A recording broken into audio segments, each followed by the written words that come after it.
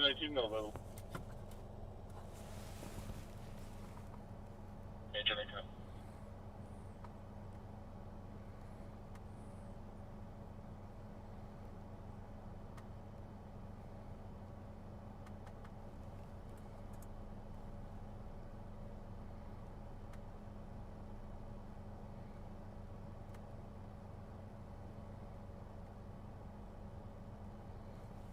Adam 30 to the road, 224.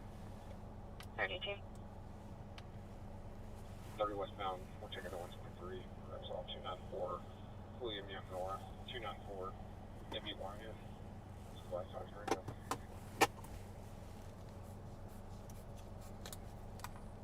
10-4, confirming 294. W White N is in Nora. What are you getting right now, honey? 10-9.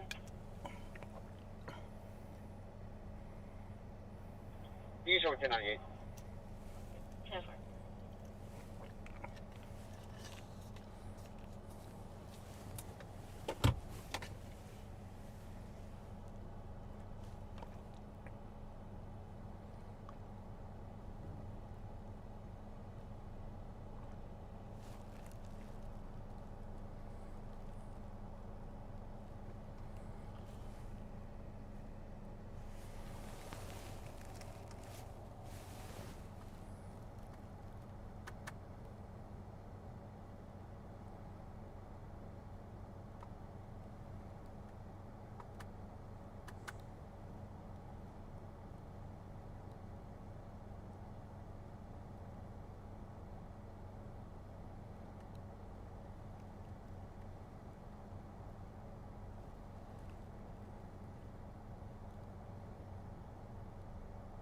Adam 45 on the road, 298. Morning time, 10-4.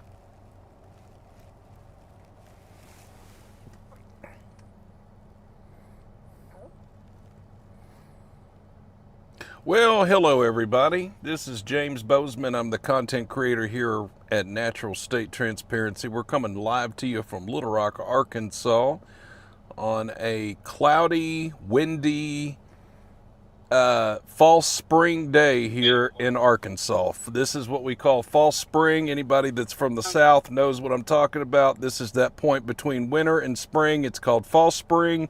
Sometimes during fall springs you have a tornado outbreak, but we are not having a tornado outbreak today. Now I'm currently on scene here at the Motel 6 in West Little Rock for a subject that was having a dose of over here at the Motel 6. So it looks like PD and the fire department's leaving.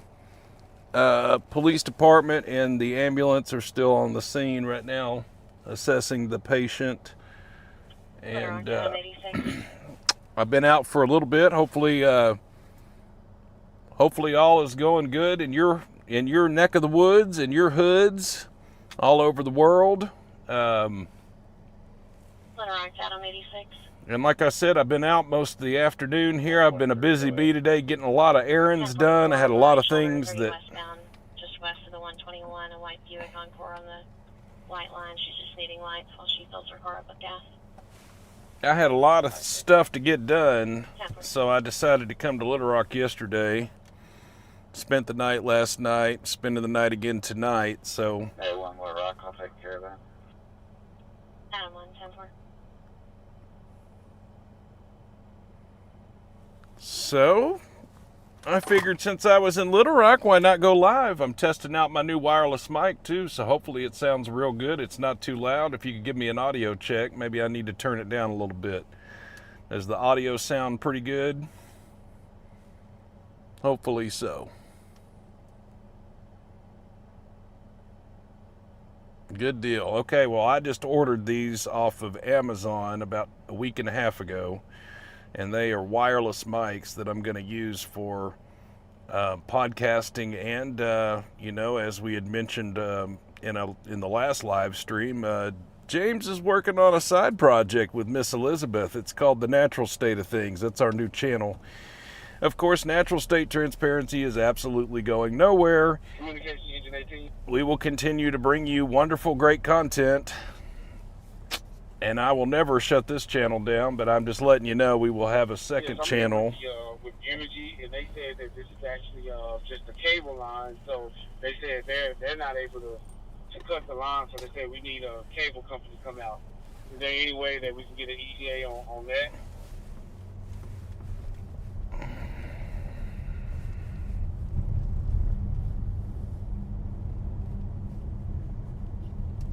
Engine 18 copy.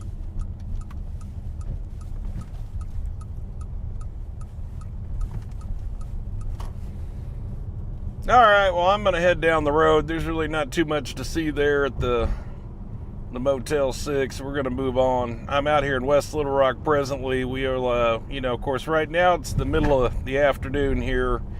It's currently 3:13 Central Time here in Little Rock, Arkansas. I'm in West Little Rock. And, it's going to be a little bit more trafficy. Normally we do live streams at night and in the evening times where I can get around a little bit better. So we'll still be okay. I don't mind doing a daytime live. I hope everybody's doing well. Many people have asked me, are you okay, James? Several of those folks are in the chat currently. So to answer all of your questions at once, yes, I am okay. Thank you so much for the emails, the texts, the messages, everything. Thank you. I'm okay. I had to take a week off. I don't usually go radio silent much, but I went radio silent last week because I was out of state. And on top of being out of state, I needed a week to recalibrate my head, if that makes any sense to any of you. I think maybe it would. So, a little bit of some recalibration with the head space, kind of needed to get off the... Kind of needed to get off the social webs and the YouTubes and, give my eyes a week's break from the computer screens, if that makes sense. All of the above. Again, that didn't mean that I didn't appreciate each and every one of your messages and comments about my status, and I'm certainly probably should have said, hey, I'm going to step away for a week, but it just kind of happened the way it did, and yeah, I'm fine. And it didn't involve jail, so hey, that's great, right? I didn't get arrested. I didn't have to go to a hospital. So see, it was just I'm going to call it a recalibration week. James just needed to recalibrate. And I feel a lot better. It was nice to step away for a week, but I'm certainly glad to be back, and I'm certainly glad to have all y'all back on the channel watching. Thank you so much for always commenting on the videos. I certainly do appreciate that. Now, we're currently in West Little Rock right now. As I mentioned, I'm going to pull off right here and show you something while I'm out here. This used to be, actually, the parking lot I'm pulling into right here used to be a daycare. It's no longer here. They built it in the very early 80s. When I was a kid, they had that out here. But the building that you see in front of you right there is the new Little Rock Fire Station number 9, and the old Little Rock Fire Station number 9 was built in 1982, and it was at its present site in front of you there. What ended up happening was there was a massive tornado that took it out. That fire station took a direct hit by a tornado in 2020, or I think it was coming up on 2 years now. I think it's 2023, if I'm not mistaken. I hope I get my years right. It was about a month or two, is almost 2 years ago. So that fire station took a direct hit by a tornado. It couldn't be salvaged, so they just tore it down. Of course, the city had to finagle funding to, build a new fire station. That doesn't happen overnight. There's all kinds of bureaucracy and politics involved in that. You understand, right? Yeah. So anyway, they just now are getting around to building the fire station. This will be fire station number 9. Now, number 9, not that y'all are fire department experts. I don't expect you to be, but in especially the larger cities, there are some fire stations that only have one engine. There are smaller fire stations. This particular fire station had several different pieces of apparatus. It had a truck, an engine, and a battalion chief. And it also had was it Bottle Truck 9? I think they had a bottle truck that could refill air tanks. There was 4 different things that operated out of this station. So this was a major station for them to lose. And it has definitely hindered response times in West Little Rock with the fire department.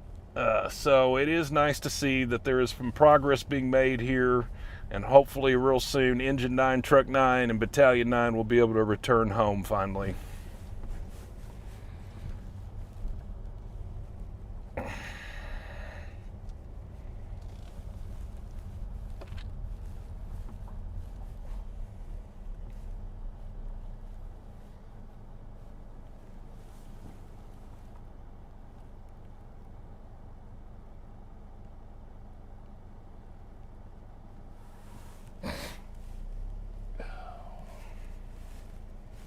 So, folks, we are monitoring several radio channels right now. We're monitoring Little Rock Fire Department. We're monitoring Arkansas State Police Troop A north and south of the river. And we are also monitoring, MIMS, the ambulance service here in Little Rock. Of course, we are not able to pick up the Little Rock Police Department. I'd love to be able to pick them up, but they have encrypted their channels and we are not allowed to listen to those. So we just have to listen to the major calls go out with the fire department.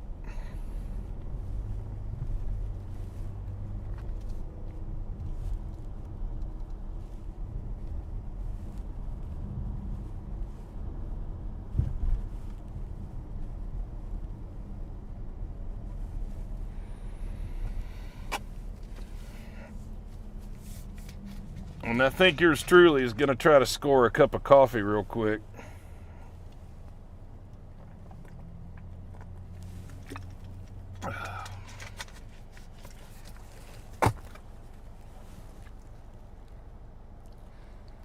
So I'm at a red light. Tell me where you're from, folks. Put it in the chat real quick. If you're with us in the chat right now, put in there where you're from or where you're viewing us from.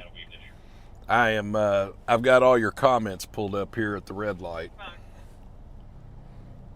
Lynn is from Longview, Texas. I'm familiar with Longview, Texas, as I'm an avid Amtrak fanatic, and the Texas Eagle goes right through Longview, and they also have a train museum that I have not seen yet. So you know what, Miss Lynn? I might very well come to Longview someday soon. Just maybe for an overnight, you never know. Longview, Texas in the house. We got Malvern, Arkansas, of course, Bo.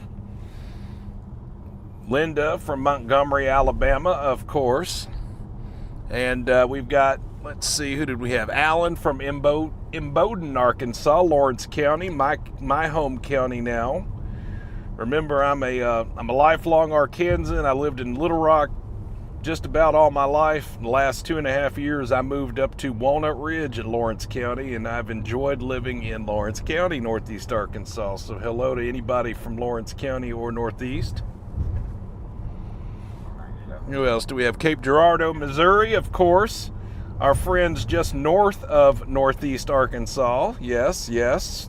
I go to Missouri quite often these days. That's probably my most heavily traveled other state besides, of course, living in Arkansas now, Missouri. And it used to be Tennessee. Now, I got to show y'all something kind of funny. You've probably seen me do this before on a live stream, but this is my parking spot. And you might ask yourself, well, what do you mean it's your parking spot? well, I don't know. I don't know who would have done such a thing. I really, I struggle sometimes. I used to give away bumper stickers. I've given away 3,500 bumper stickers over the last two to 3 years. And they just started springing up all over the place. So I don't know. I don't know who could have possibly have done this. I'm certainly flattered. And while I'm in my parking spot, I'm going to utilize this time, if you don't mind, let me place a mobile order so I can run inside and grab my little cup of coffee real quick. And that would be great. So give me just a minute.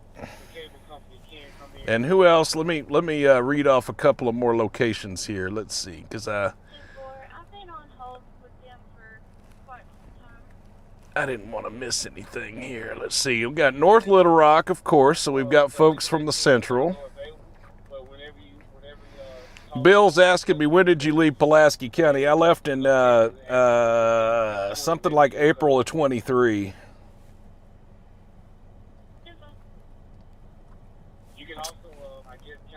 April of 23, I moved to Walnut Ridge, which is in northeast Arkansas.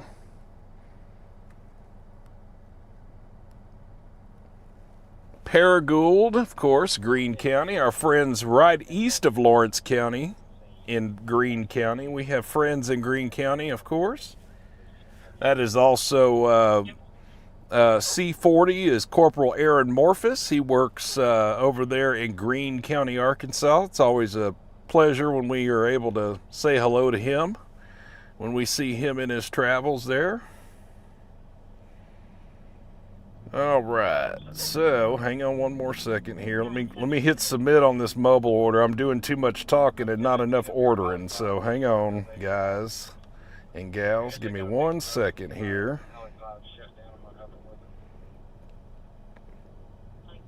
An afternoon cup of coffee makes this YouTube content creator happy, okay? So it's definitely worth it. Thank you for your patience as I place this order right quick. Oh. I'm also going to get them to give me an unsweet tea while we're here so I don't have to stop somewhere else. I'm just about out of water. So I'll get all my liquids under control here at McDonald's while we're here. And then we'll get out here and see if there's something we can see today. Now, I always like to tell folks, if you have no idea about this live stream or you don't know what this channel is about, then let me introduce myself and say this for the record. My name is James Bozeman. I am a content creator at Natural State Transparency. I am a street journalist by nature. I've always had a camcorder as far back as when I was in my teens. And I'm a 40-something-year-old, so that ought to tell you something. I've been out in these streets taking videos of things for years. So I am combining that experience with a little bit of law enforcement experience of my younger day. I never was a police officer, but I worked in the industry. And so taking a little bit of my journalism skills and matching it with my prior law enforcement related experiences, and that is what you have here before you today. Now, I like to say for the record, I'm not here to take any kind of law enforcement action, but I will certainly try to show you a thing or two as it happens live and breaks here in Little Rock, Arkansas. So that hopefully will explain a little bit more about what this live stream is about. We ain't out here trying to be the police, but I'm trying to show you a thing or two and, cover the breaking events, if that makes sense. So that's what we do. Maybe you will learn a thing or two while you're here. And I'm also kind of I'm a history nerd, and I know a lot about Little Rock and Arkansas, so you might actually learn something you didn't know, just because I like to talk about stuff like that. All right, we've got the mobile order placed. I'm going to step inside briefly and go pick that up real quick. Give me a couple of minutes, and I'll be right back.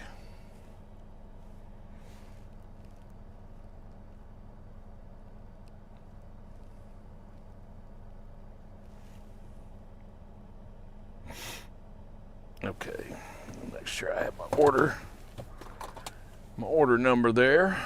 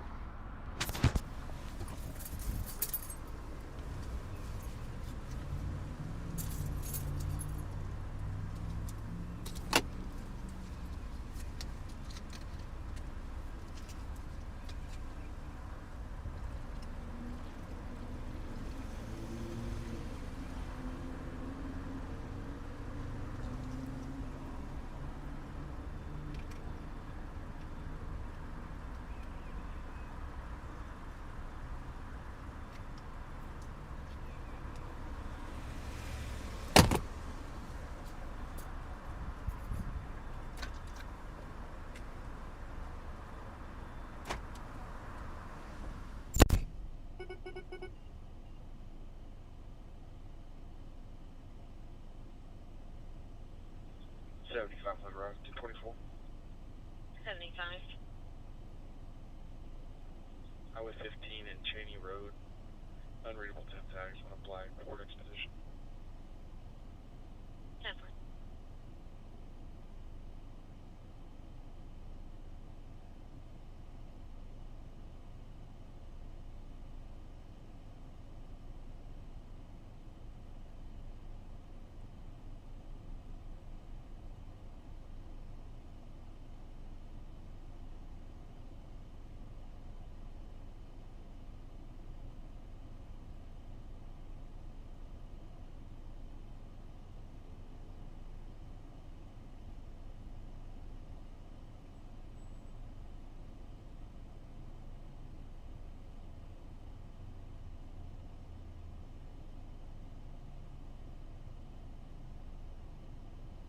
Roger, Bay Unit, take a report of a 1026.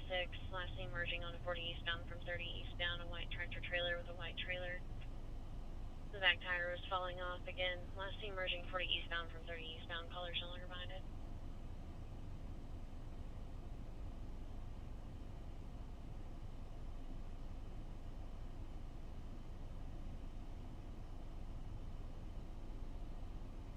Little Route 224. 37. See you on the Crane Mustang, no 28. 10.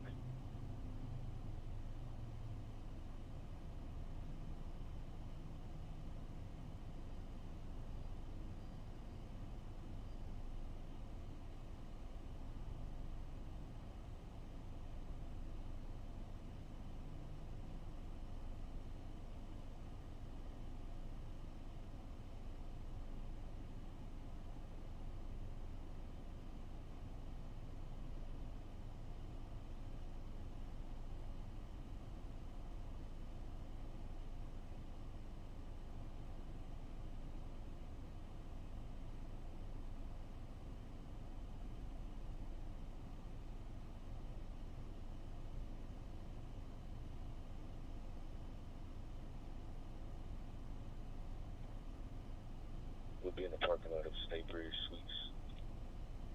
10-4.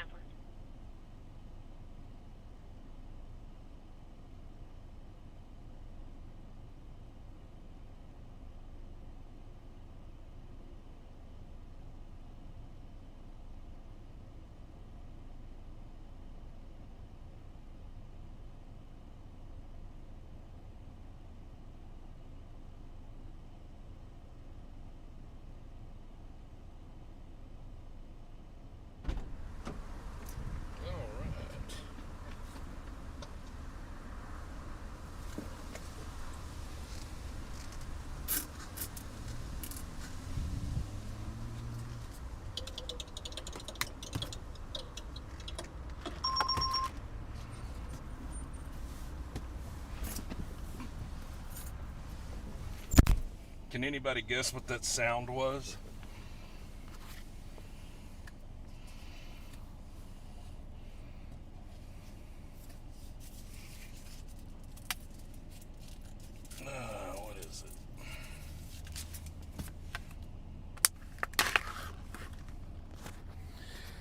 put this wireless mic back where it should go here.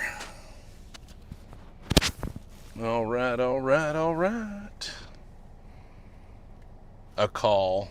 No, well, I mean, it's a text message sound, but it's a sound from something that most Americans have seen at some point in their life. That's why I asked if anyone recognized that sound. You know, I can remember being a kid, and they used to play that game on the radio, guess this sound, for $1,000. Well, I'm not going to give you $1,000 to guess that sound, but Bill says the price is right. He's right. Now, it is a Price is Right, and it is the Plinko. So you heard that ding, ding, ding, ding, ding, ding. Yeah, that's exactly what it was, Plinko. Nailed it, Bill. Good job.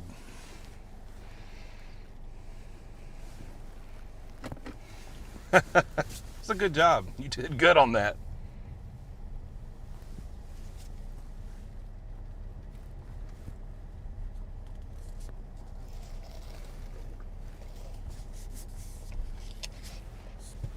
Let me zoom out real quick.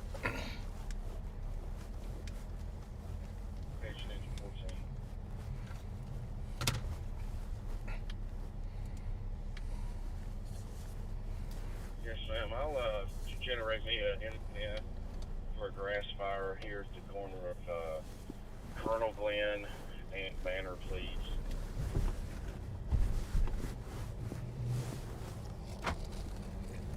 Move over to fire ground 1. 10-4.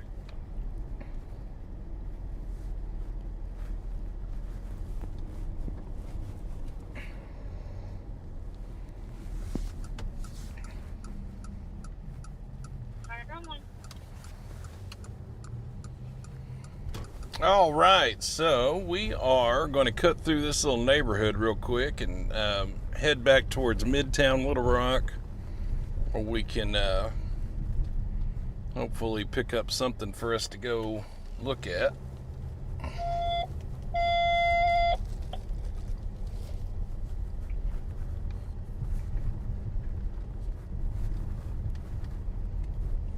Let me see. I'll tell you what.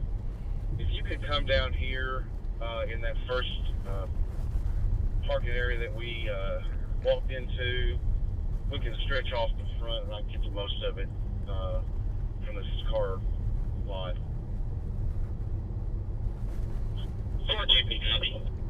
They've got a grass fire at 36 or Colonel Glenn and Manor Avenue, Colonel Glenn and Manor. Earlier, they dispatched the fire department to 36th and Colonel Glenn for grass fire. Apparently, that grass fire spread to another, or actually, Manor Avenue is a little bit further down. That's a second grass fire, but it's kind of close. It's kind of close in that area. I don't know that we would be close enough to go chase that before they'd have it put out. Remember, folks, it's very windy today, and even though Arkansas just recently had rain, it doesn't take much for things to dry out, especially when there's a lot of wind. You add wind and that really accelerates fire. So there are some grass fire calls that are going out that I've been hearing go out. 37-4.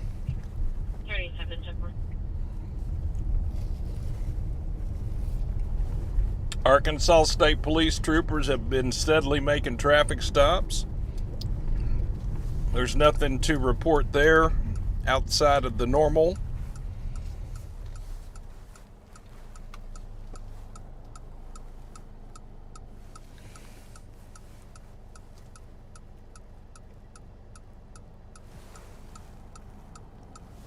I did just hear that Captain Jeffrey Plouch, which is Adam 1, checked out with a stranded motorist out in Southwest Little Rock a few minutes ago. So even the captain of Troop A is out helping people.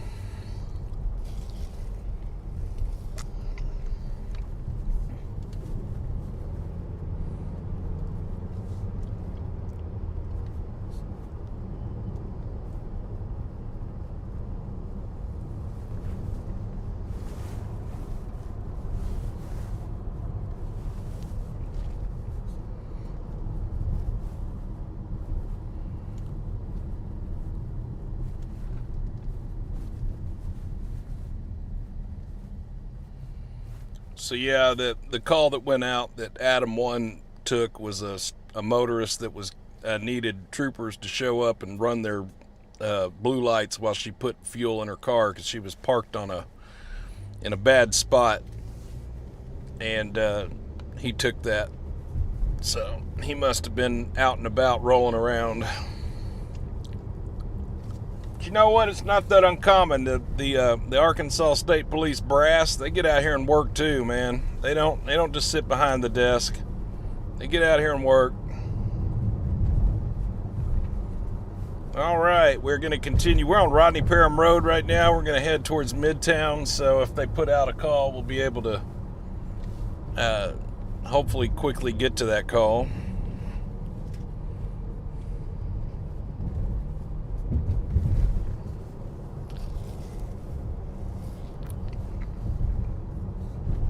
NST report of the 1026. Caller's no longer behind it. 30 westbound at the 123. Tractor trailer with the white cab and a tanker trailer almost hit another semi due to swerving. Again, 30 westbound at the 123.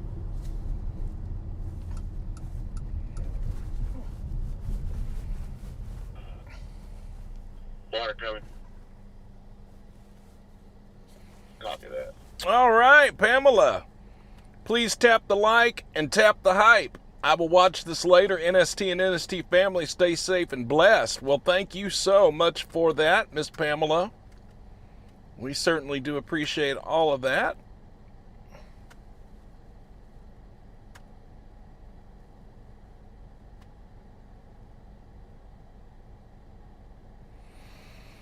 Bo says he wishes James brought back Chief Taylor Hazen police chases. Well,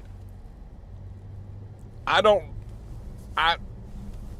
kind of wish I could too, Bo. I don't really know what happened there between him and I.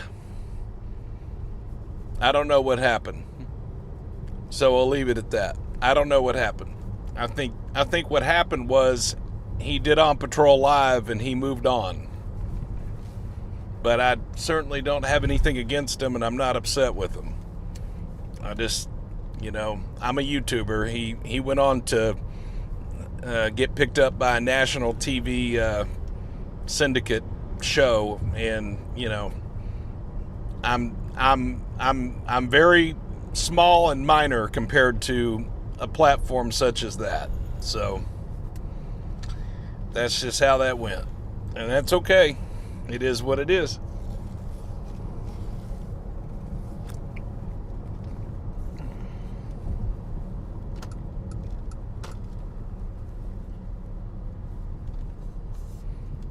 And I certainly don't have any issue with Chief Taylor. I don't want anybody misconstruing my comments as that I have an issue there, because there is no issue to be had.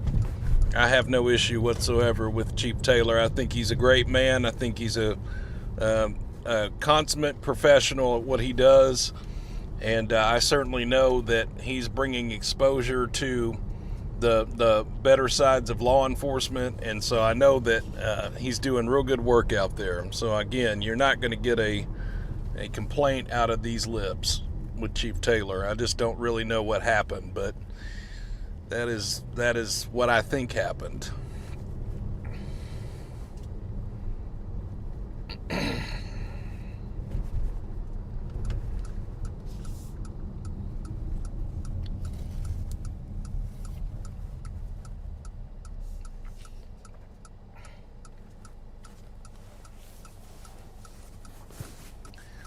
Rod Wilson asks, what about the undefeated Charger? Yeah, it got defeated. And then it got impounded. It's done. It's gone. Those days are over. At least for now, until there's some other young buck that wants to come out here and show off a little bit. So my guess is that person that was driving that undefeated Charger is probably in jail or prison at this point, as it's been pretty quiet on that front for at least the last year and a half.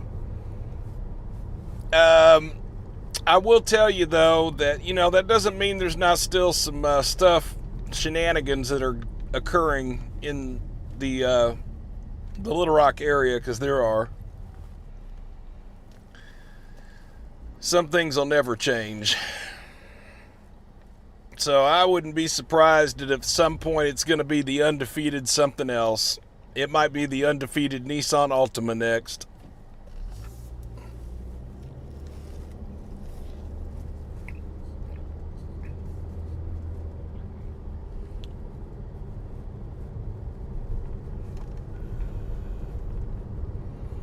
And it did make for good content. I see that comment. You're right about that. It did. It did.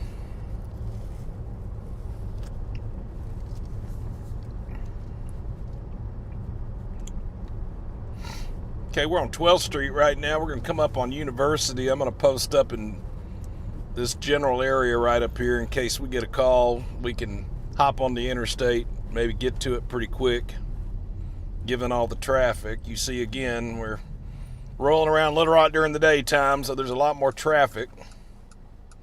A lot more things going on, though. For the ones that just joined us, we are monitoring several radio channels right now. So while I'm talking, I'm also monitoring these channels. And if we hear a hot call go out, well, we'll just head on that way.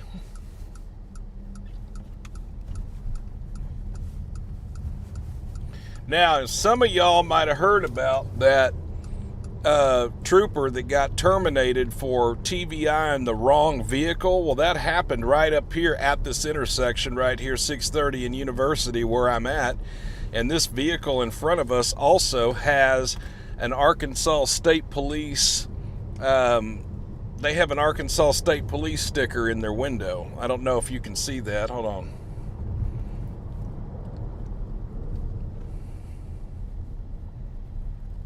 Let me get that to focus. See that Arkansas State Police sticker on the left side of the back windshield of this vehicle in front of me?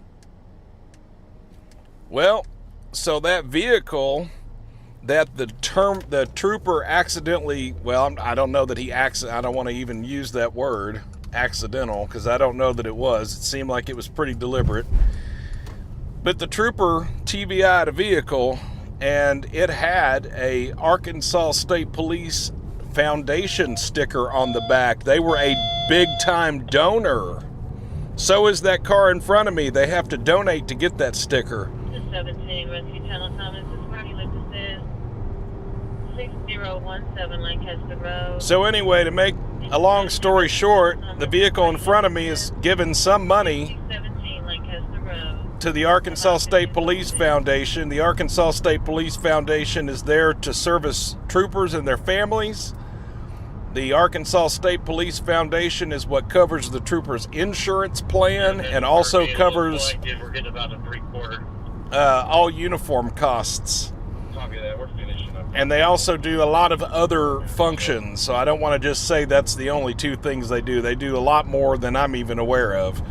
That's the Arkansas State Police Foundation. They're a charitable foundation, and it's also tax deductible.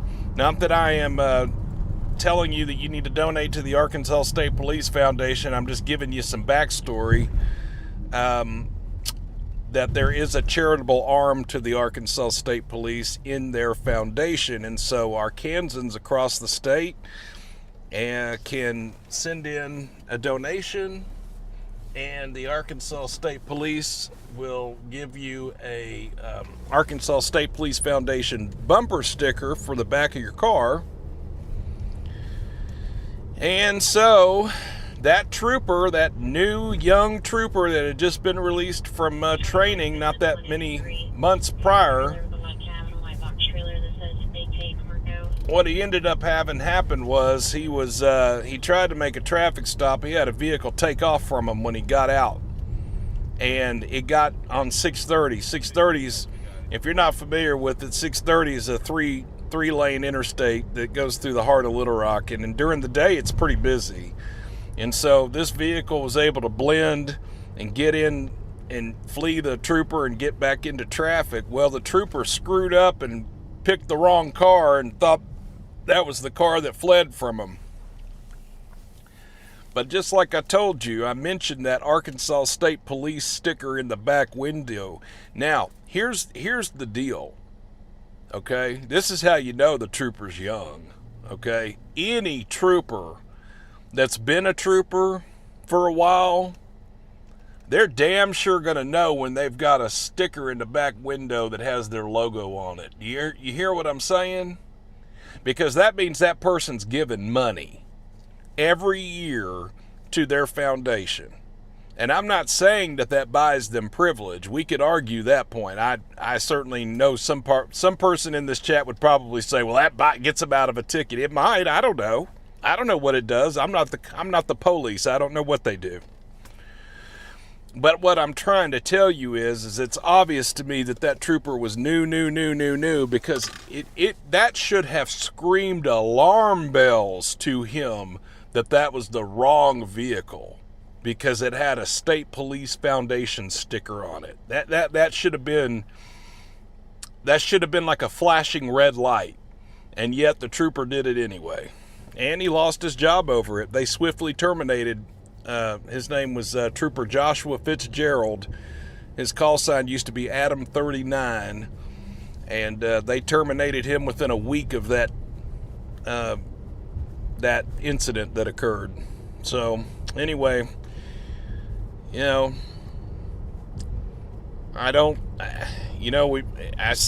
say it like this: we all make mistakes. Yes, that mistake right there could have been deadly. He could have cost somebody life or more damage than occurred to the vehicle. He could have cost somebody the loss of a limb or anything else, as those TBIs can be violent and cause injury. And so no, you screwed the pooch on that one, dude. There's really no other way to put it. And you didn't happen to notice that there was a big fat Arkansas State Police Foundation donation sticker on the back of that car that you TVI'd. Now, some of y'all have asked, am I going to feature that? Yes, I am totally going to feature that. I had the request in a couple of days after a couple of channels have already released it. But then we had that snow event happen. That TVI happened just before the big snow event. And so State Police Legal is absolutely snowed under, pardon the pun. I've been in contact with them. I should be receiving that real soon, and I'm going to release it as well. So if you haven't seen it, you don't know what I'm talking about, just wait. We're putting it out on this channel. I don't care if I'm a month late featuring it, so what? If you want to watch it beforehand, then go find it on YouTube. But if you'll just wait, I'll put it out. And you'll see for yourself that Arkansas State Police Foundation sticker in the back of the window that the trooper, I laugh. It's not funny, but I laugh because it's just, dude just in that one move kind of threw away his whole career with the state police anyway.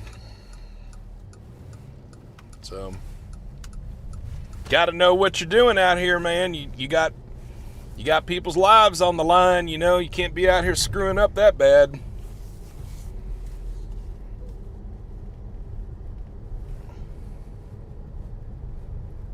And Jim said they showed it on the local news. Yeah, I know. I saw that on the local news. They just show, of course, the local news shows about a 30-second clip of it. I'm going to show the whole thing. I want to show the entire video.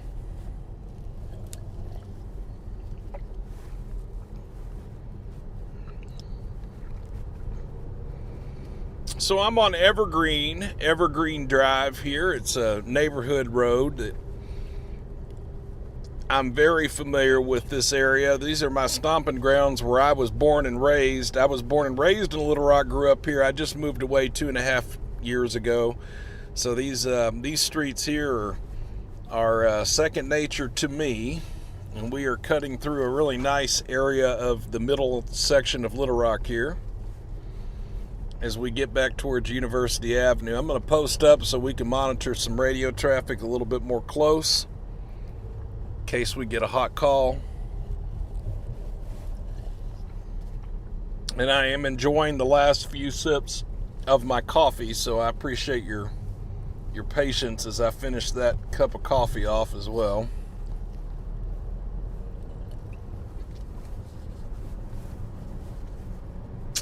All right.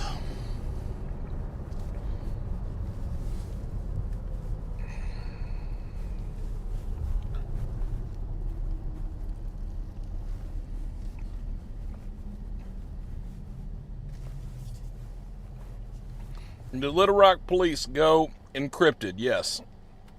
And who else did who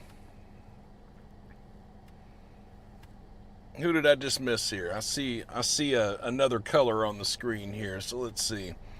Jim Fry, as a now 64-year-old electrical construction project manager with past very long hair, I used to get paced many times across Interstate 40 and other freeways in Tennessee, Arkansas, Texas, etc. It freaked me out, but I was never pulled. Never sure why. Well, thank you so much, Jim Fry. I do appreciate that. And I'm glad that you were never pulled. That's good. That is good. And I have opinions about encryption. My very first law enforcement related job was for the city of Little Rock. I was a 911 dispatcher. I dispatched for both the police and the fire department here in the city of Little Rock in the very early 2000s. And so I have intimate knowledge of radio traffic and encryption and the need for, or the argument rather, I won't say the need. Let's say it's the argument that the public safety officials like the police department make about, well, you know, you always hear this on the news, officer safety, officer safety, officer safety. How many times do you hear that? All the time. Well, it was for officer safety. And again, here we go with that crap again. It's officer safety. We don't want anybody listening to our radio because it's officer safety. Officer safety. That's about as annoying. I'm going to be honest with you. I get real put out when I hear that. Officer safety, officer safety. I know people are going to have their opinions.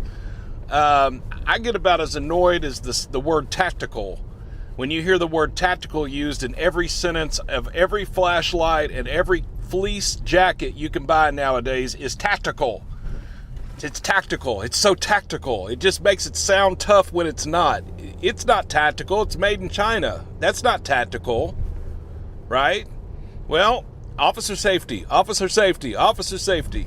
Well, here's the other part to that. Don't the citizens have a right to know what's happening in their communities? Just straight up. That's the riddle. Don't citizens have the right to know what is going on in the community? And I'm sorry that there's a craphead out there that's going to listen to the radio traffic and crime spree accordingly. But that should not negate the bigger picture that the citizens have a right to know what is going on in their community. And you might say, well, the police should be able to encrypt their radio traffic because, you know, officer safety. Okay. All right, well, let's talk about that officer safety. Let's talk about that for a minute. Why do I have to rely on the police department to tell me what happened in the community? Do you think that the public information officer for the Little Rock Police Department is going to tell all the citizens everything that is happening within the community? No, not at all. That is what we call cherry-picked. You get cherry-picked stories. But I still think that the officer safety thing is a blanket statement that distracts from citizens having the right to listen to their government and the police department and know what is happening within their community. And I think that is a stronger case than quote-unquote officer safety, which is used so many times that I'm not even really sure that's so much true. There's my old science teacher right there. in his white pickup truck. He's not watching us right now, of course, but hello, Mr. Schaffner, my science teacher from 10th and 11th grade.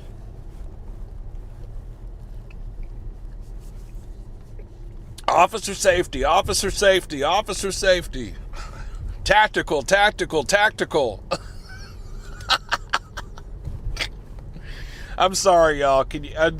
It just grates on my nerves a little bit, and I don't mean to be so whatever. Some of y'all may disagree with my opinion, and that is perfectly fine. If you do, fine. I don't want to offend you, but you can believe whatever you want to believe. But you could say officer safety. Well, officers don't need to do anything then because it's not safe. They don't need to respond to calls. Officer safety. It's not safe for them to respond to calls. They shouldn't even come out of headquarters. Officer safety.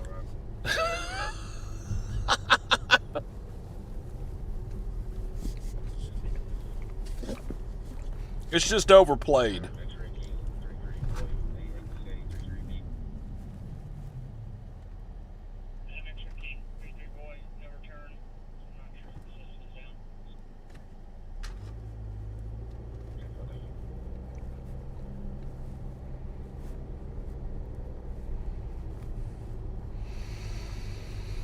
Oh, James, look at my last message. Okay. All right. I'll look at your last message. Hang on. I got to pull over to do it, though. We're in Hillcrest right now. Real nice neighborhood. It's an older neighborhood. I love that house there on the left. If you see that pink house right there, a Spanish revival style house right here on Ozark Street. Man, I love that house. I've always loved this house. That would be NST's house if NST could afford to live there. I can tell you that right now.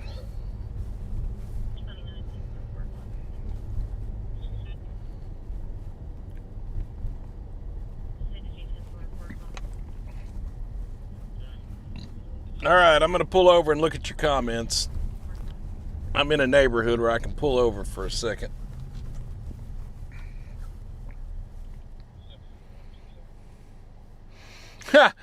Rabat 74. I always wanted some tactical panties. Yeah, no doubt. Yeah, because tactical undergarments are a thing, right? Tactical. Yes. I love that.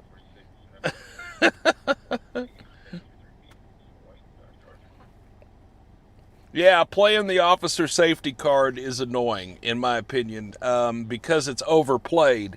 And I certainly think that because they overplay it so much, it takes away from them when they actually do have legitimate officer safety concerns. It is the blanket statement they like to use for anything that makes them feel uncomfortable. Okay? Note that. Underline that. Put it in italics and make it bold and make it a bigger font. Again, it's one of those deals where if it makes them feel uncomfortable, they're going to use the blanket statement, it's officer safety. And it might not necessarily be officer safety. So we'll just leave it at that. I'm not going to win the war on that one, but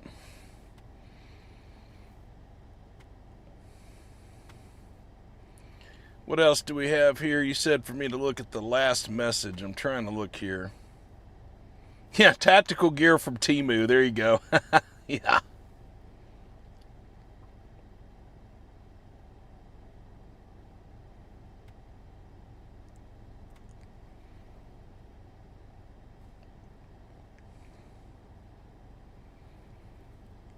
Let's see here. So, man size 6622 says, "Whoa, slow down." Are you talking to me, or is that comment directed toward me, or I don't understand the context of that.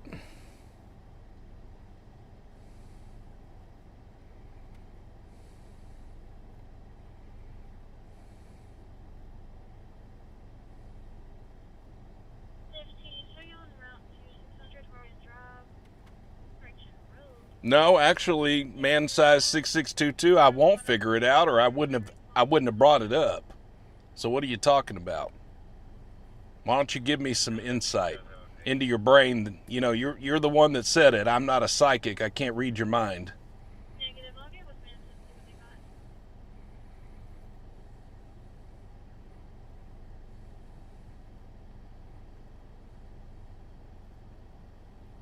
One 18 Little Rock, I'll be turning it over.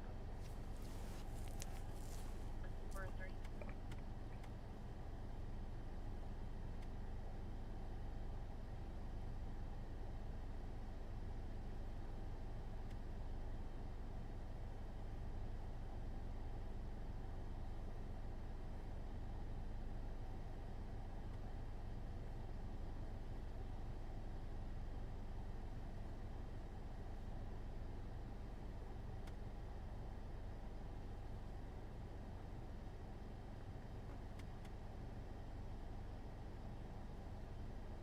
A 36-year-old male. Bo, you're going to have to tell me what it is you're wanting me to see, because I don't see what you're talking about.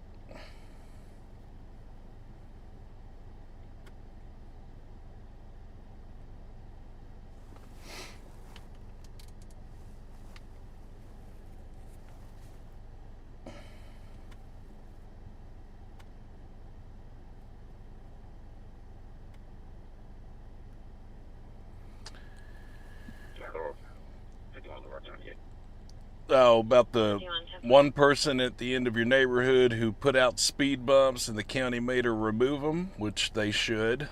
Is that what the one you're talking about, Bo? Back when my neighbors were LRPD, they remember the Skyline, Crown Vics, and the Caprices in the 2000s. You know what? I thought you told me at one time about some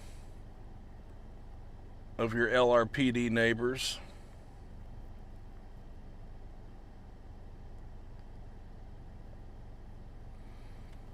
And then I see you're inviting me to Hot Springs Saturday at the farmer's market, selling honey with your neighbors. Are these the cop neighbors, Bo? Former cop neighbors. Oh. Well, you can tell. I don't know if you ever did tell them that you. I worked in communications at Little Rock Police Department when Corey was an officer, and he was married to another officer named Shelley. Now they have since divorced, so don't go talking about Shelley to Ashley, okay? But yeah, back when I knew him, it was Corey and Shelley Griesmer, and then he became a sergeant. So, yeah. Good to know, though, man. I thought you know what? That's good. I heard he was a truck driver. Is he still driving trucks?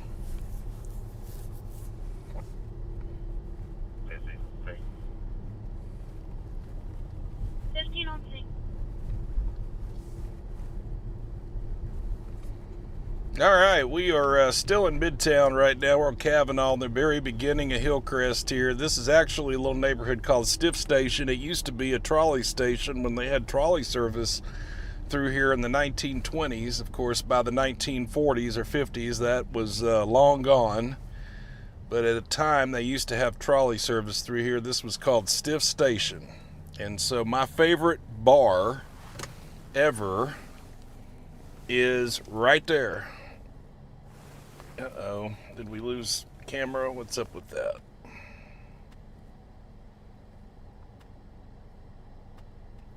Did I hit a button wrong? What did I do?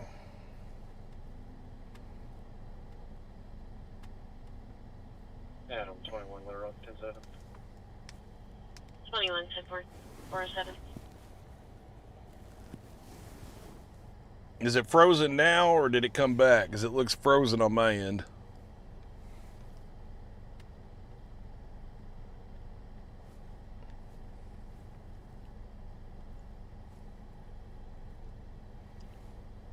Okay, guys. Well, let me pull over and I'll unfreeze it. I don't know what's just happened.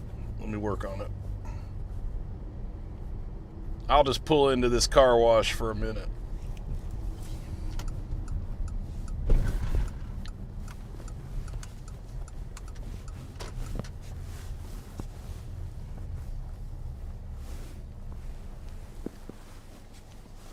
Okay.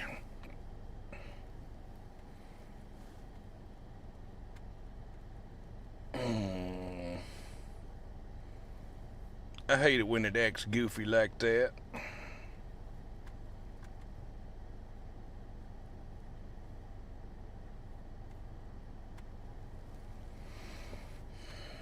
Why did you freeze like that? What is up with that? What is up? What is up with that?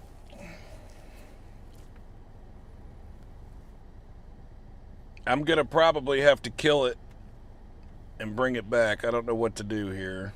Let me see if there's something else I can do.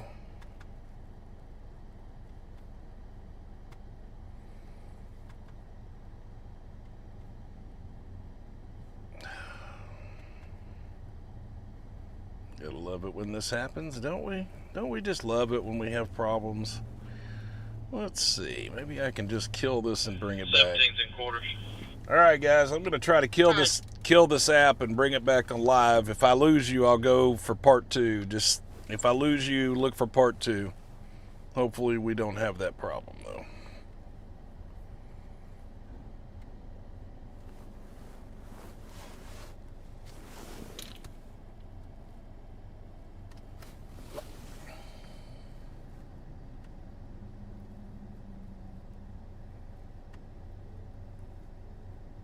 Available. Alright.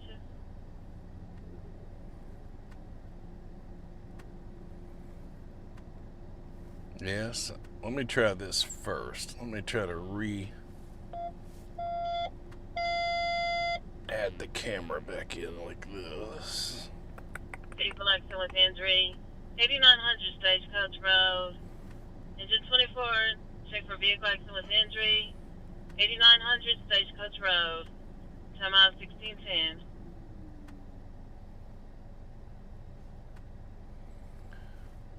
It might be back. Maybe. I gotta shrink that down. I think we're back. Let me shrink this down real quick, guys. I'm sorry. Hang on just a minute. Trying to do all this with a finger and a weird mouse pad thing here. Yet you know what? That's why you tune in, because you know at some point something's going to go wrong on the live stream, and it's fun when it does because we get to see how James handles it in real time. Alright, so now that should be centered. Now let's go back here and put this. Okay, hold on. Just a minute here. Now, in theory, that ought to be right. Let's see if we're seeing... No, you were still frozen, right? Are we still frozen? Hang on. We're not frozen. 14's in quarters. Alright, guys. I think we're back, maybe. I hope.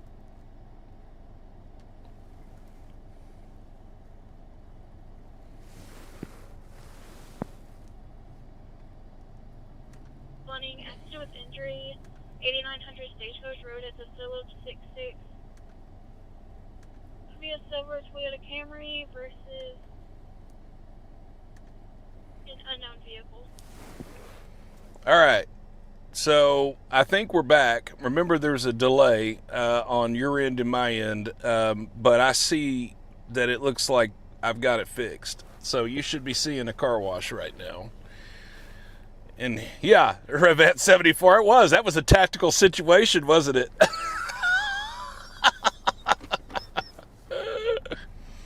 Yeah, I had to use my tiny finger mouse in a tactical kind of way. Yeah, I did.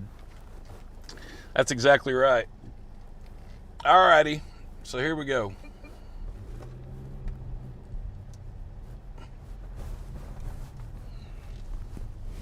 I was able to save the broadcast without having to restart.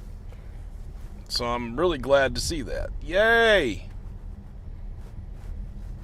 Alrighty, so we now know we are doing okay. That's good to go. Good to go, good to go.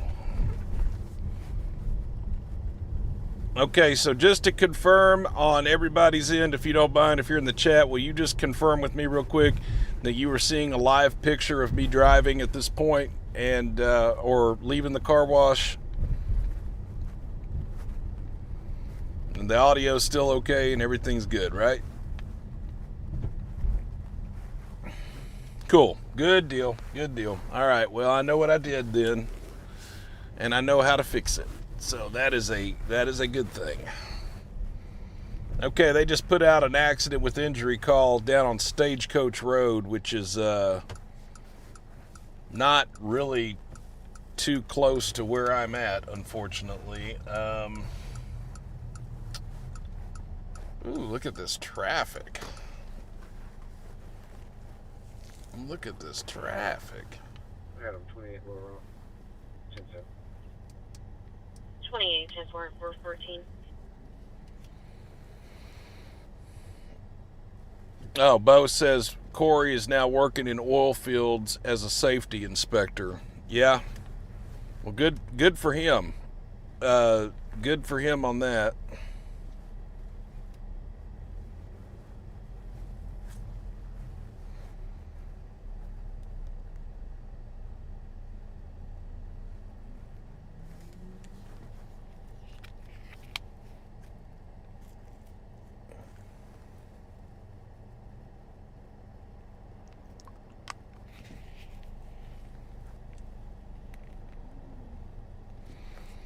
Porta potty on the side of the road because there's a construction site right there. I just passed it. I wonder why there's so much traffic through here. It seems ridiculous.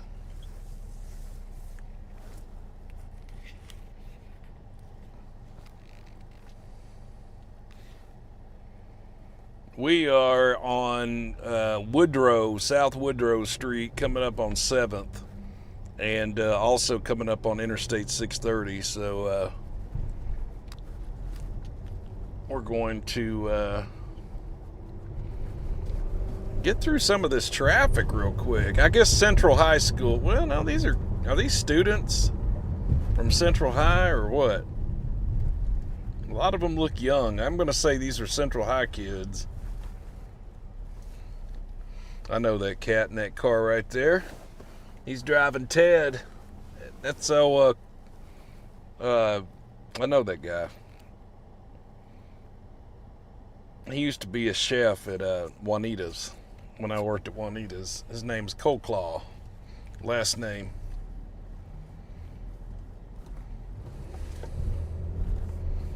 Yeah, this is Central High School letting out or something. Yeah, totally.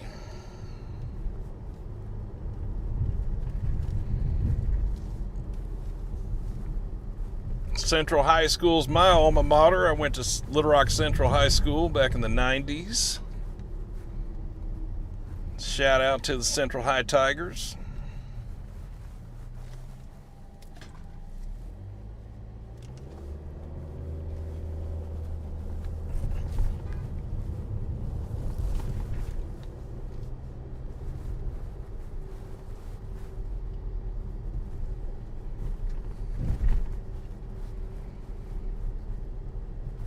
And we're going to continue down South Woodrow. We're going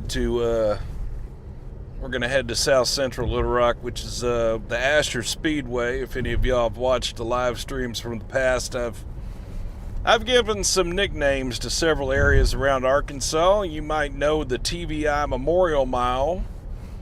You've heard of the TVI Memorial Mile, and that, of course, is our little lovely stretch of road, the last stretch of mile that is... Sir, could you give us a minute of my office, a PD unit started this location, please? We got a patient that's starting to be a little competitive. Ooh. That's affirmative. Do y'all need them to expedite?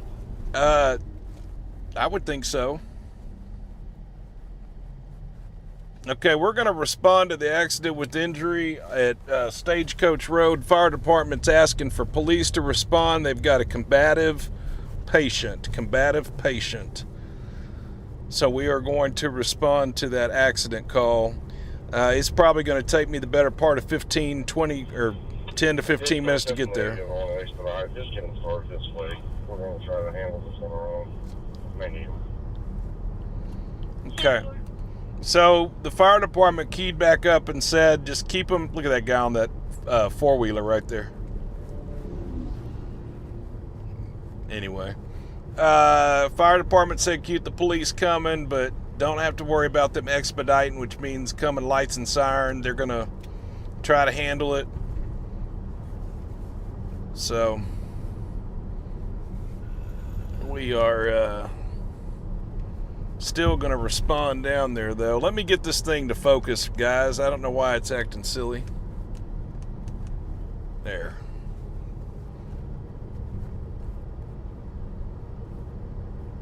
That call's on Stagecoach. We are on Asher. Asher turns into Colonel Glenn and eventually turns into Stagecoach. So I'm heading that way. So anyway, as I was trying to say before all that, I give nicknames to several areas on the channel. One is called the TVI Memorial Mile. That's the last mile of Interstate 40 before you head into Memphis, Tennessee. And as you probably have watched our channel for quite some time now, you definitely know the Troop D troopers deny folks that think that they are going to flee and cross over into Memphis. That is Troop D, and we have affectionately coined them Troop Denied. And also, we have also coined that stretch of interstate the TVI Memorial Mile. And this stretch of roadway that we're on right now is called the Asher Speedway. This is the Asher Speedway. These are just nicknames that I give parts of town. This is the Asher Speedway. It's an older part of town, and a lot of folks gather here on nights, and they race and do crazy burnouts and shoot fireworks at cops and, that kind of stuff down here. So, yeah. The Asher Speedway. That's what it's called.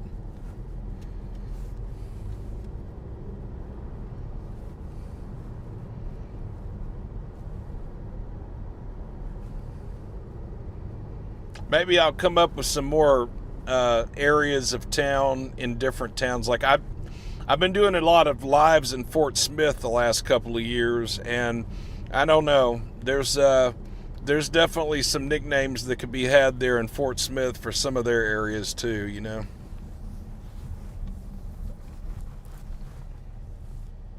Like instead of Old Greenwood, it could be like Old Green Hood, and then there's like Towson Avenue in Fort Smith. That could be like, I don't know. I'd have to think, but Old Green Hood is what I came up with for Old Greenwood. Is anybody from Fort Smith? You know what I'm talking about?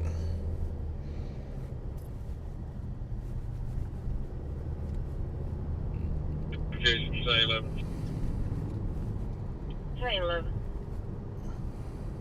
Say 11, tomato 1/4. Okay, we are really just in the middle part of South Central Little Rock right now as I'm approaching University and Asher, Colonel Glenn. This is another little intersection that I've given a nickname to over the years, and you will probably remember this from the last live streams that I've mentioned. This is what I call the Gateway to Southwest.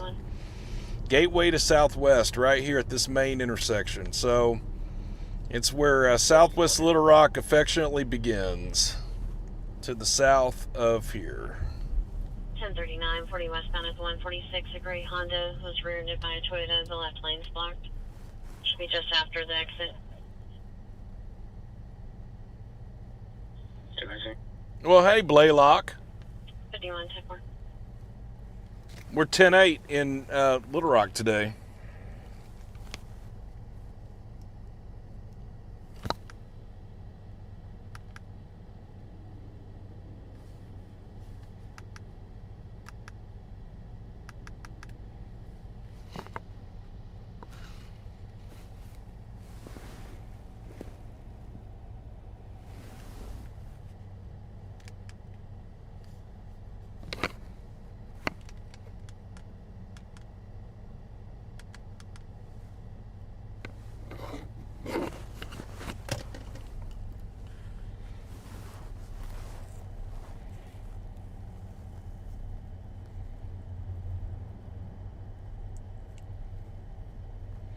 Oh, you used to live at the corner of Asher and University, and there were some apartments there. There sure are. So that used to be called Chateau de Ville. Now it's called Big Country, but then the city foreclosed on it and said it's unsafe. It's right here on the right, Big Country Chateau, 6200 Colonel Glenn. Hardly anybody lives there anymore because the city, I can't really even tell if somebody lives there anymore or not. I don't even know. That place has really gone down. Used to be called Chateau de Ville. 118.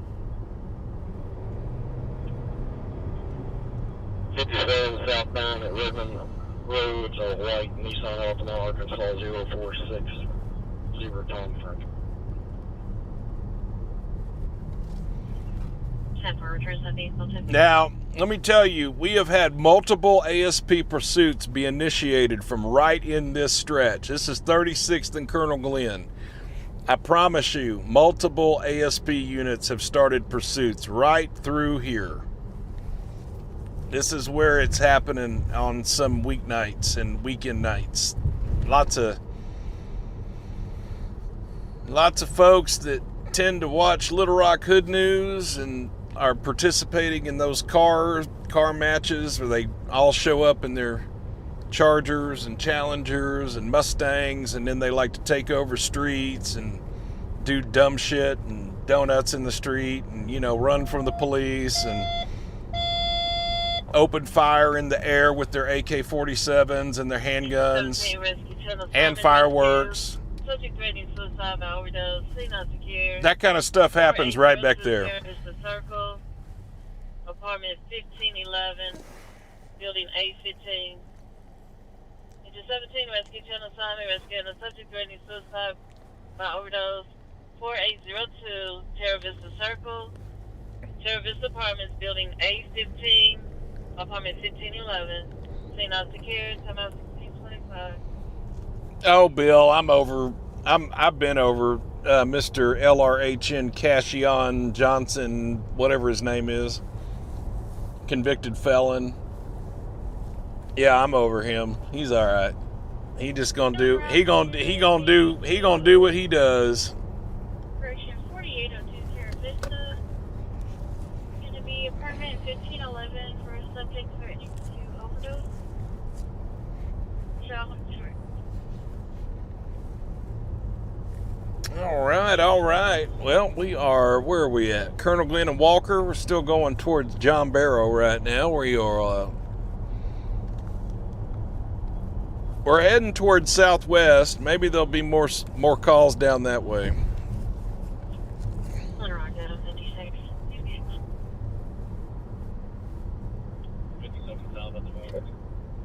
1041, 430 northbound at the 12. Looks like the right lane's gonna be blocked. EMS is to 19.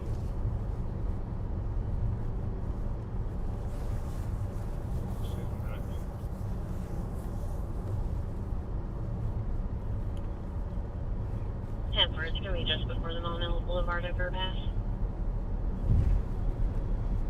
So I can tell you when our next live stream is gonna be, if you want to know.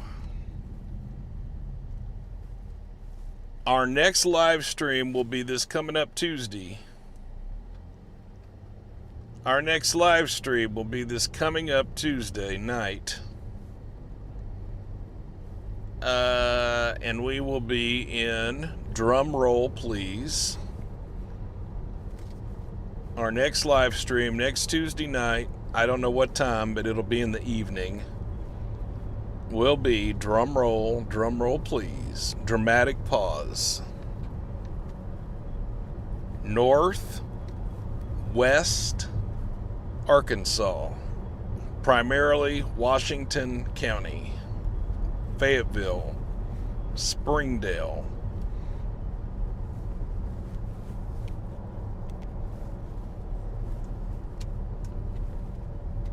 So, we will be coming to Northwest Arkansas next Tuesday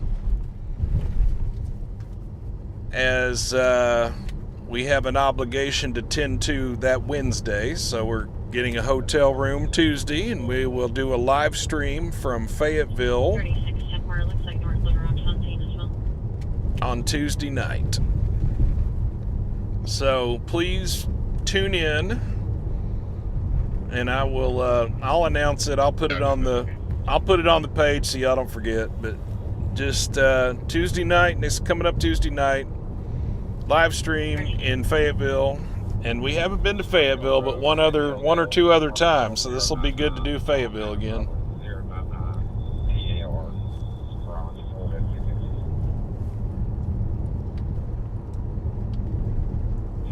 10-4 returns at vehicle 1052.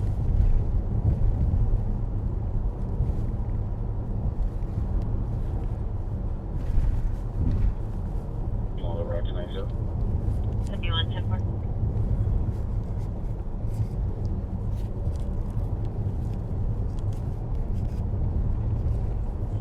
And 15's available.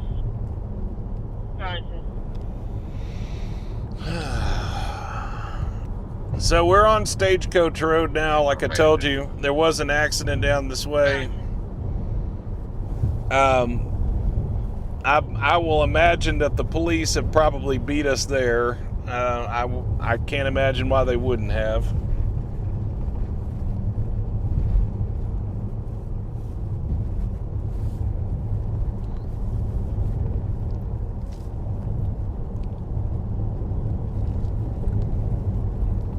$8,900 block of Stagecoach. It'll be close to the freeway. I think that's actually where that gas station's at, so we're about to come up on it here in a minute, I believe.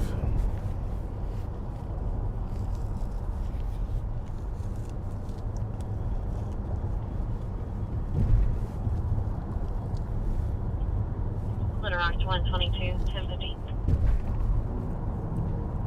1050. 122, 10-4.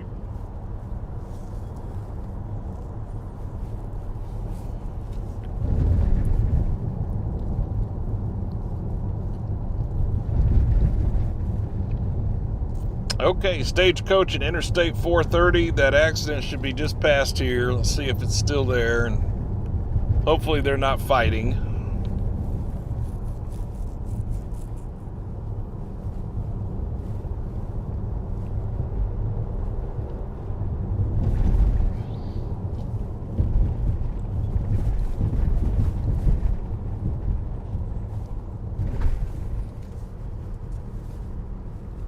We've had a lot of pursuits go this way before.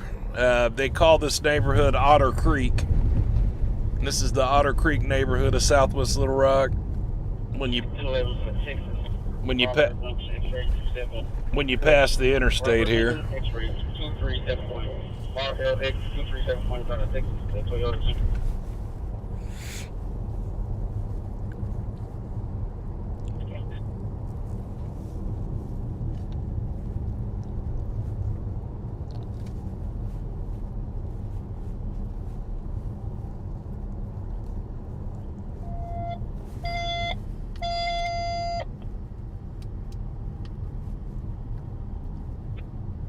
It's gonna sit down. Signal secured, 2100 Broadway Street. Engine 6, rescue channel assignment on the subject down. Scene is not secured, 2100 Broadway. Time on 1632.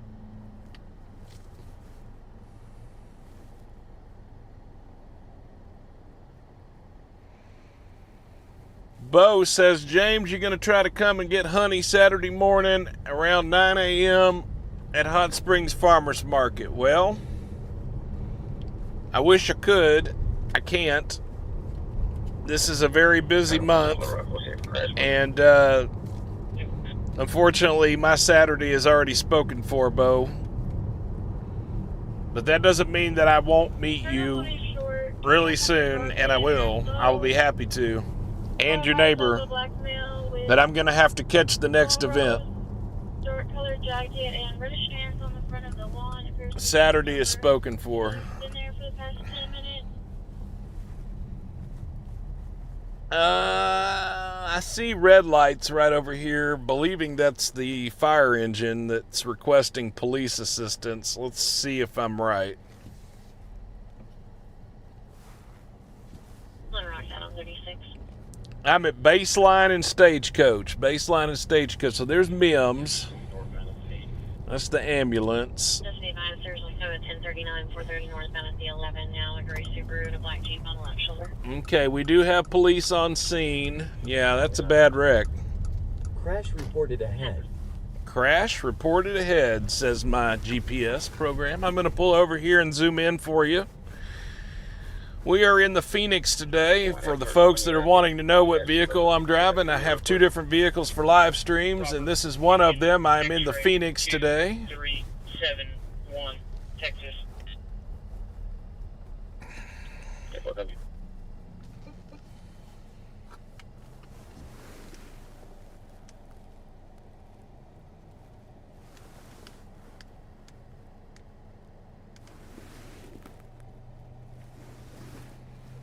So we are now here. Let me see if I can make that look a little different there. Yeah, I should leave it there. I like that high contrast. Looks pretty good on there.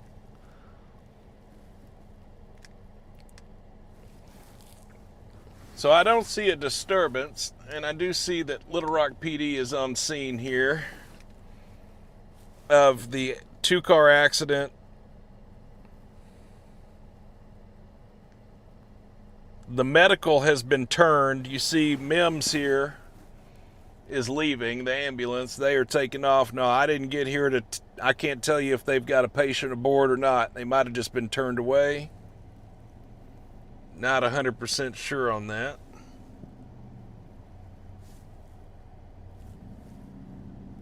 But we are live here in Southwest Little Rock. This is the Otter Creek neighborhood. Stagecoach and Baseline with the two-car accident was reported to have injuries and a disturbance. But now the officers are standing there talking to one of the drivers. Down 32 wrong. 10 on 32, 10-4. You'll be able to see. I'll drive by, slow roll it for you here. And there's really not too much to see other than a two-car accident.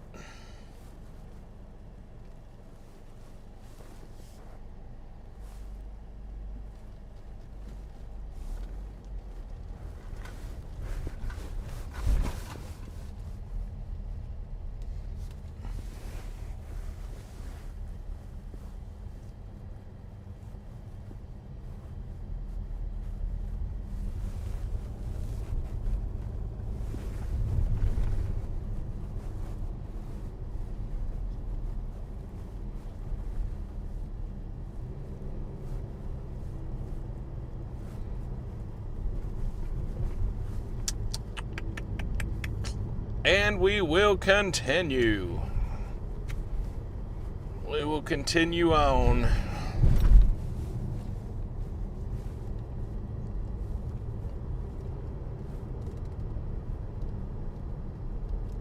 Now, how many people do you think are going to run the light? The school bus is making a stop here. How many people are going to run it? One? You want to let the roadways open also? Maybe we just brought it out here. 51, 10-4. One person ran the stop for the school bus. Of course they did.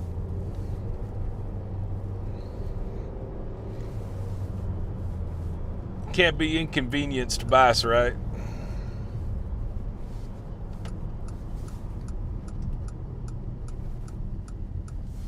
Yeah, so this is a little bit of a interesting neighborhood. It's a private development. Otter Creek was Loop, or tennis-related things. We're on Wimbledon Loop right now, and you'll notice that there's some other tennis references. Lots of tennis names in this neighborhood.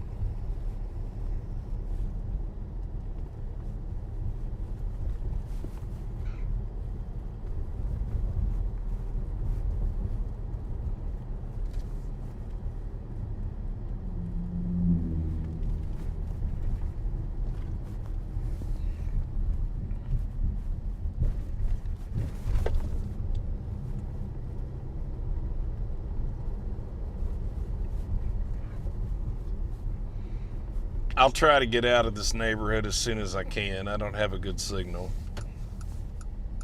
That's why it's buffering. Only got 2 bars.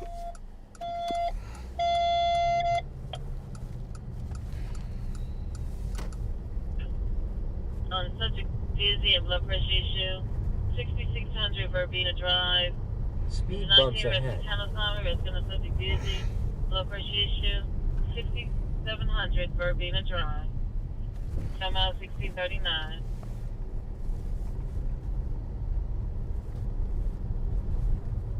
All right, I'm getting some more cell service as I'm getting out of here. Hopefully it's getting better. Engine 6 copies. Thank you.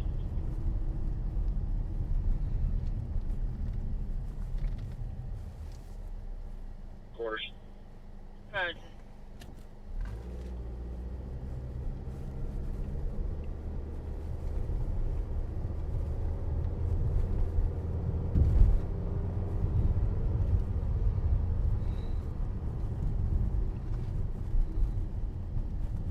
Up to 98. 52 Templar, take a report of the 1045, 57 southbound at the 8, a large flower pot in the left lane just after the exit.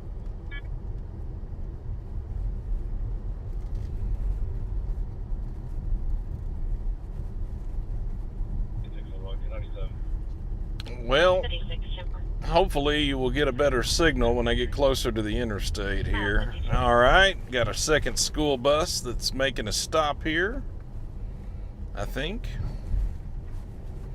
Not yet.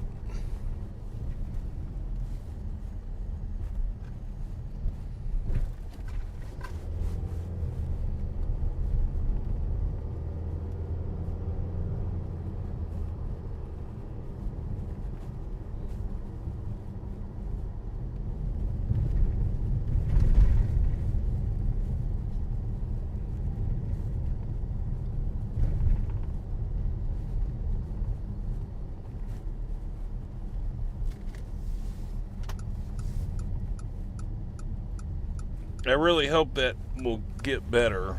And I've got full service again, so you should be hopefully getting a good connection now. Or you should be seeing a better stream on your end, rather, that's what I meant to say.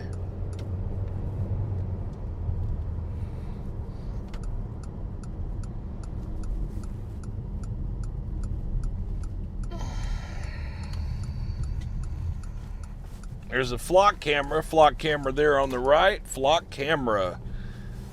Running my license plate even when I don't want it to be ran. Flock.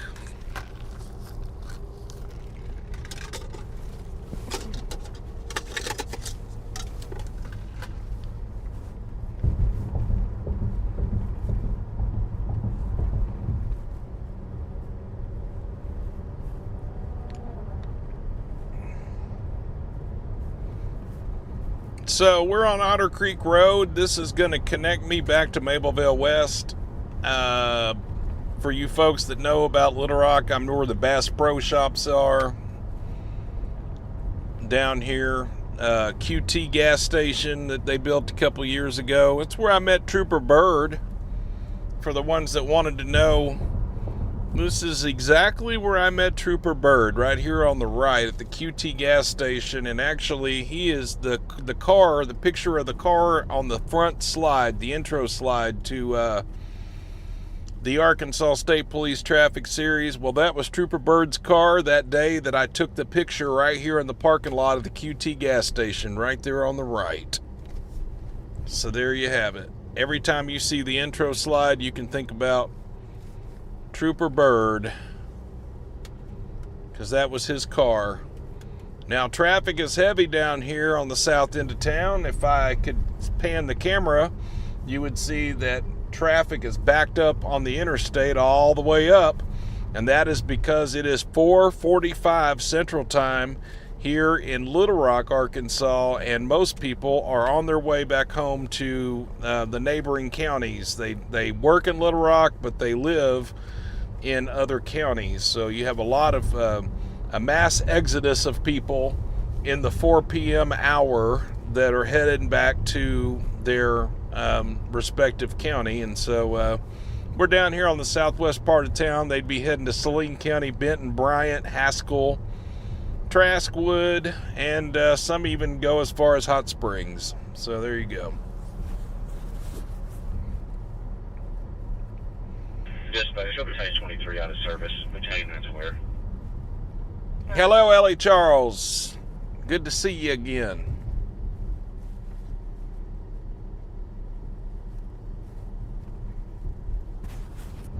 $75. 165 Denmark Road, 914, Union Zebra, 914,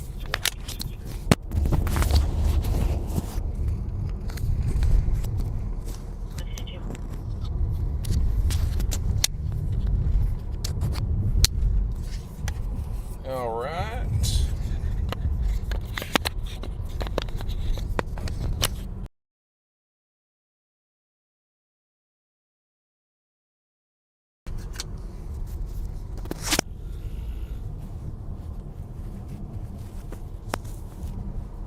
What about now? Said you couldn't hear me, so I switched. I have two microphones. That first mic might have gone dead. I wasn't sure when that might happen. Well, they tore that down. That's different. Since I've been here last, they tore that down. Wow. Approaching a railroad crossing. Ooh.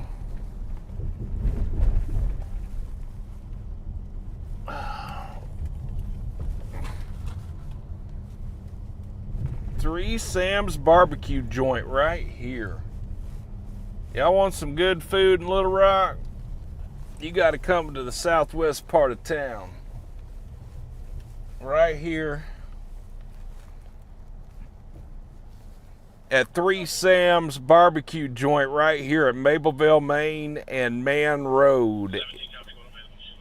Mableville is an annexed little area of Little Rock. So this is Little Rock, but people call it Mableville because it used to be Mableville. It still is Mableville, but it's technically Little Rock. Three Sam's Barbecue, and they have wonderful peanut butter pie. Take my word for it, because I might know a thing or two about that peanut butter pie from here. It's really good. Oh man, I haven't had it in so long though.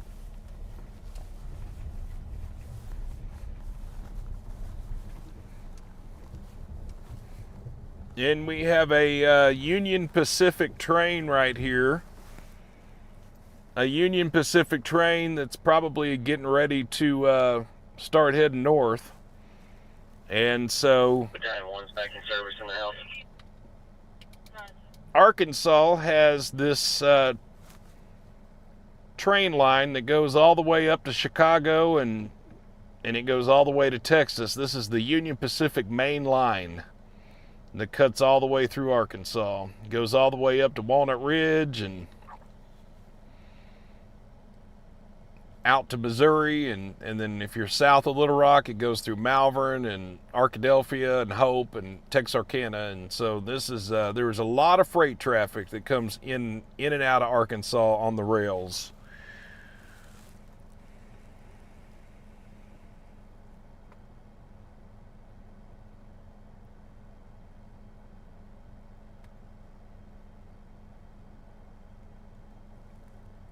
Hopefully you just heard me talk about this train. Did anybody hear that, or you're saying you're having bad audio? The audio's cutting in and out.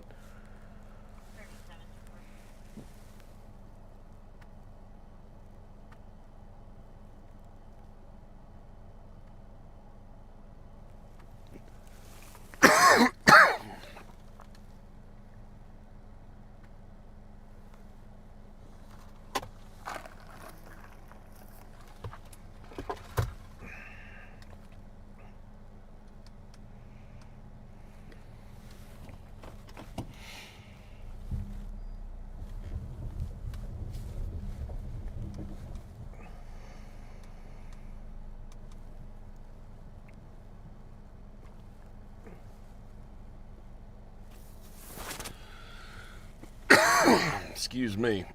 Things start being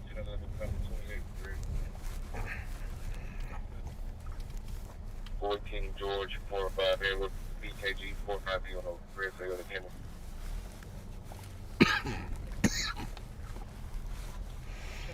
Okay, so right before I went live earlier, they dispatched the fire department out here to Mableville Cutoff and Shiloh. And it was in reference to a low-hanging wire that was causing a traffic issue. And they were trying to get the cable company to come put the wire back up. 118.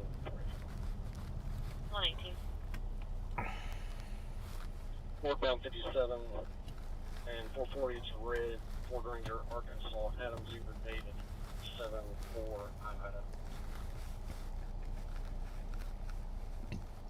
10-4, returns that vehicle, 1052. So anyway, we're just gonna see if that we're real close to that. I would normally never go chase something like that on a live stream, but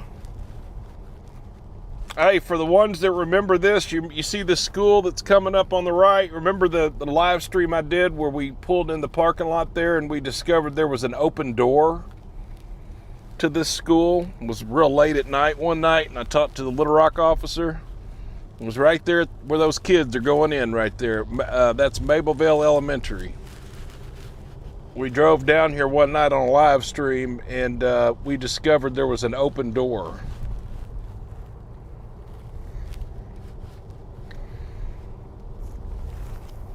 So Shiloh is coming up. I don't know if the cable company made it out here or not yet, but here is, and I don't see any low-hanging cable, so maybe they came and fixed it already, because it looks like it's been dealt with.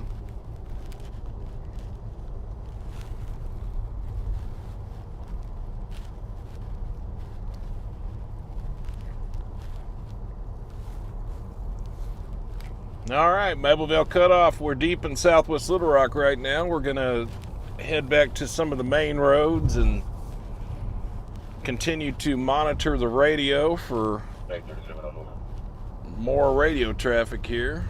37 on south.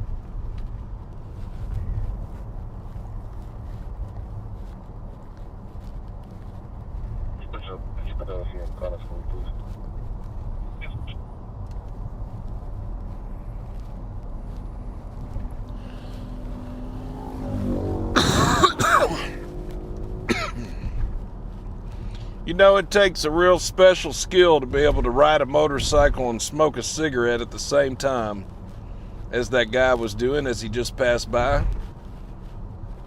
Smoking a cigarette while on his motorcycle, driving down the road.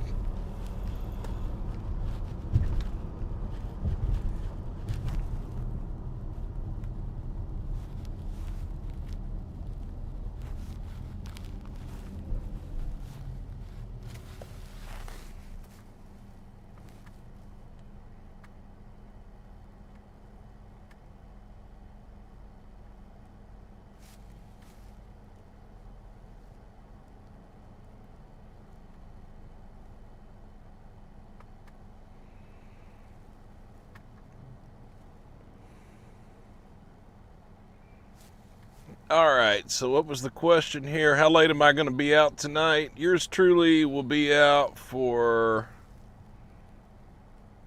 a little bit. I don't know how late tonight I'll stay out. I probably am going to stay out that late. You know, like again, I told y'all in the very beginning of the live stream, I don't usually live stream during the day. I'm kind of a night owl. I like to get out and see what's happening at night, because that's usually when the stuff is that we want to see. If you want to see the action, you kind of want to get out here at night.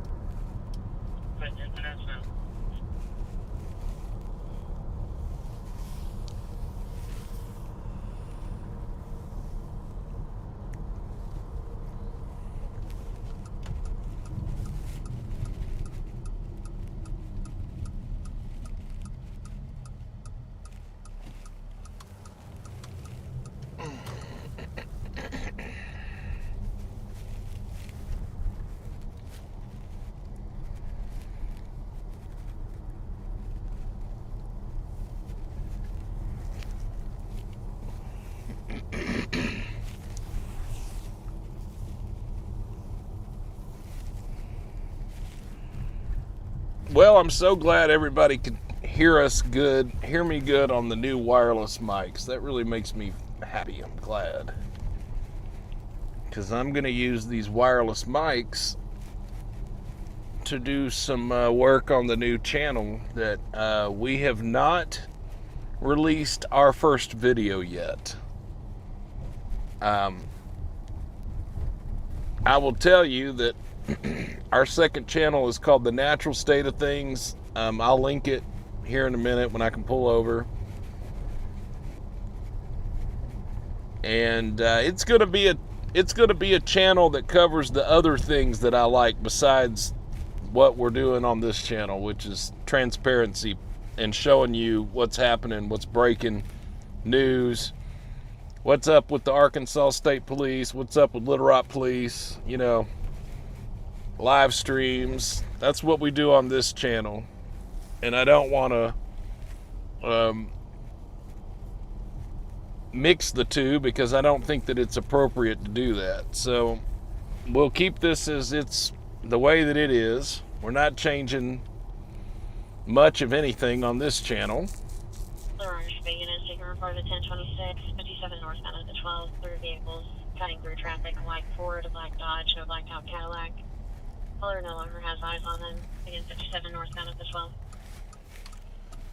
So our other channel, The Natural State of Things, is going to be the Everything Else channel, the things that I love and that I want to talk about and show you. And it's going to be kind of loosely themed on Arkansas. It's going to be about travel. It's going to be about, there might be some information about some homesteading stuff, and there may be some history about Arkansas on there. There might be talks and discussions about current events. There may be some conversations about things that are just happening all over Arkansas. And so I'm excited about that. I'm excited to be able to be a part of that with Miss Beth. Looking forward to that.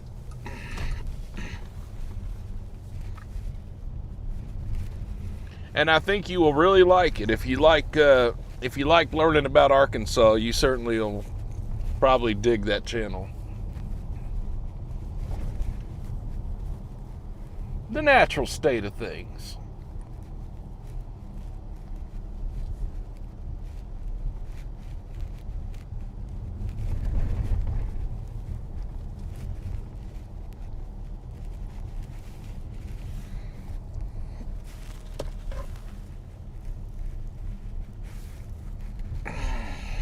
Time is it 5 o'clock or 6 o'clock? Almost closing time, or do they? Let's see.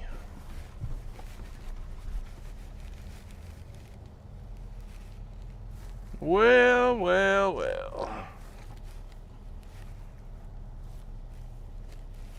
We are here at Fuller and Son Hardware. 52, 10-4. Here on Baseline Road, Southwest Little Rock. There's Murisco's truck. That truck's never changed. I guess he's still driving that old red truck. It's like memory lane through here. All right, so I'm going to briefly here at Fuller and Son Hardware. Here on Baseline Road in Southwest Little Rock. I'm going to briefly stop here and yours truly needs to go visit the latrine, so I'm going to go have that little visit real quick. So consider this a little 5-minute break, and I will be back shortly. We will leave, of course, the radio traffic going, and I will hope that you will let me know in the comments if we hear something breaking happening, like a structure fire or a pursuit. Please let me know if you hear that in the comments. Otherwise, I'll be back in about 5 minutes.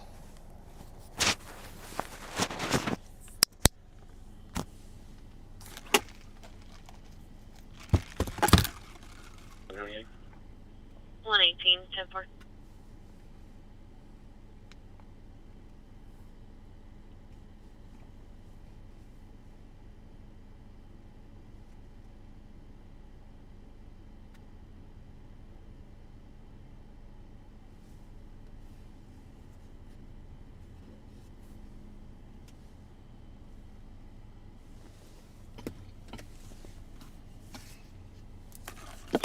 Little Rock 1024. Go ahead. 40 East 126. It's a silver Chevy Malibu 831 Young Atamora 831Y. 10-4 returns that vehicle, 1052. 32 Little Rock 107. 32, 10-4, 5 o'clock.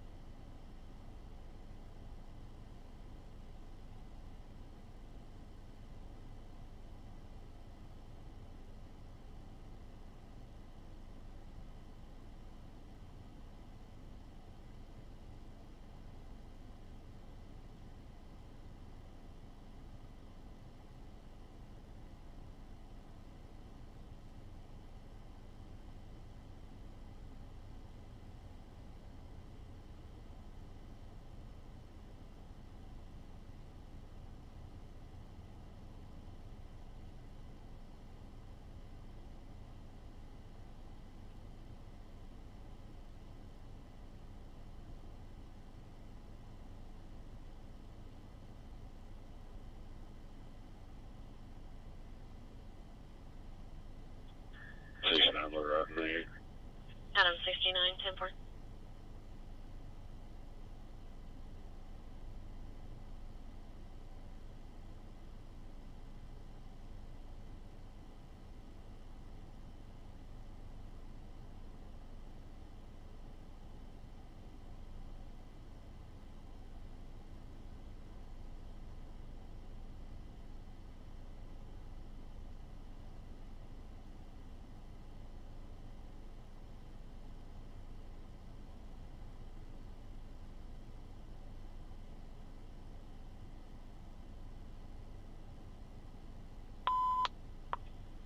Little Rock Adam 35, taking a report of a road rage with a weapon. It occurred 430 southbound on the river bridge. The suspect and the victim both exited 430 southbound at the 9. Parties are separated at this time. Again, parties are separated. Suspect information is going to be a silver Subaru Impreza. 28 is Boy Ida Lincoln 21 Henry. Boy Ida Lincoln 21 Henry. Suspect was last seen going westbound on Cantrell.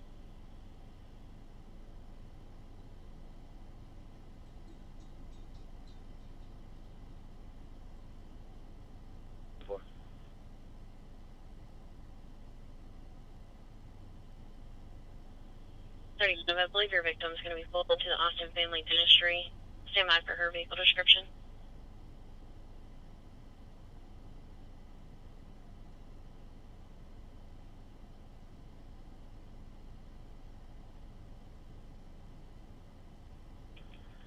And the public, I see that they just comes back out of Perry, Arkansas. Is that in Pulaski County or Perry County?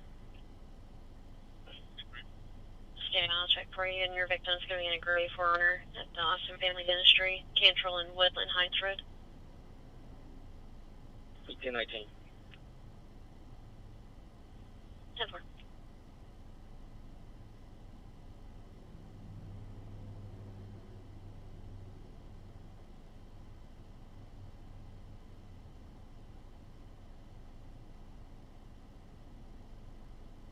Adam 35, that address will be in Perry County. We can below to Troop J.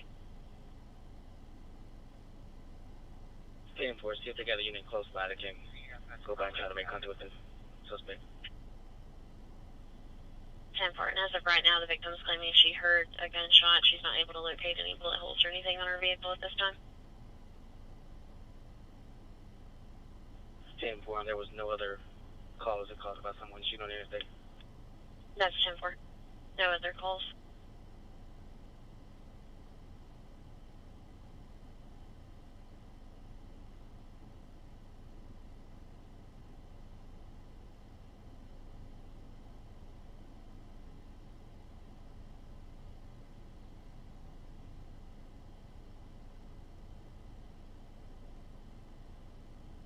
So we're up to 24. 52. 630 west of the line, 462 UYN, 462 UYN. It's a white Mustang SUV. 10-4 returns that vehicle 1052.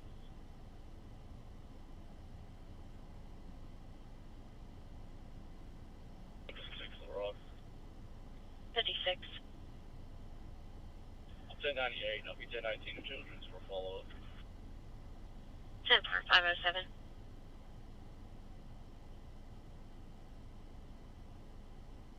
In background, one assignment, vehicle accident with injury with entrapment, overturned vehicle at University and Boyle Park. Engine 3, Truck 7, Battalion 11, background, one assignment, report of vehicle accident with injury, overturned vehicle, possible entrapment, University and Boyle Park.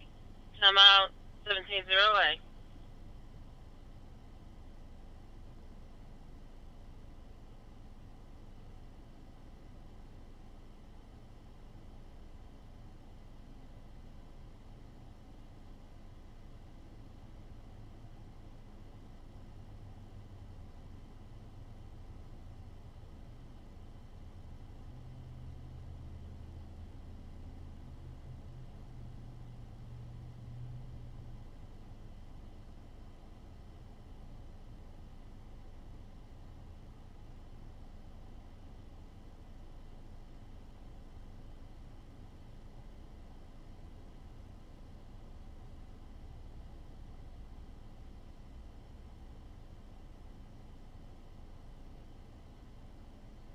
Responder.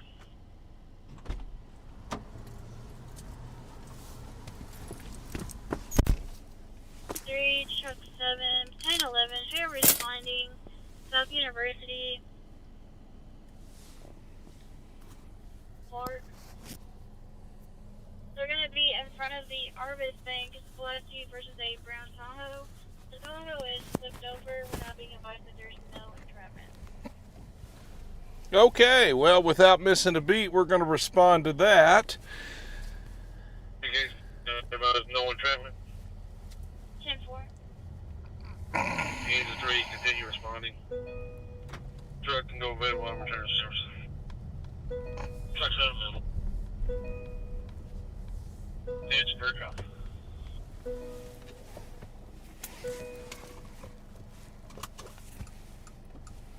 In front of Section 11, can you go ahead and start PD in a MIMS unit and show us on scene?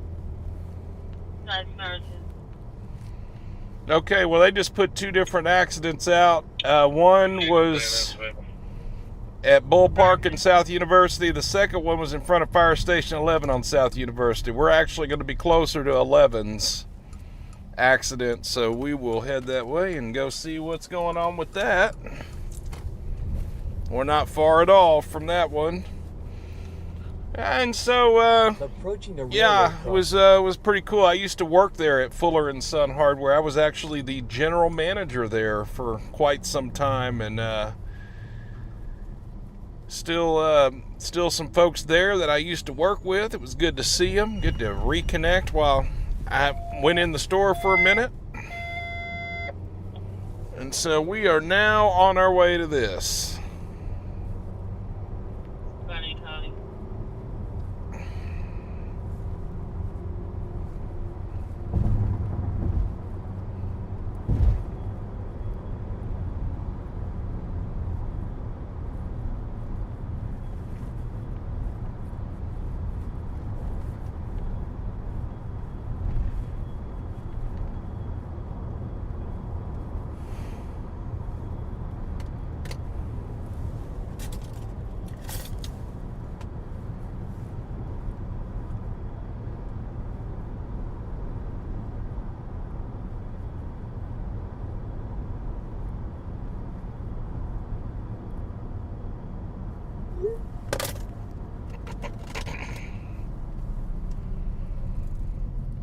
So Fire Station 11 is There's on scene. not far away from where I'm at now. We'll be there in just a minute.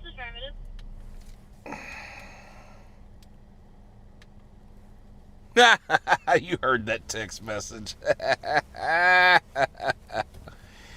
Oh, Central, Engine 11, can you advise MIMS? They might want to send a couple of units. We got about 6 people need to be checked out. I determine if they won't be transported or not. okay. So Fire Engine 11 is requesting a second or an additional MIMS unit. 169, go ahead. They've got 6 people that need to be checked out at their accident that just happened. Right shoulder, gray Buick Enclave, and a gray Volkswagen Tiguan. This is the one we're going to, and we're not far at all from it, so I'm getting ready to get where I can pull over and zoom in on it. It probably happened on the southbound, and we are northbound, and I'm hoping it didn't happen in the northbound, so I can get posted up real quick and we can zoom in on it. Communications, Engine 3.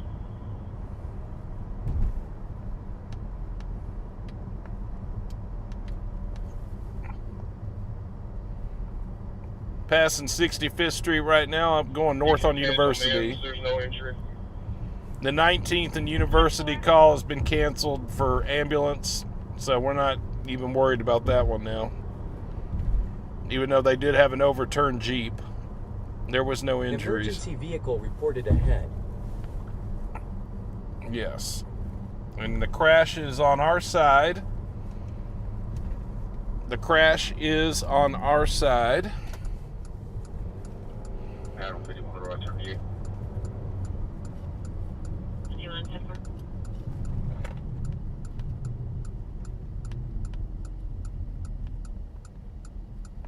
24 shuttle responding 111 Interstate 30 10011 Interstate 30 at the Dr. John's building. We're not being advised that y'all should hold short for a black male with a blue tank top and blue jeans trying to hit caller with a bat who is trying to start a fire behind the doctor's building.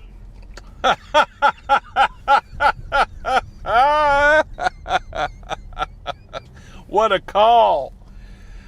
Oh my God. So apparently they're sending the fire department to Dr. John's in the dispatcher. Bless her heart, she doesn't know what Dr. John's is. She thinks it's a doctor's office. It's Dr. John, like, you know, John the nighttime John, like, you know, John. Anyway, so Did y'all copy hold short? apparently they've got a mental subject that's trying to start a fire behind the building, and it's at the Dr. John's. And if you, well, let's just say they sell adult novelties. Does that kind of help you narrow down what Dr. John's might be now that you know that?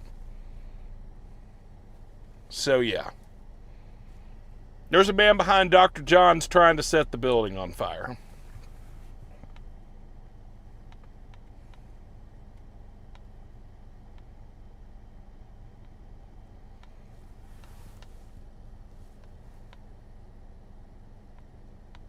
And ironically, we're not even that far away from Dr. John's, but I'm trying to show you this bad accident that just broke out.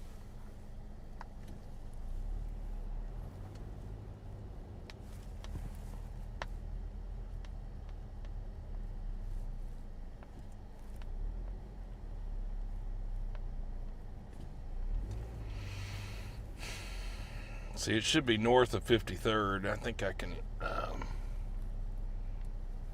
Okay, once I clear this intersection right up here where all this traffic is, we can get in front of that accident and I can post up and zoom in. We've gotten to the accident before the police have, so the police haven't even made it here yet.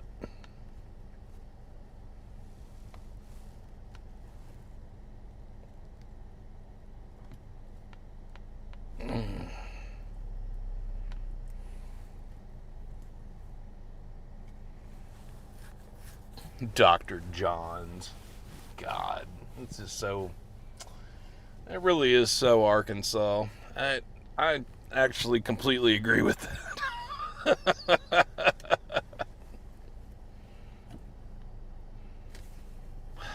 Come on, y'all.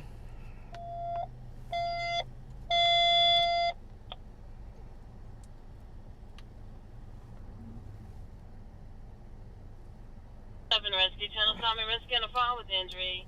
2914 West Capitol Avenue. Engine 7 Rescue Channel Tommy fire with injury.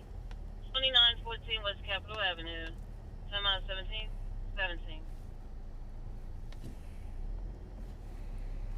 17. Got Little Rock.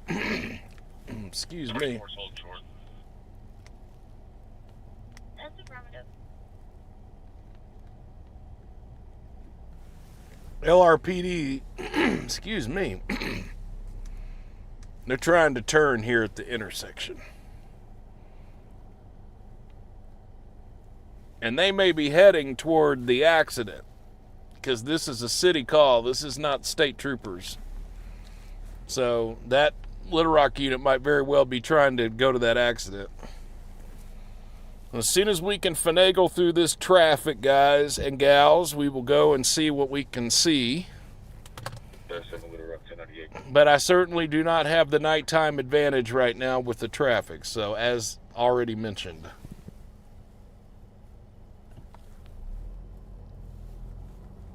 We'll do the best we can do. That's what we do.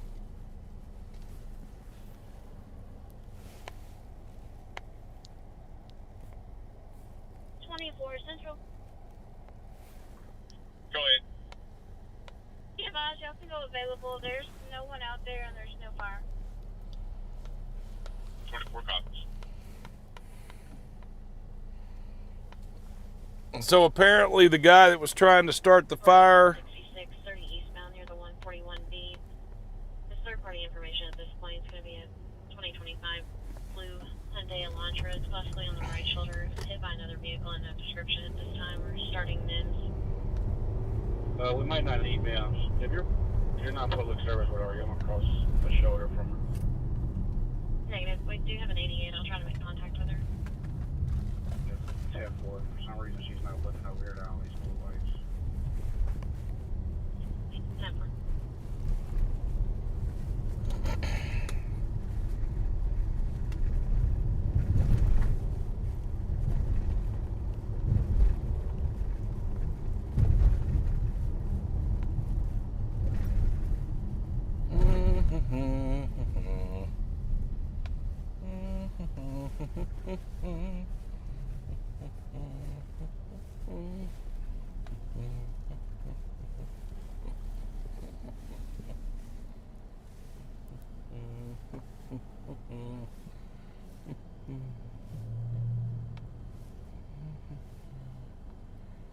All right, this is going to put me in a bad position here because you're going to try to go, which you are going to go.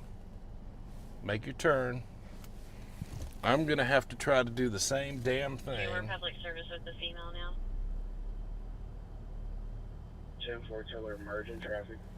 Take the exit and I'll be behind her, please. Okay, now, yours truly is going to get out here. I was just telling her emerging traffic normally. I'm going to get right up here. Look at me. In the median.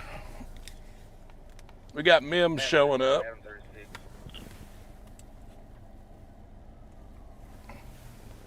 36, small mobile ward.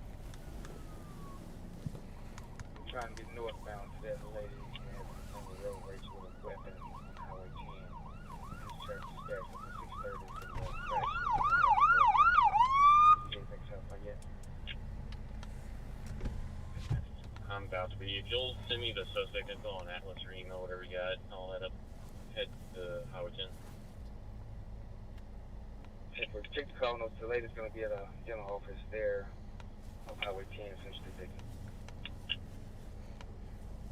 Yeah, we're all we can do shortly. Station out or 10.4.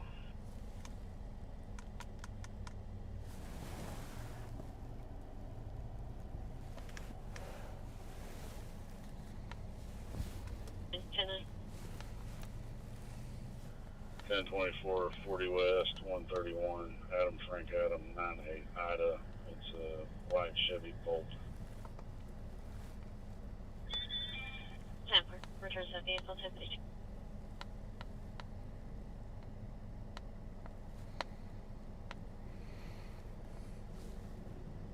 Yep, they probably are looking at me. I see that. And that is just fine by me. Good. Look at me all you want. We are right here in front of Fire Station 11 here at the 5300 block of South University. And there is a accident here. It looks like the police have not made it yet. They do have a fire engine on scene directing traffic, but you know, LRPD right now, it's 5 o'clock somewhere, and that would be here. And 5 o'clock usually means extremely busy for the police department. Ask me how I know, because I used to be a dispatcher for the city of Little Rock on 3 to 11 shift. So yes, at 5 o'clock was some of the busiest times for the police. 52 had to transfer the caller. If you need any further, just advise via radio. Yeah. And I see an LRPD unit there in the distance coming.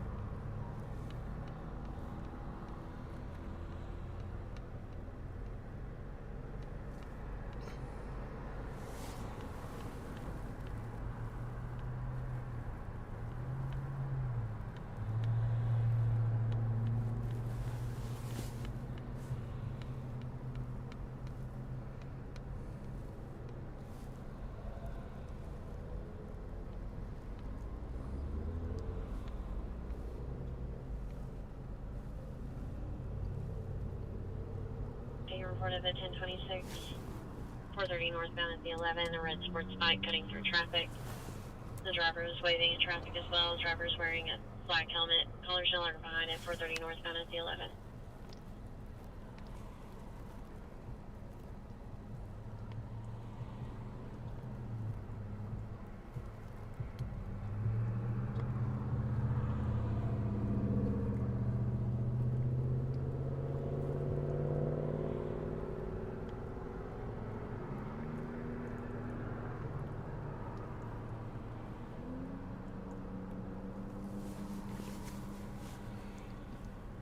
I don't know how much longer we'll sit here. But probably at least for a couple more minutes anyway. Victor Henry Charles, 486 PHC, on Twitter Rap 4.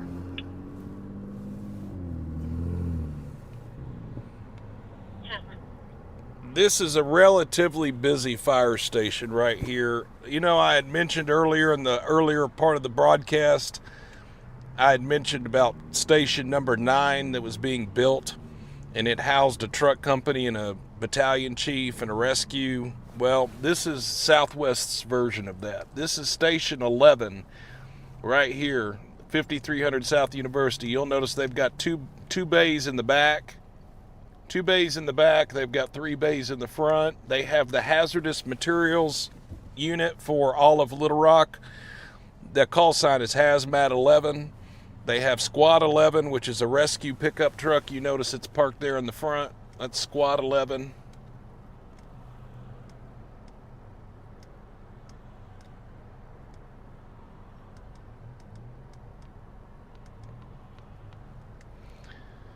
Battalion 11 is in the house. The truck company is in the house. That's Truck 11. You see the firefighter standing there at the bay looking at the scene. Engine 11 is working the accident. You can barely see him behind the MEMS unit there. Engine 11 is right there working the accident. Now, as I just said, this is a relatively busy. It's a road rage with weapon, possible shots fired. Oh, wow. Where? 40 West, 130. It's a black Nissan 350Z, 128.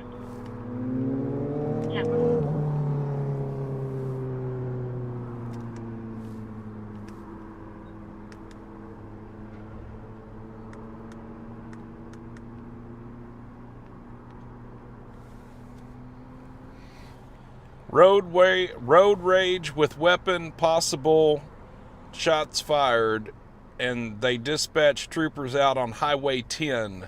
That is out west of West Little Rock as you go out towards Lake Maumelle. If you look on your Google Maps, if you're not familiar with Little Rock, and if you looked at Google Maps and you were to look at Little Rock, look west of West Little Rock where Lake Maumelle's at, and apparently they're sending troopers out that way on Cantrell Road or Highway 10 for a road rage with weapon with shots fired. I don't really know much more about the details of that call, but that is unusual. So, interesting on that.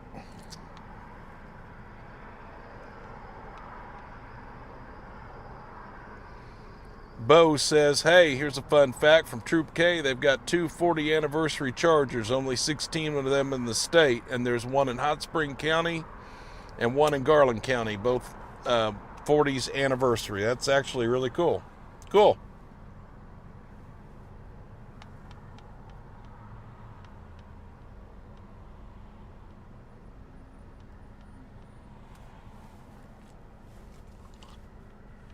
Truck 15 is back in service. Sorry,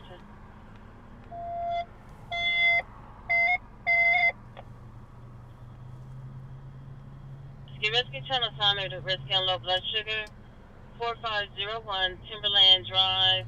Engine 14. 14 Rescue Channel assignment, Rescue on Low Blood Sugar, 4501 Timberland Drive. Time out 1729. So that call that just went out, is to the neighboring fire station from this one. 14 is just down the road, down Colonel Glenn. So they just got a call. Again, because 14 just got a call and 11's on a call, this fire station is really going to be prime for the next call. There's a high probability that they're getting ready to get bumped out on another call. So we're going to sit right here for just a minute.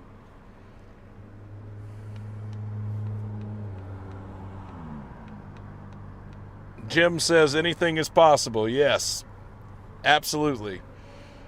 This is where you read between the lines.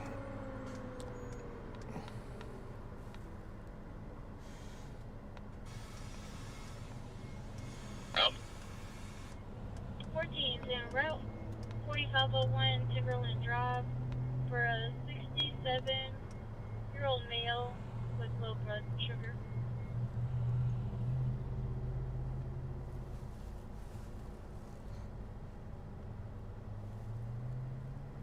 852 are on. Be able to confirm with her if she still needed the 1016. Negative. I spoke with her on the phone. She wasn't saying anything about that.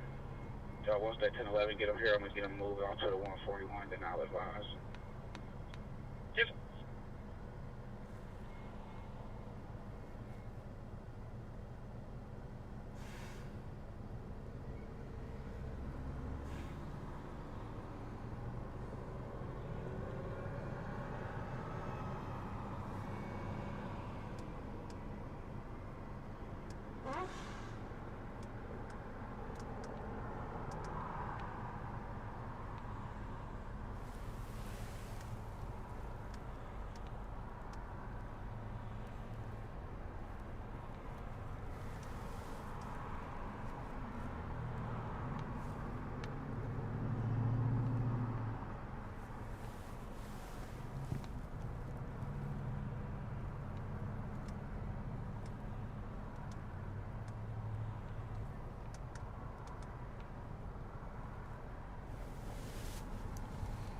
Okay, we're still on scene in the 5300 block of South University with this accident. They just loaded a patient in the ambulance, as you may have just seen, and another LRPD unit just arrived on scene. We are standing by here in the median, however, because, as I had mentioned a minute ago, the neighboring fire station from here got a call. And this fire station right here has other units available, and there is a high probability that they may get a call in the next few minutes. So we're going to remain where we're sitting in the event that this fire station gets a call.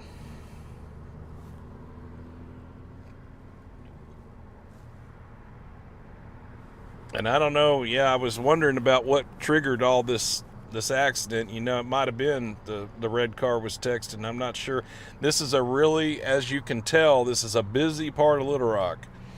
Very busy road right here. South University Avenue at one time used to be US 70.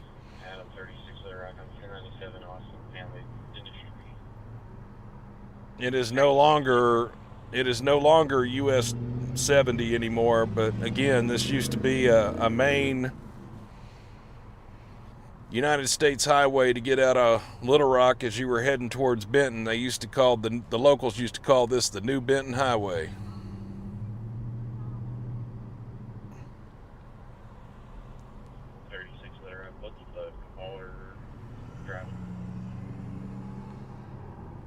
I believe it was a Forerunner, stand by for the color.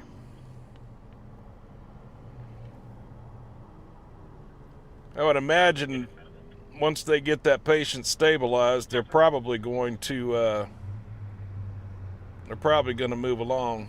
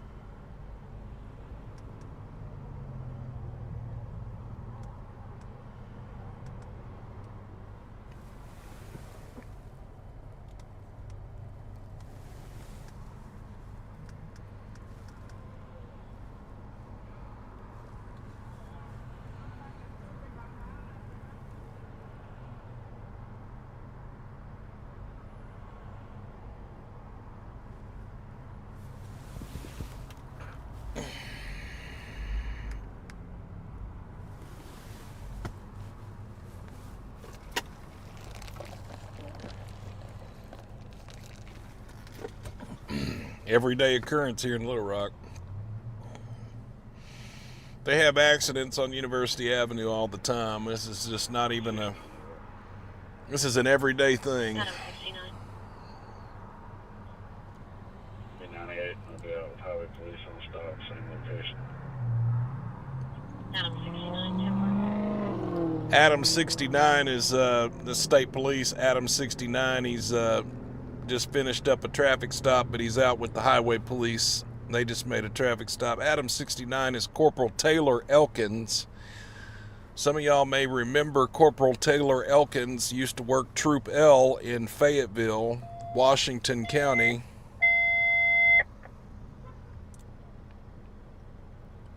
He is now in Troop A.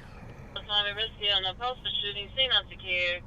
6101 Zuber Road at LOPAC. Really? Rescue channel assignment rescue on the postal shooting scene is not secure. 6101 Zuber Road at LOPAC. Scene not secure. Okay, let's put that on the rescue channel so I can hear that. I might need to notify a street journalist that I know about the shooting call. So they just dispatched a shooting call in 6101 Zuber Road. That's the old Lit 1 Amazon factory, LIT 1. They had to close it down due to structural integrity issues. But apparently there's been a shooting. So we're going to listen to the call notes on this. Give me just a minute. They'll be given the narrative here in just a moment.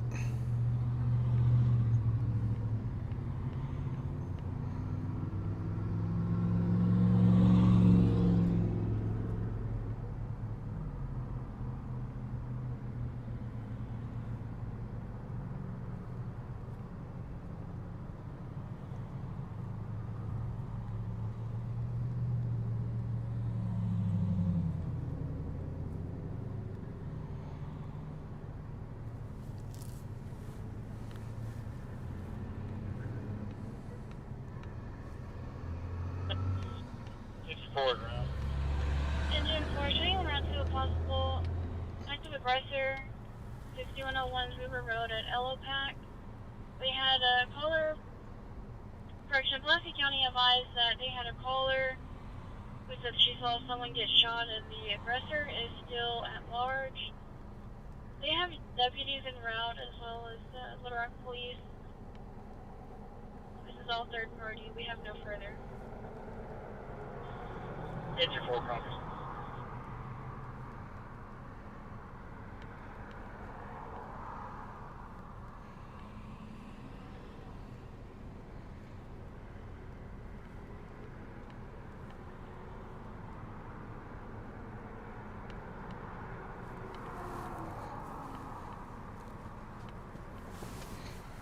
All right, so we just passed that along to a street journalist we know. A shooting just occurred, 6101 Zuber Road. That's out there in the industrial area of Little Rock. That's eastern Little Rock, almost to the Arkansas River there. And I don't know if you could clearly hear the dispatcher advising the fire engine that they have a shooter that's allegedly on scene still. A woman advised that she witnessed someone getting shot at that location. So we're going to continue to monitor that. That's something we definitely want to know about.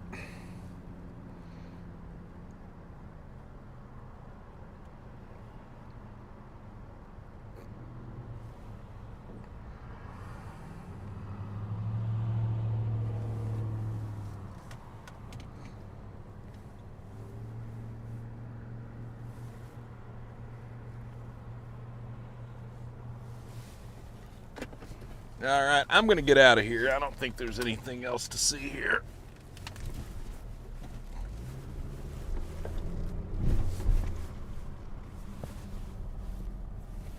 Little Rock Adam 36.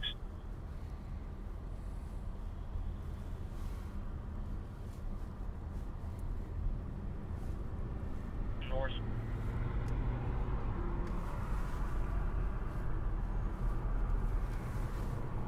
Perry County's 1024 with that vehicle out on Highway 300. How do you advise? What do you advise? Do you have an 88 for any of these? I can get one. Stand by.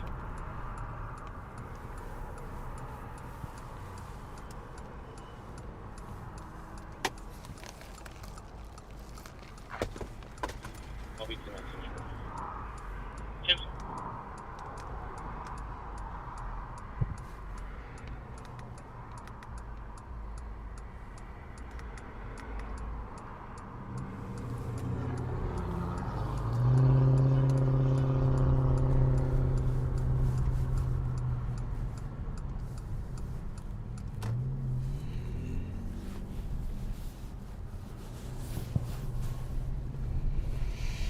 Oh, yes, yes. The traffic jam that I had to negotiate earlier. We're back. Yay.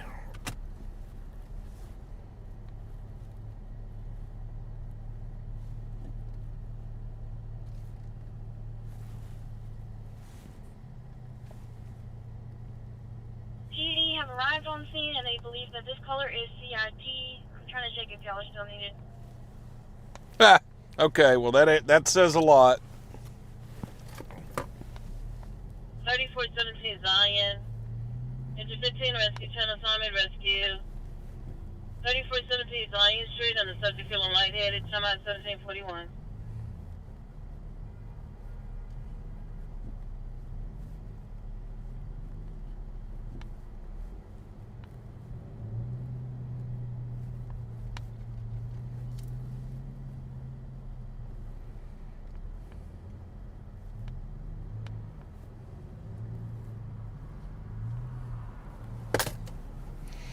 So an update, they said they think their caller on Zuber Road is CIT. That's a really nice way of, that's a really nice politically correct way of saying that their caller is nuts.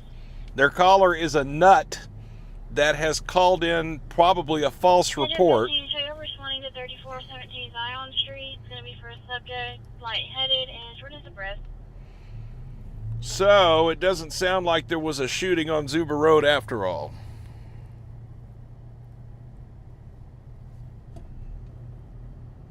Rock out in 36.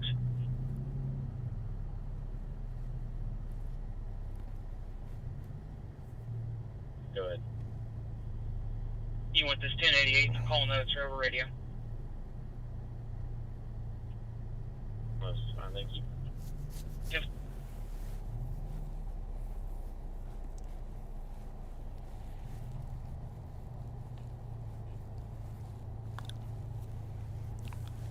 Oh, goodness gracious. Where do we head to next?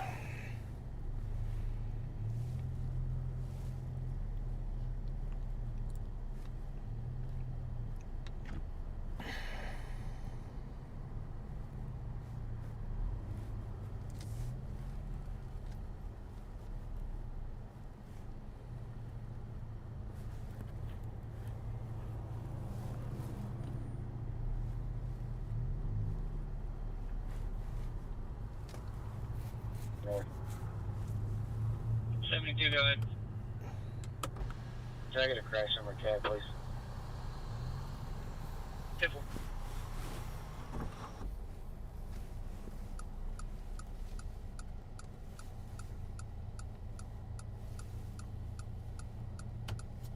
And they're probably wrong. 35. This driver determined there was not enough damage to warrant him doing a full report. 1098. 10-4, 544.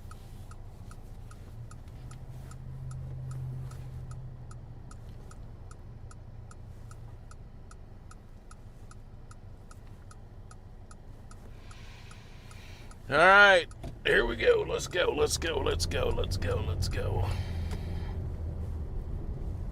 All righty. Well, we are going to get mobile again. We're gonna kind of head mosey back towards, I guess, Midtown again. We kind of took a little tour of Southwest, so we're gonna head back towards, the central part of Little Rock. So that way, if we get a call, we can go to it.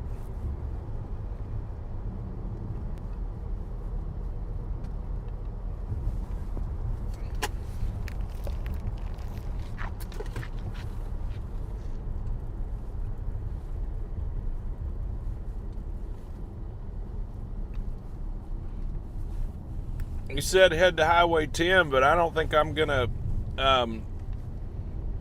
be able to see anything out that way. And I'll tell you, the last time I did a live stream and I did go out Highway 10, I lost cell service right outside of Little Rock. So it's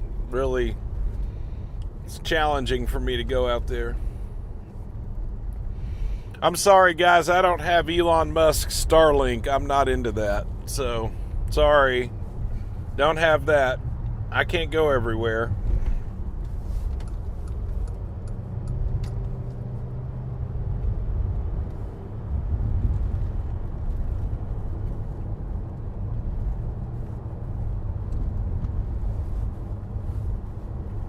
Edge 15's on scene.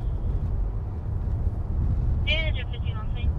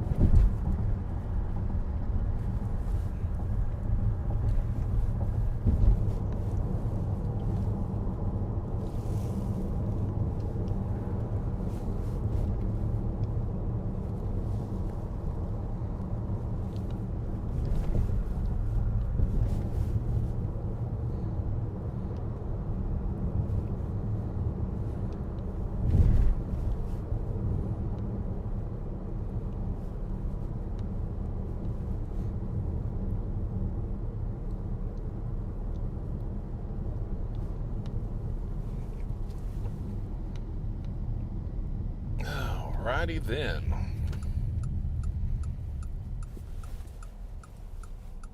We are back at the Asher Speedway. Here we are.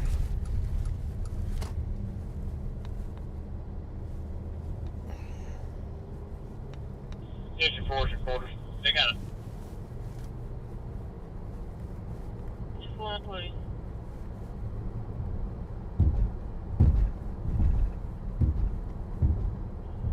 Can you put the 1088 for the victims in call notes?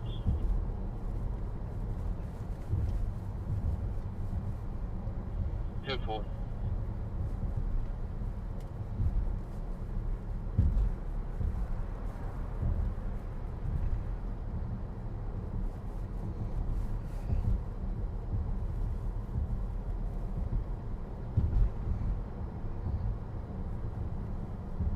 Asher Speedway, where you don't have to use signals or adhere to any Arkansas traffic laws on this stretch of road, as evidenced by the silver car that you just literally saw commit about 3 different traffic infractions right before your very eyes. Asher Speedway.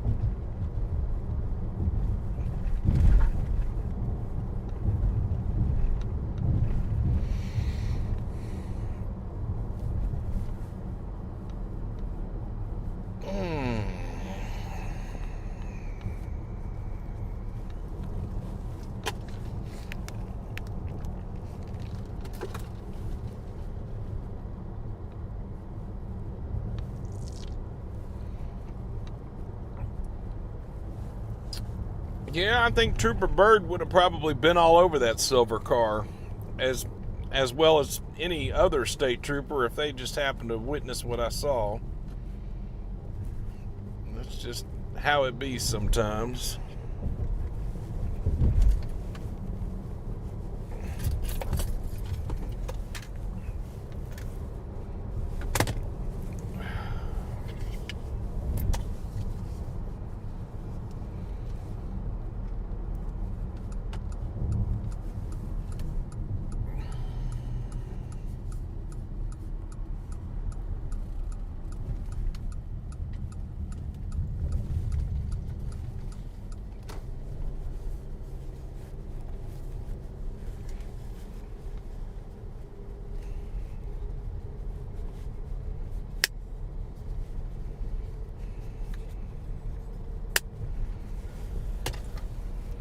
Well, let's see here. Where are we?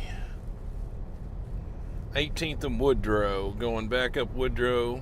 Kind of getting close to Midtown now. We'll be crossing over 630 here momentarily, and again, we're still monitoring all the radios. We'll see if there's something that pops off here. 40 East, 132. Out of Nora, out of 95 Mary, 8 and I-95 M. It's a white Ford EcoSport. That is Corporal Taylor Elkins in Faulkner County again. Corporal Taylor Elkins. Now, if you remember Corporal Taylor Elkins, remember I'd mentioned earlier he transferred down from Troop L, but also another little thing, when he was in Troop L, he had that famous police chase. It was like it was probably a 60 or 70 mile chase. He chased one from West Fork in Washington County all the way to Spiro, Oklahoma. And this dude ran off the road and caught a tree, and the poor tree got uprooted in the back of the dude's bumper. And so, rest in peace, tree. Really, seeing you get completely decimated there and taken for a ride. Rest in peace, tree. Rest in peace. So, some of y'all may remember that chase. I don't know if you do. But that was a wild one. And if you will do a search, I don't call it a wild pursuit much, but when I do say wild pursuit, I usually mean it. Wild pursuit. So if you go to Troop If you go to the Troop L playlist, on Natural State Transparency's YouTube channel and you search for the Wild Pursuits title, you'll find that Taylor Elkins' pursuit was likely titled A Wild Pursuit, because it was wild. And we have just discovered Engine 7 over here. I heard them get bumped out a long time ago. I guess they're still on scene over here on Capitol Avenue with I believe it was a low blood pressure or a diabetic emergency of some sort. But we're not going to sit there and watch them for long at all, because why? We got a very vividly wild sunset going on here in Little Rock as we speak. Right here on Capitol Avenue, we're facing west. Look at that sunset off in the distance. It's looking really pretty here in Little Rock, Arkansas tonight. Current temperature is 75 degrees, partly cloudy skies. There is a breeze and a little bit of wind, but otherwise it is just fine. As I started this off, this is what we call false spring. False spring, ladies and gentlemen. We are in that season right now. What you have ahead of you is the University of Arkansas for Medical Sciences, UAMS. That is a research hospital, and it is directly ahead here, straight ahead.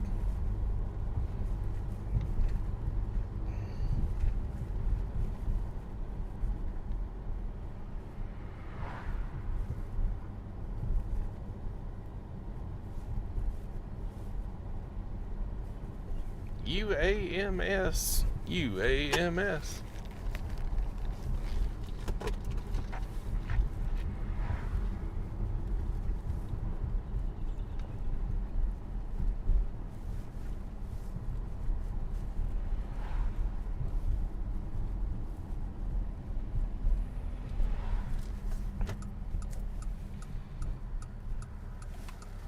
Well, 36.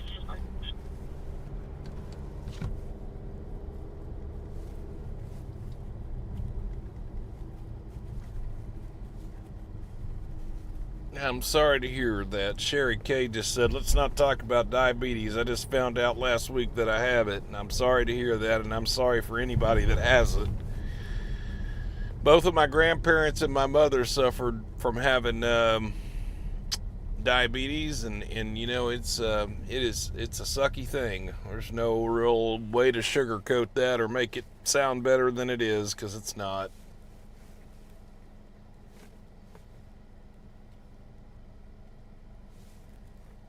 I hope that you're able to maintain your diabetes, though, where you don't result in going into DKA at all,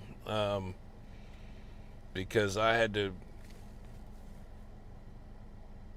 deal with that with my own mother, and I wouldn't wish anybody to be in the state of DKA if that's a horrible thing to have happen. It's a diabetic complication, and man, I definitely got some experience with that. All right, well, we're going to move on to kind of the nicer part of area of Little Rock here. We're heading north. We're coming back into that neighborhood that I called it Hillcrest earlier. We are back in Hillcrest right now. Separate.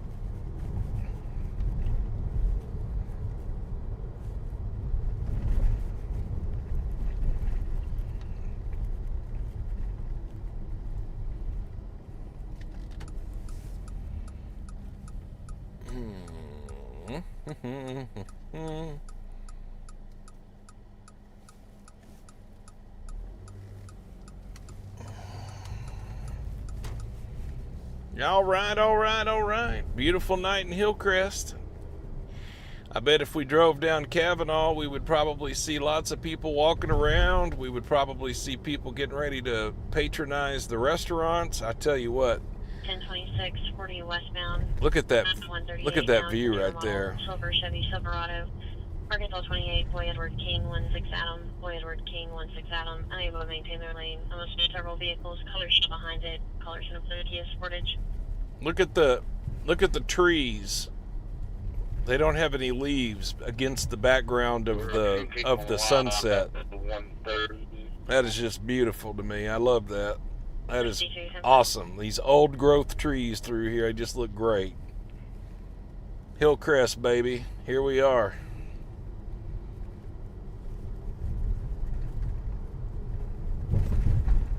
All right. Looking good.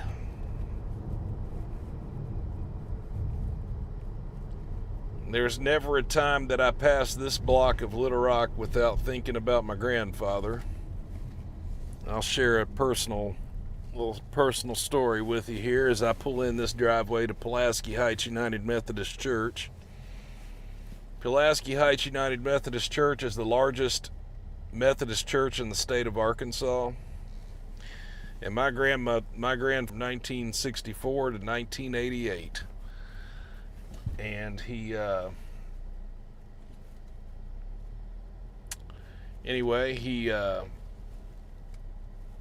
they named a building after him. James B. Argue Christian Life Center here at Pulaski Heights United Methodist Church. It's in memory of my grandfather. There is an oil portrait of him hanging in the Grand Hall here.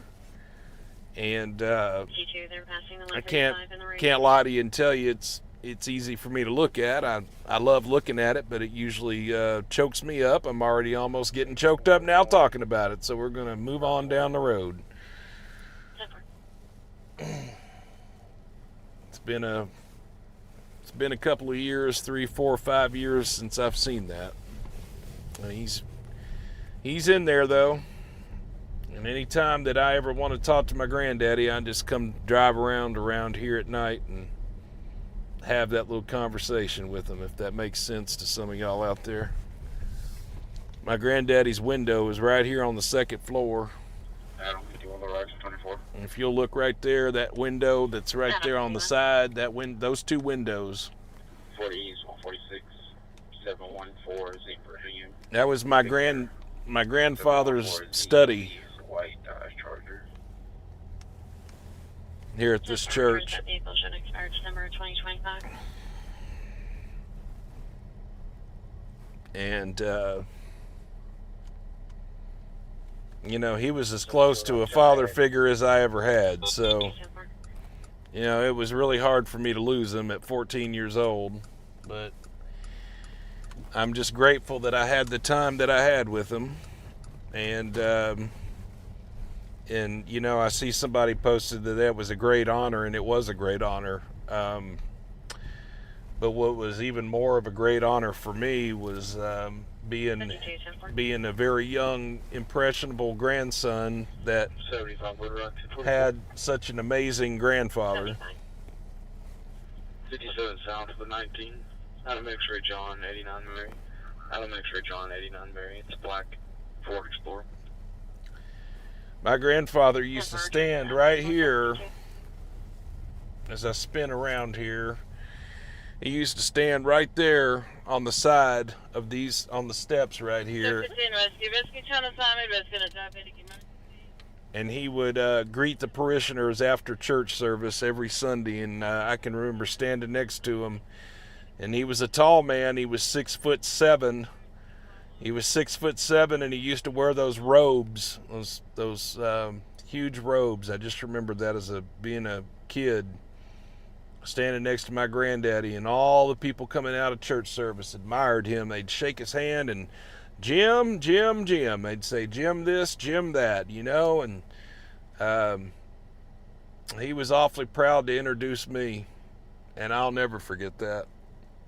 Happened right here. And I'm sure some of y'all have similar stories of your parents or grandparents or friends that have passed that left an impression in your life. And of course, I'm biased because this is my grandfather we're talking about. But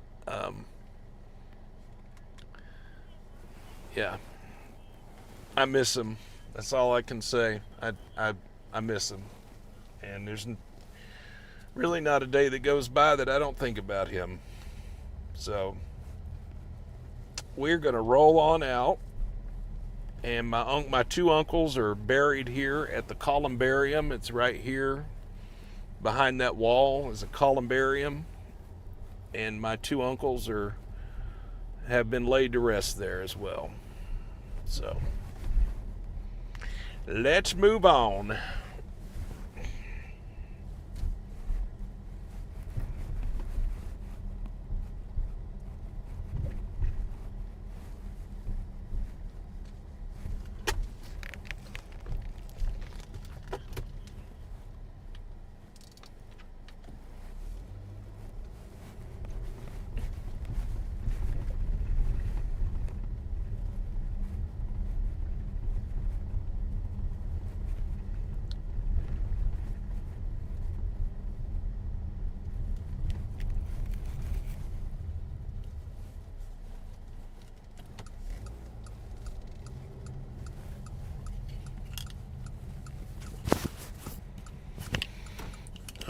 All right.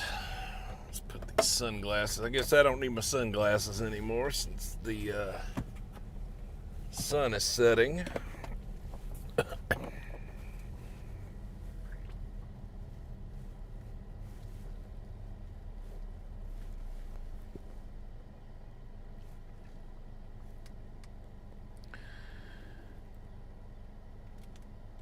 Well, I try to be a lot like my grandfather. He was a smart man. He was an intellectual man. He was progressive for his time. 130 westbound. He was very progressive for his time. And I don't mean that from a political stance, so somebody doesn't need to make that political. Rescue assist with heart issues. Number 1, Chanel Heights Drive, Chanel Heights. He was just open-minded. He was intellectual. He had a doctorate's degree from DePaul University before there was such a thing as internet, where you actually had to crack books and study. He was a doctor of divinity.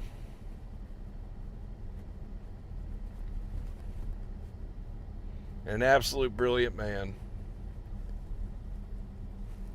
I'm just glad I had what time I had with him. Thanks for letting me talk about that.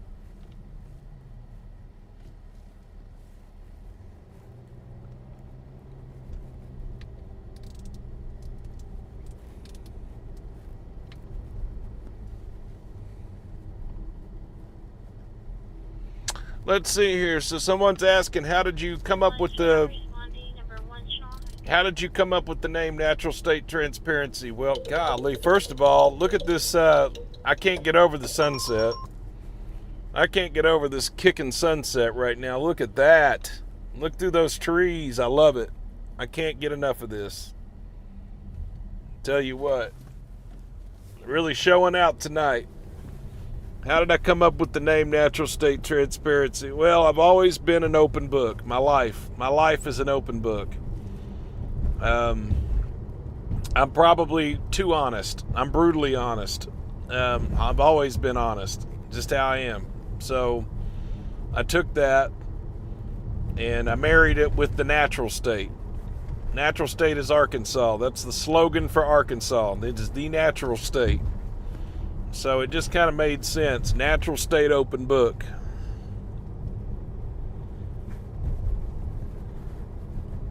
Please don't.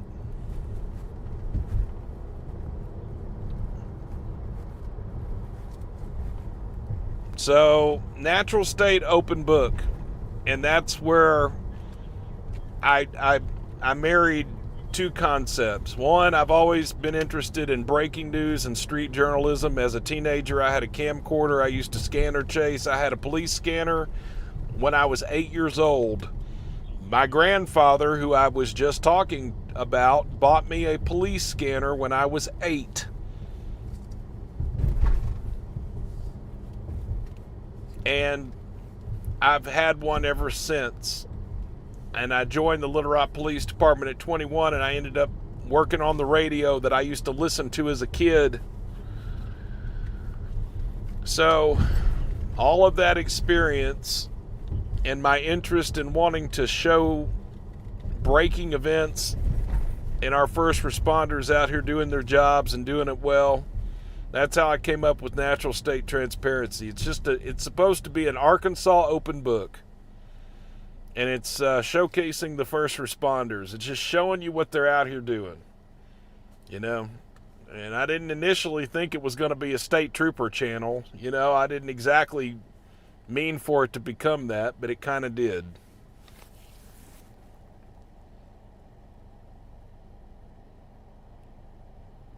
So hopefully that answers the question. Arkansas open book.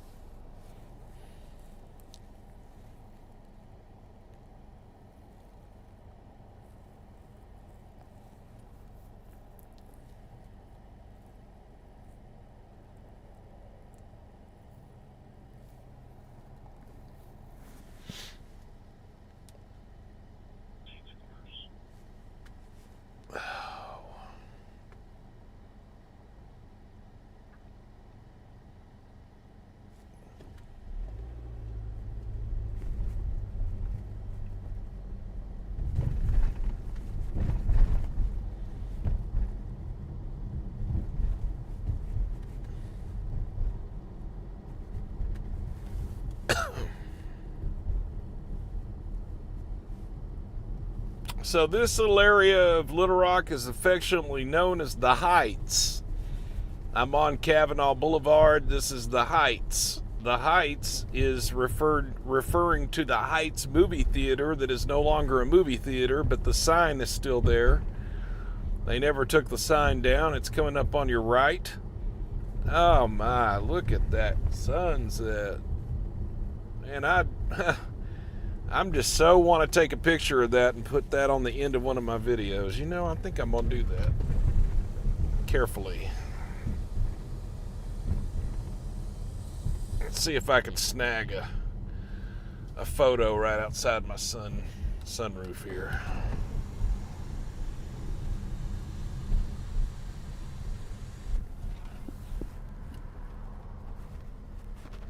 Oh, I totally got it. Oh, wow. Yeah. Oh, that's amazing.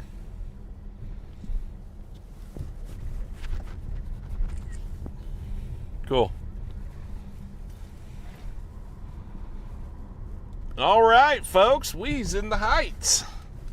This is the old money section of Little Rock. If you're prominent and you came from old money, you probably live up here in the Heights. This is some really high dollar real estate up here. This is where you find boutique stores for folks that shop at boutique stores, if that makes sense. You know, folks that have to have their fancy avocado toasts and other stuff. Yeah, those folks. Anyway, that's up here in the Heights. Here we are.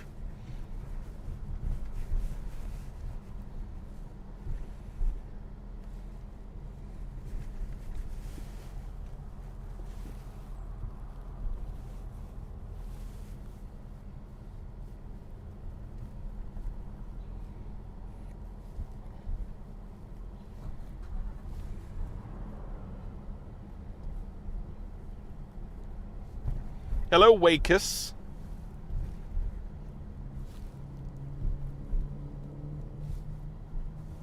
And I am just affectionately teasing about the Heights. The Heights would be a really nice area if you could afford to live up here. This is a nice area to live in Arkansas for sure.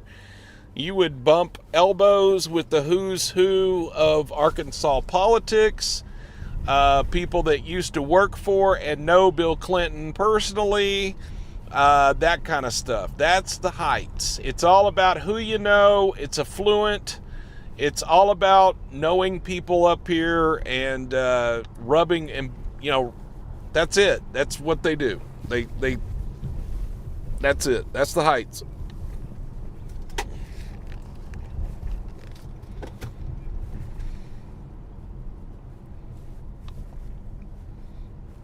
Hillbilly says he used to live up here. It's full of liberals. Well, yeah, some liberals, but I mean, some people.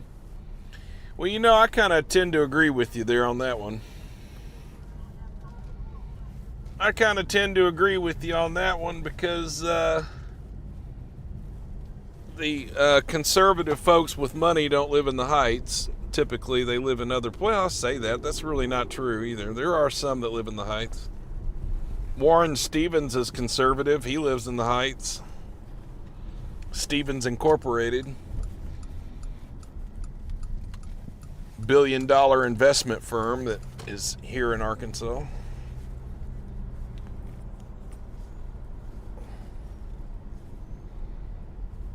I used to go to Forest Heights too. I used to go to Forest Heights as well. I see that in the chat.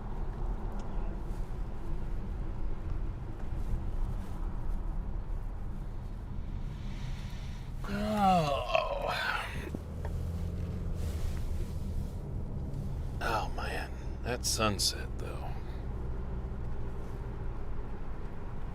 That sunset though.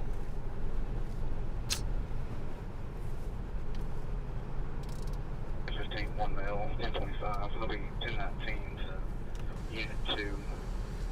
69 is going to be waiting on the rig for me. 10-4-6-13. No, Faulkner County troopers taking a drunk driver to jail. 1025 driver, that means drunk driver. I didn't catch the call sign, but they did say that 69 was going to remain with the tow truck, so he's going to have Corporal Elkins remain with the tow truck. I just didn't catch what unit was transporting the drunk driver to jail in Faulkner County, Conway. So somebody going to jail for drunk driving in Conway right now.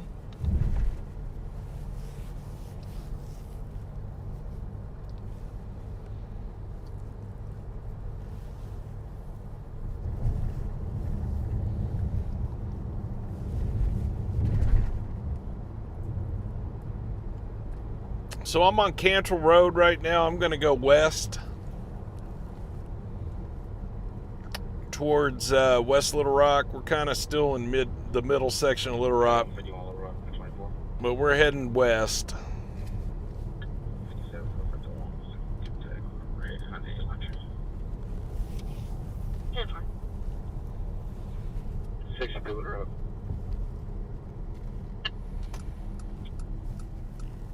Call notes yet, but could you, if they're not already in there, could you make sure the reporting parties Big 8 is in there for me? I'll go to the call here in a bit and try to get statement.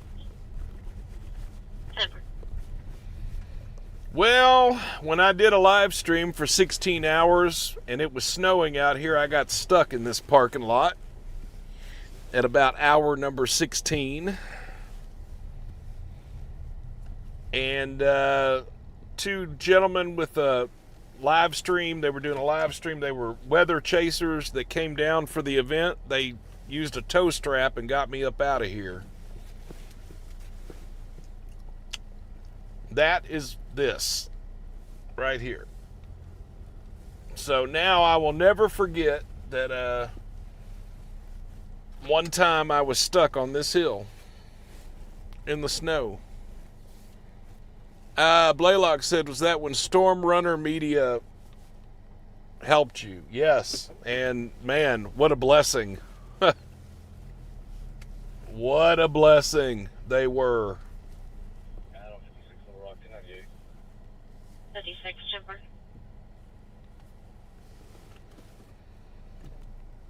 Storm Runner Media, those guys were awesome. And you know what? I learned a lesson, because the truth is I didn't realize that, first of all, this car I'm driving is the Phoenix, and it's an all-wheel drive vehicle. It's all-wheel drive.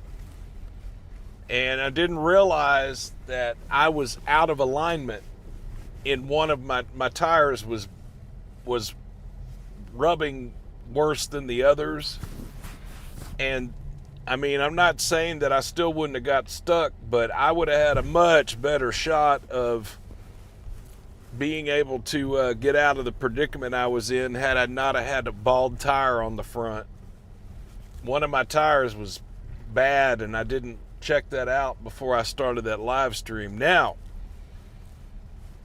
I'm here to tell you that means that I absolutely did 16 hours before getting stuck. So I did pretty damn good driving on a bum tire, but nonetheless, I still got stuck in the end, and I still had to require help getting out. And I was a little embarrassed about that, because the truth is I don't want to inconvenience anybody for my own screw up. You know, if I make a mistake, then it shouldn't be anyone else to have to come bail me out of my mistake. But that's just how it happened.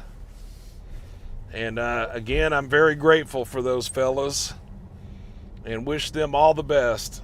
And that was a very charitable thing to do, and I have absolutely tried to pay it forward in my own ways. I firmly believe in trying to pay back people for their kindness. Try to pay it forward in some way or another. So I absolutely am on the lookout for ways to try to help people when I can.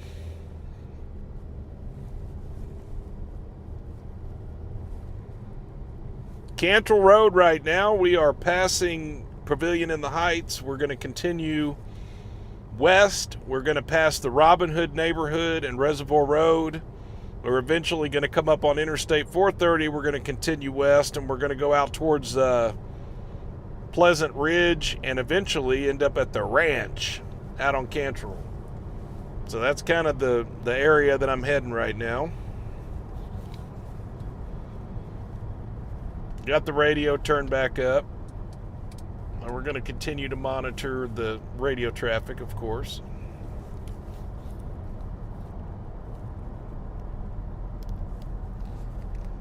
That's still rock. 972.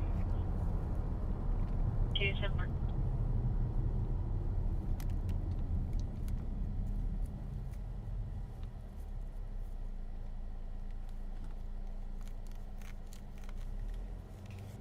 Now I'm going to ride her off with the nose, so I'll put 9 pin over there as soon as the delivery gets here. 10619.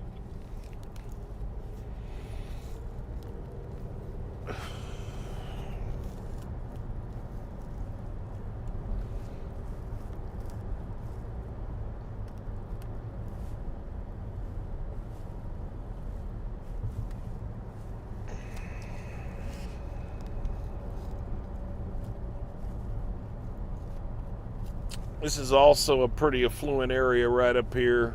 The houses were built in the 60s and 70s up through here. I had mentioned earlier that my grandfather was the senior minister at Pulaski Heights Methodist. Well, back in the 70s, their parsonage was here. So my whole family lived in this neighborhood up here. When this was the skirts of Little Rock, there wasn't anything past here before it was county. And so this area has built up tremendously since the 70s.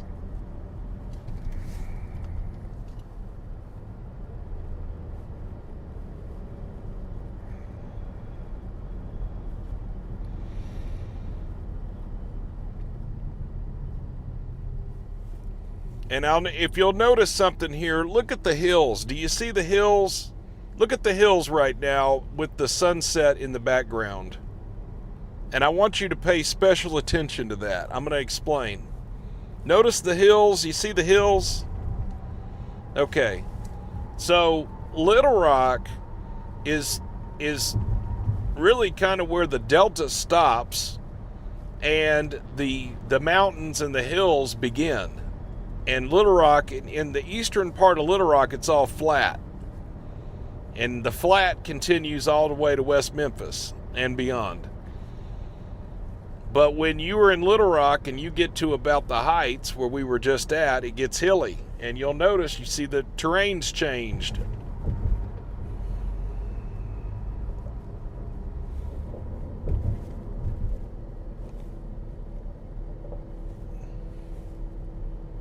Well, good night, Sherry K.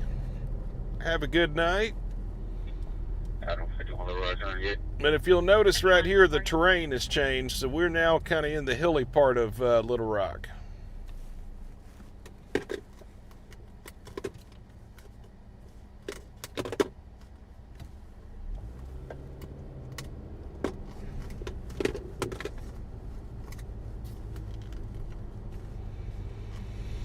Now, why don't we post up right here and I'll sit in front of 16s for a minute. So this is fire station number 16. I've probably talked about this before in a live stream. This used to be a road right here. This used to be South Edge Road. This was a main road that I just turned on, but unfortunately it used to get a lot of accidents. They reworked it. So this isn't... 64 East and Saltello Road. 3 vehicles.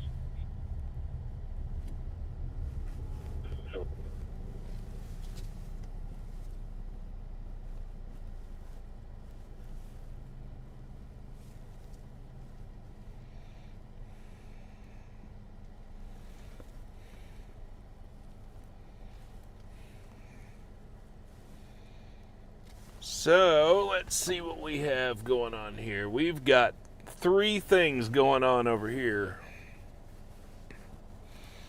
First of all, this fire station was built in the 1960s. This little neighborhood that I just said this used to be the main road, this is Walton Heights. That's the name of this little neighborhood. It's on the ridge line, on one of the ridges, and it overlooks the Arkansas River. It's really nice up there. I've had several friends over the years that have lived up there in Walton Heights, and they've got really nice homes up there.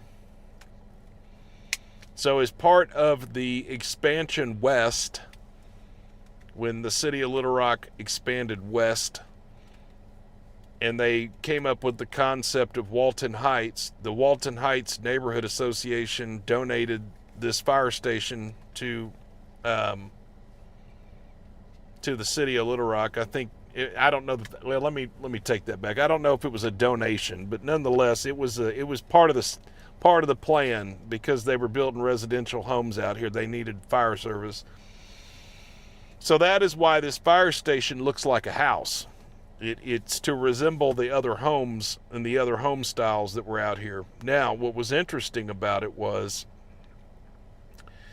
this particular fire station's bay doors were too small, and so they had to have a custom ordered fire engine that could fit in this particular fire station.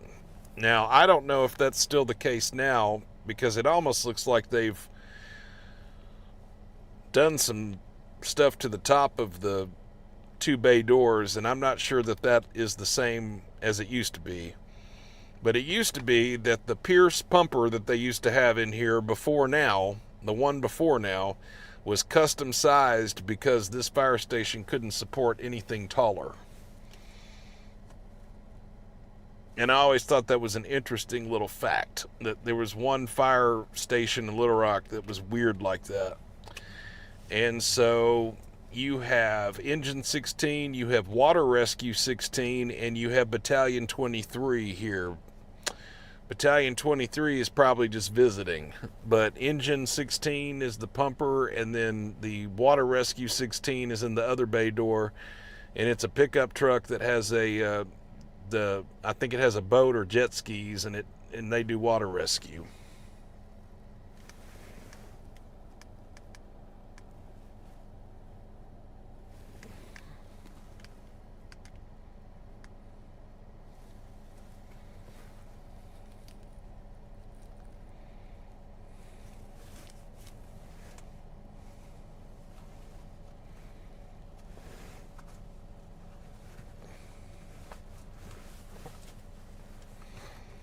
So, I'm going to sit here for a minute.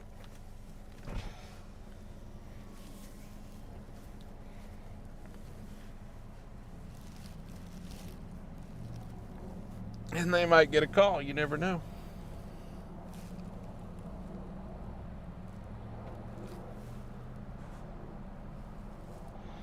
I'm with you on that. I would love to drive a fire truck.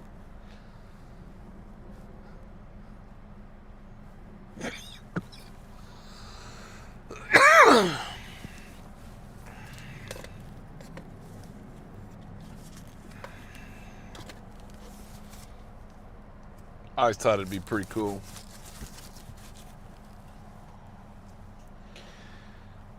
There's a lady firefighter here. A lady firefighter and a male firefighter walking out right now.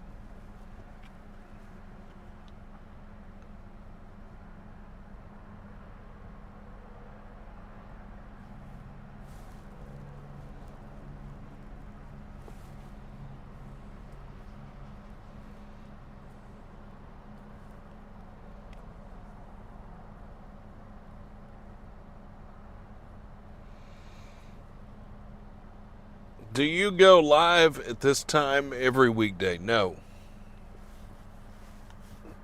I do not.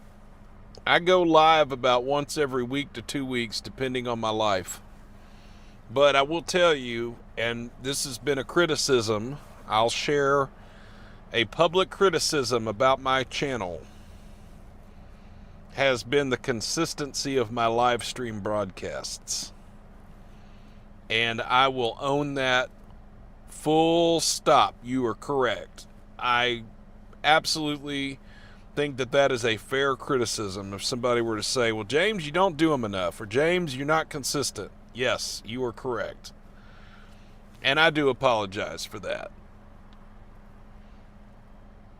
I want to make it clear that it will be my goal to try to be more consistent with things going forward.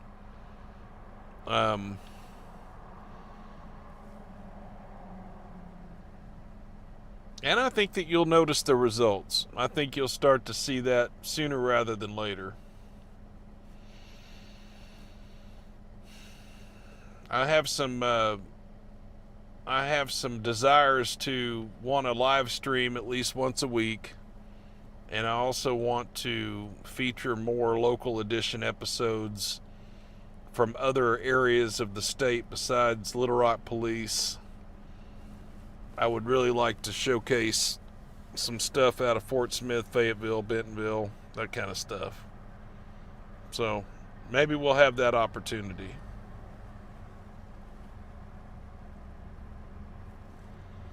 Before long.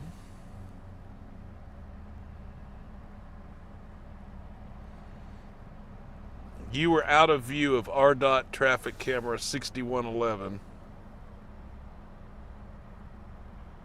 694. Adam 69. Smith is 97. I'm in 28 to 1041. 104630.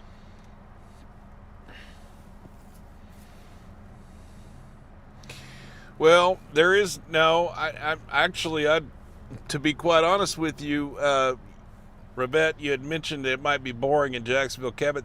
I don't believe that. I mean, I know you're just saying that, but I'm saying I don't believe that it's boring because they have their own stuff. I've actually, in the very beginning of this channel, well, I won't say the very beginning, but let me just say when I really started getting a couple of some local stuff.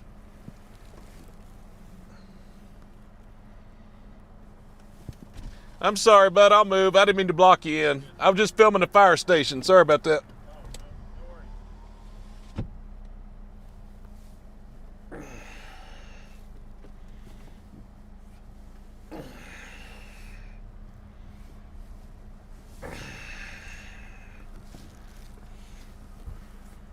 Nice doctor guy. I was sitting there trying to show you all this fire station, and the doctor here at this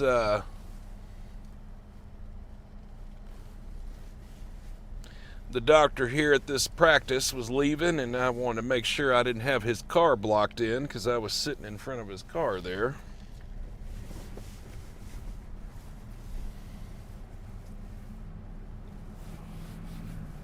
Well, that's all right. I guess they didn't get a call. That's fine. We'll move on down the road. So anyway, we're going to be more consistent with some live streams. We're going to bring you some content from different areas. Now, what I was trying to say before he came out was that I actually had some Jacksonville stuff on my page. But the problem is, and this is a problem, okay? Sometimes some agencies are just not cooperative, okay? And as long as I've been doing this, I've learned who is and who isn't. Let me tell you something. I value my relationship with the Arkansas State Police because it is definitely a relationship built with respect.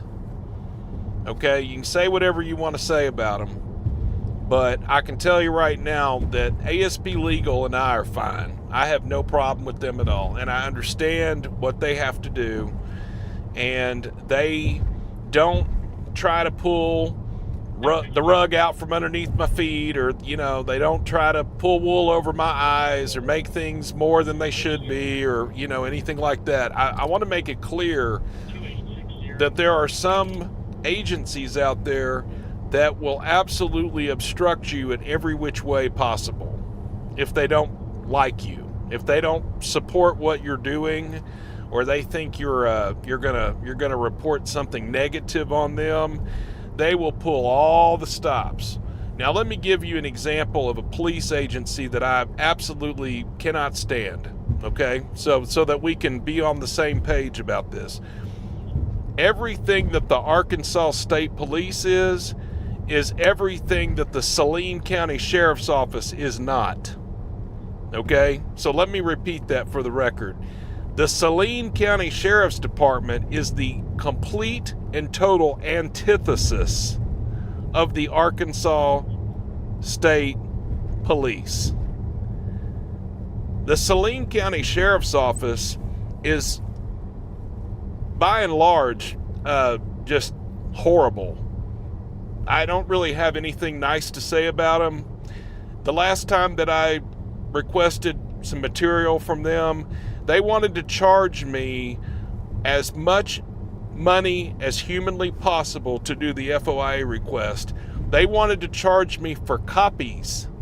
They wanted to charge me, and they told me that they did not have a way to digitally submit records, which is horseshit.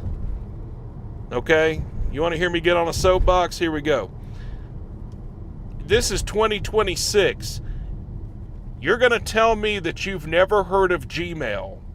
You've literally never heard of Gmail. You don't know how to take a picture of a document with your phone, or you don't know how to scan them into the scanners that you have in intake at your jail. So you can't even tell me you don't know what a scanner is, because you scan documents all day long at the jail. So you don't know how to scan a document, or you don't know how to take a picture of it with your cell phone and submit it to me electronically, like the law requires or allows for. Let me not say requires, they allow you to do that. The sheriff of that county wants to charge you an unreasonable amount of money per copy, per document.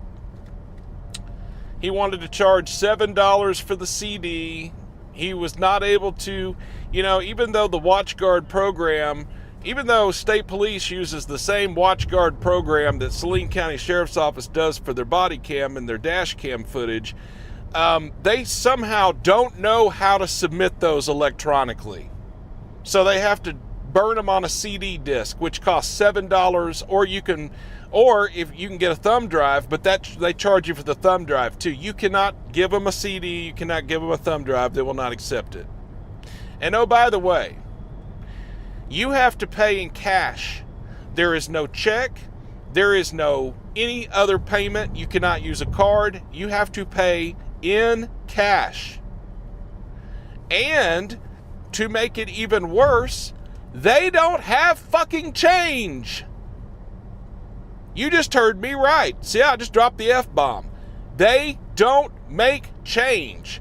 So if it's $137.64, then by God, you better go to the bank and you better get $164 and whatever I just said in change. I mean, like, you have to give the exact change. They do not make change. The ladies at the Saline County Sheriff's Office window are rude. They are entitled, and they do not give two F's about you, do not care what you're doing, and really don't want to talk to you at all. Ask me how I know. On the other hand, when I talk to ASP Legal, Arkansas State Police Legal, I get a response quick. It is always professional, and it's always been upbeat, courteous, and appreciated. And they know what we're doing on this channel. That I didn't say they support it, because I'm not going to put words in anybody's mouth. I'm not saying they support our channel, because I'm not going to make that statement. But I will tell you that the ladies and gentlemen that work at ASP Legal, they know what I am doing. And I have a wonderful working relationship with them. I absolutely cannot speak low enough about the Saline County Sheriff's Office, and would advise anybody that has any issues with them to make it vocal and speak out, because that is a dirty operation down there. Dirty dogs is what they are. And they don't care. It's entitlement. They think they're okay acting that way. So there you have it. You can either have a good relationship with a police agency who actually does their jobs and cares and doesn't really, get into knee deep into the politics of things. And then you can also have the worst case scenario, which is the Saline County Sheriff's Office. I wouldn't trust the Saline County Sheriff's Office if my life was on the line. I can just put it to you like that. And they're only one county away from Little Rock. And I'm sure some of y'all might go and tell your Saline County Sheriff's deputy friends what I said, but I stand by all of it. I used to work there. I know. It's awful. It's like the worst place I've ever worked. It definitely gets a 1 star on the Yelp review.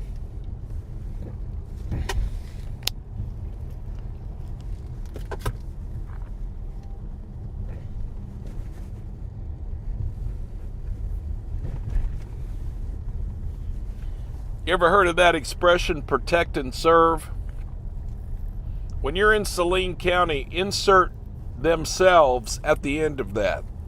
Protect and serve themselves. Protect and serve themselves.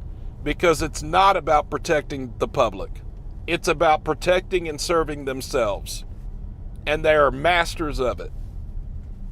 I wouldn't want to live in Saline County ever again, and I sure as hell wouldn't want to work there. And I feel sorry for anybody that does. They need to go in there and clean house. All right, I'm done. There's 74 other counties in Arkansas that I can pick on. I don't just have to keep harping on Saline County. But you know, there is a lesson to be learned there, because the truth is not all people that request body camera footage are out here to screw over the cops. You know what I'm saying? Some of them are just trying to show you a thing or two. I'm not out here trying to do gotcha stuff. I haven't been that way. I'm actually out here just trying to show you. Now, if they do bad stuff and I happen upon it, then hey, great. Yeah, I'll show it. But as you well know, I pick a lot of different interactions to show you. And state police are professionals. What can I say? They make it easy.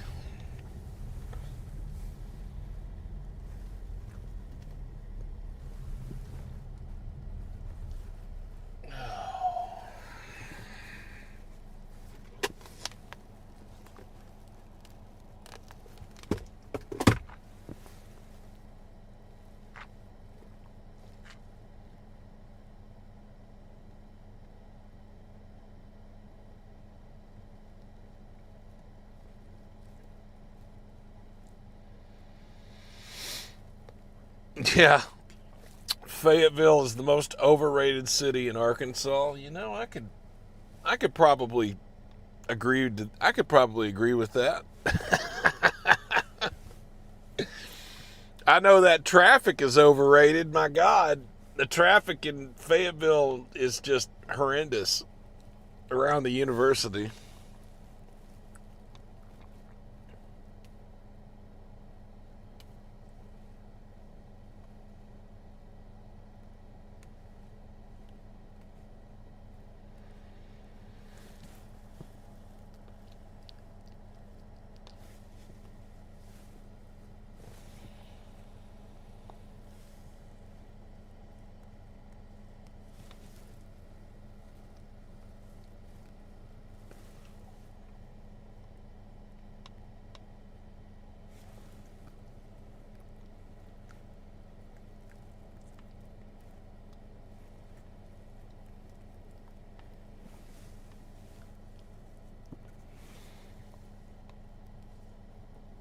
So if you notice the view from right where we're sitting at, you notice the radio towers are kind of blinking on your screen there. And that is Chenal Mountain. That's west of West Little Rock. One of the last live streams that I did in Little Rock, I took you to the top of Chenal Mountain and tried to show you a view, but it was dark up there. You really couldn't see much. Those radio towers are for the CBS, ABC, and NBC affiliate here in the Little Rock TV market.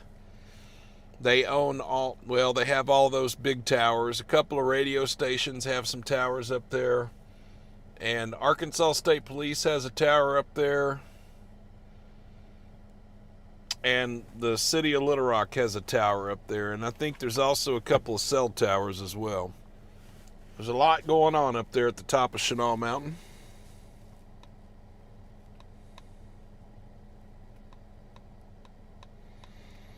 Morticia Moo says Searcy PD had a motorcycle chase last night. Can you obtain the video? Well, I've never tried with Searcy, but I guess I can try. We'll see. You're sure it was yesterday? Can you narrow down morning, afternoon, evening? Do you know any more details?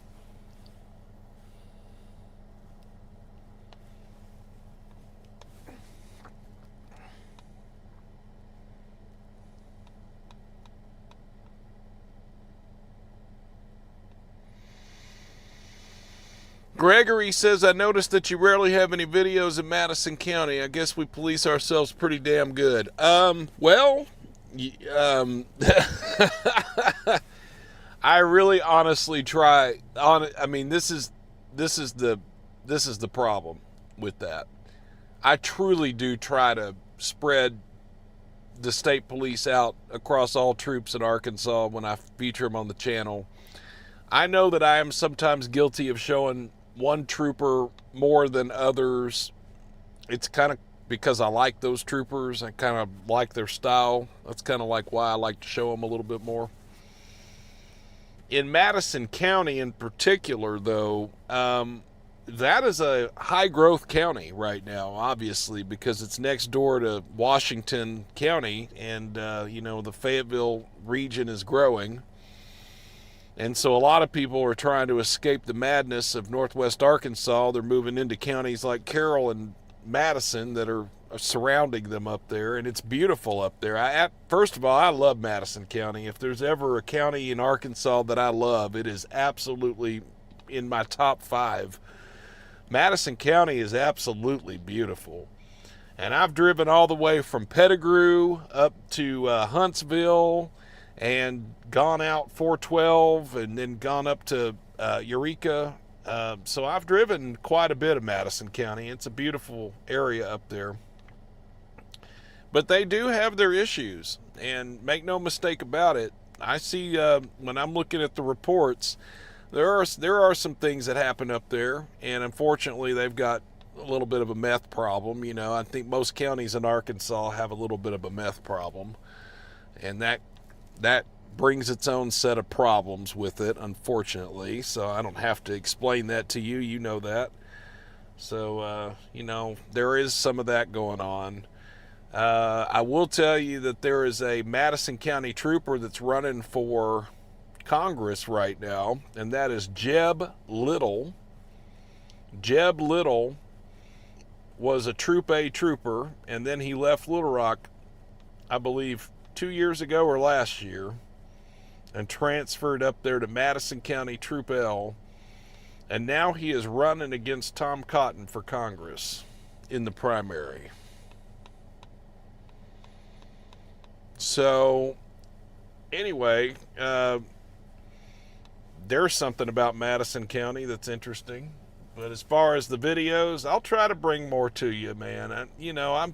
I don't want to negate to show all areas of the state. I really do try my best to be random and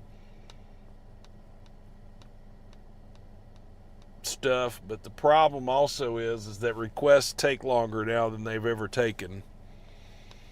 So sometimes when, especially for Arkansas State Police, if you're telling me to get something, if you want, like if you were to tell me right now, hey, can you look into a certain Madison County call? I mean, the answer would be yes, but I probably couldn't get my hands on it for at least a month. That's the problem, because there's just so much going on with state police right now.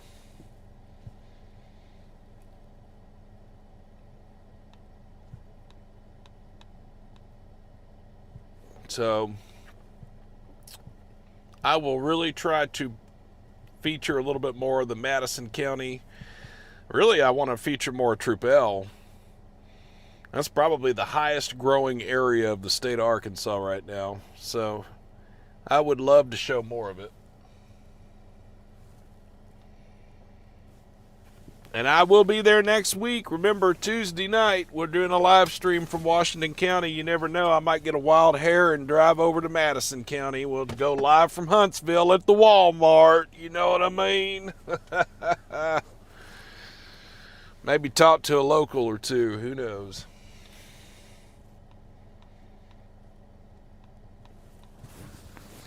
Guys, I got to step out of my vehicle for a minute and look important. I'll be right back. Don't go anywhere. Turn the scanner back up. I had it turned down to talk.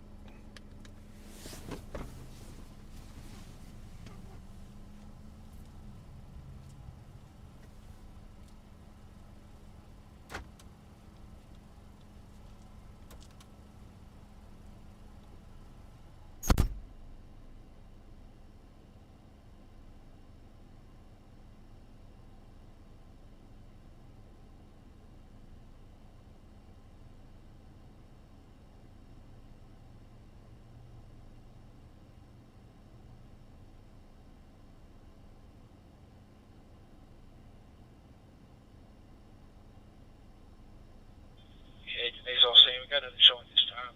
Y'all investigating truck 1 station. You're off.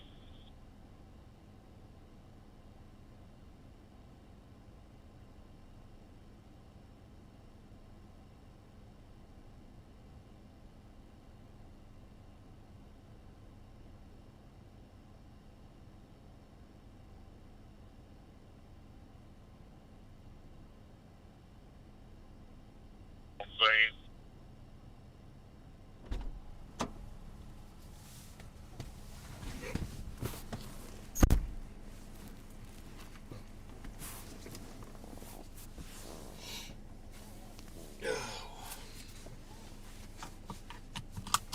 Kind of windy out there.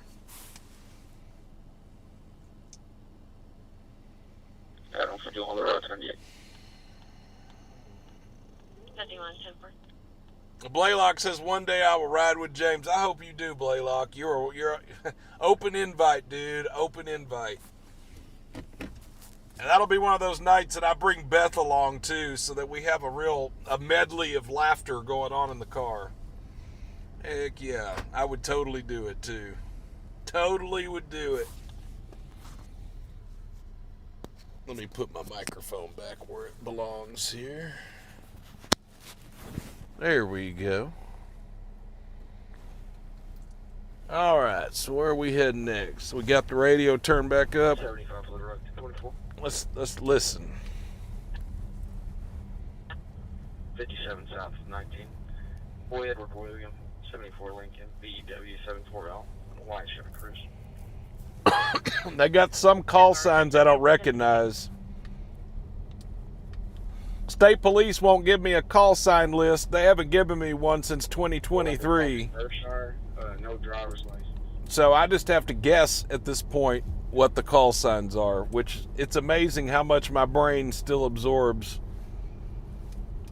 It's like a Rolodex of call signs in my head. But yeah, I don't get a call sign list anymore, so I don't really know who's what anymore.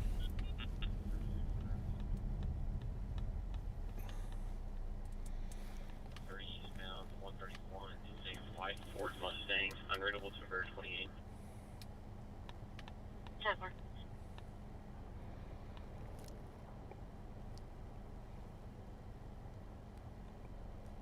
Hello, Kib Sellis. Welcome.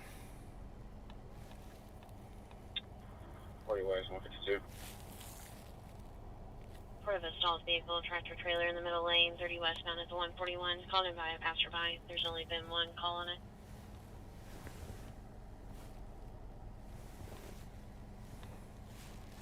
Okay, what time? 10-4.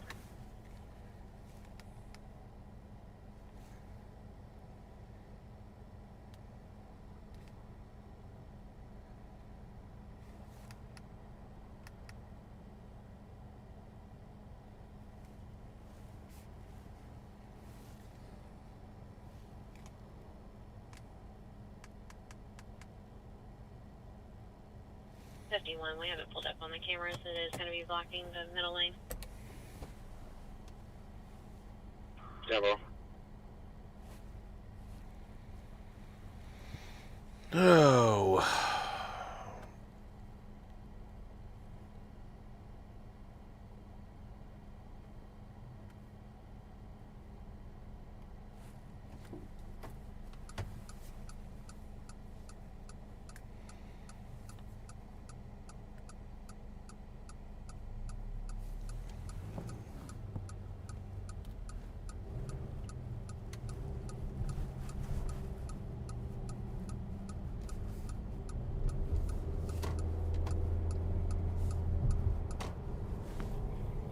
Go ahead and try for a reset.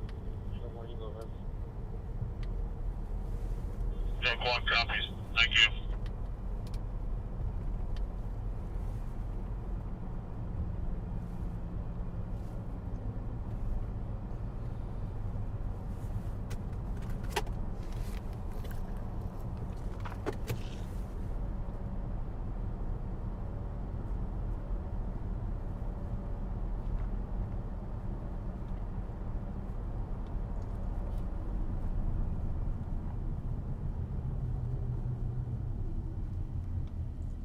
Reset's good.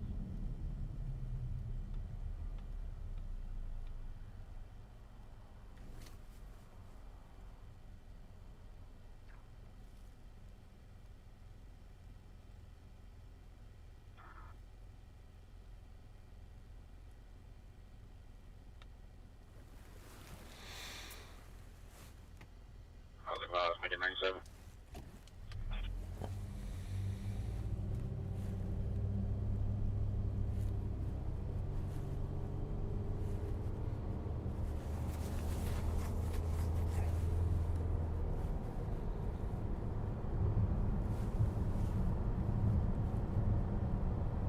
Well, we are still out here in West Little Rock on Cantrell Road, which is Highway 10. We're going to head back. I guess I'll do Henson and Rodney Parham. Just kind of come back into town. They're not putting out any high priority calls right now, so there's nothing for me to take you to. I've been monitoring since I got back in the vehicle. And, well,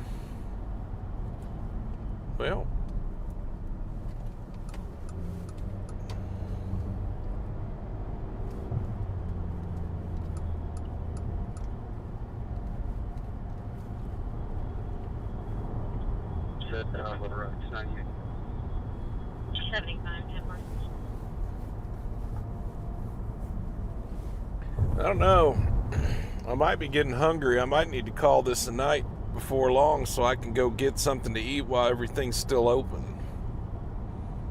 You know, now that I don't live in Little Rock anymore, the things I used to take for granted now, I don't get to have as much.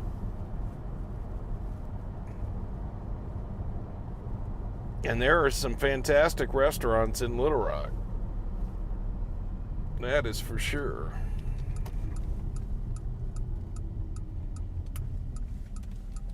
So if we don't get a hot call in the next, I don't know, 15 to 30 minutes, I'll stay live a little bit longer anyway.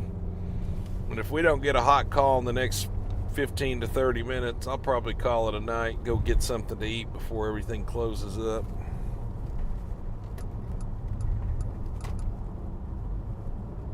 You know, Blaylock, you could.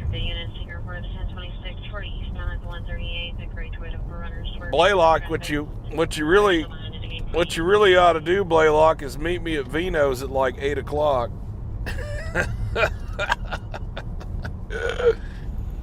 Or Pizza D. Either meet me at Vino's or Pizza D's at about 8 o'clock. Any of you other Little Rockians in the area, if you want to meet the content creator to this channel, just come meet me at Pizza D's at like 8 o'clock. I'd be totally down with that. Just don't do any spooky stuff, like weird stuff, you know what I mean? I don't think any of y'all are weird, but this is the internet, let's be real. So, oh, well, keep in mind, we're talking Central Time, not Eastern Time.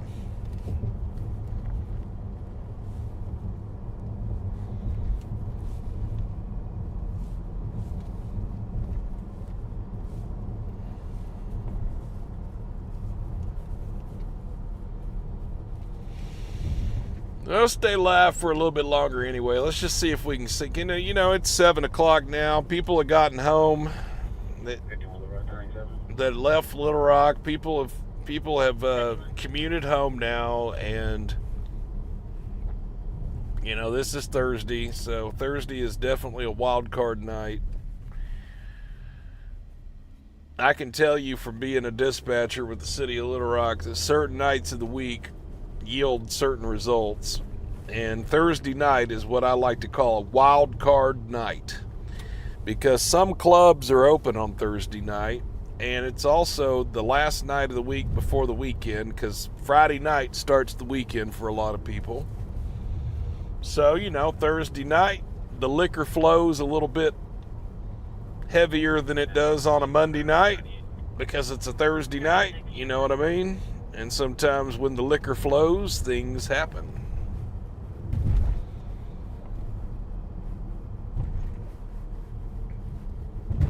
Thursday night of the week's pretty high for domestics, because people are tired of dealing with things on a Thursday because they've been dealing with it all week.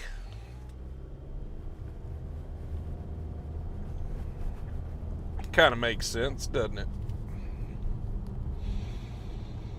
So, anyway, you never know what you might get on a Thursday. It's not quite a Friday or Saturday, but it's definitely a Thursday. It's a wild card. It could be anything.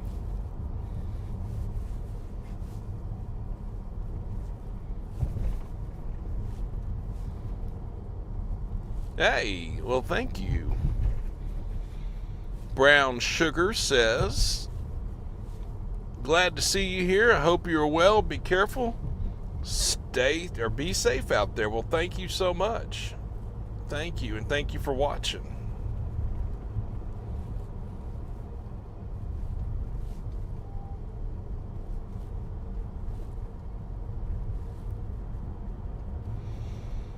So I had a buddy that lived at the end of this street that we're about to pass right here on the right. He lived at the top of the hill there. His parents actually still live there. As we're continuing through Henson Road, we're passing Windsor and Hillsboro right now, if you know where that's at. Marlowe Manor is coming up here in just a minute, if you know where that's at. We're going to keep on going past all that. Get out on Rodney Parham.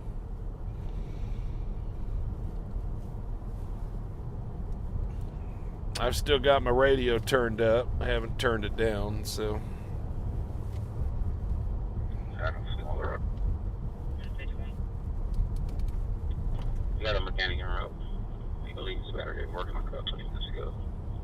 So I'm keep that so that route didn't get here, can't fix it or something.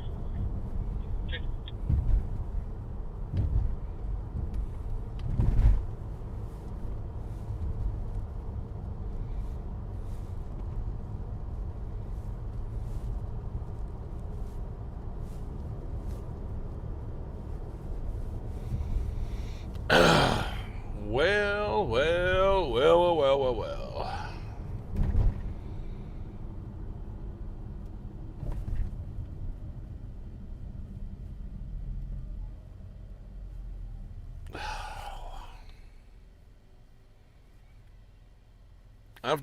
I've definitely driven all over Little Rock. I had 3/4 of a tank of gas this morning, and I'm down to less than a quarter of a tank right now. I've been all over everywhere today. My morning started by renting a U-Haul. And you might say, why in the heck would you have rented a U-Haul?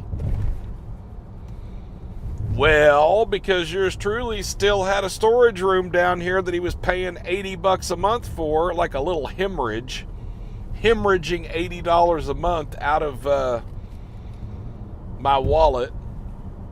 And so, you know, like I said, I moved about 2.5 years ago to Northeast Arkansas, and I've maintained a storage room down here in Sherwood, you know, because I mean, that's why. And so anyway, hemorrhaging $80 a month is really kind of starting to crimp my style a little bit. I'm sure you can understand why. And so, yeah, this morning, well, yesterday night I came to Little Rock. I'm spending the night. I'm spending 2 nights in Little Rock, right? And so today, this morning, I got motivated, got up early. I had to place my reservation the night before. I went to U-Haul, picked up a little U-Haul truck, went to the storage room, and got everything loaded by myself. I didn't even have any help with me. I just did it all by myself. I got everything loaded up that I needed to get loaded up out of there that was bulky, heavy, an old desk, a dryer, and a couple of other big items that I couldn't haul in a car. And yeah, that was my morning project. And mission accomplished. Mission accomplished. We got all that done. So I was really happy about that.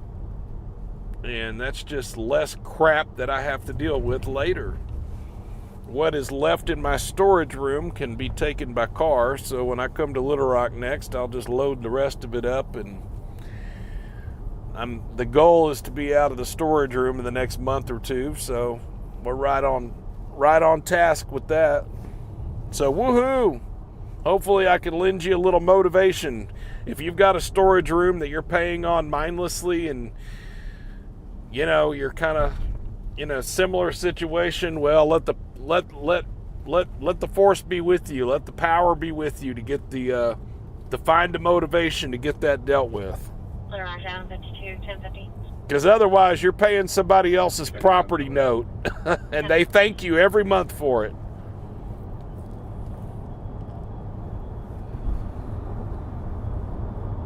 They appreciate your laziness. Trust me.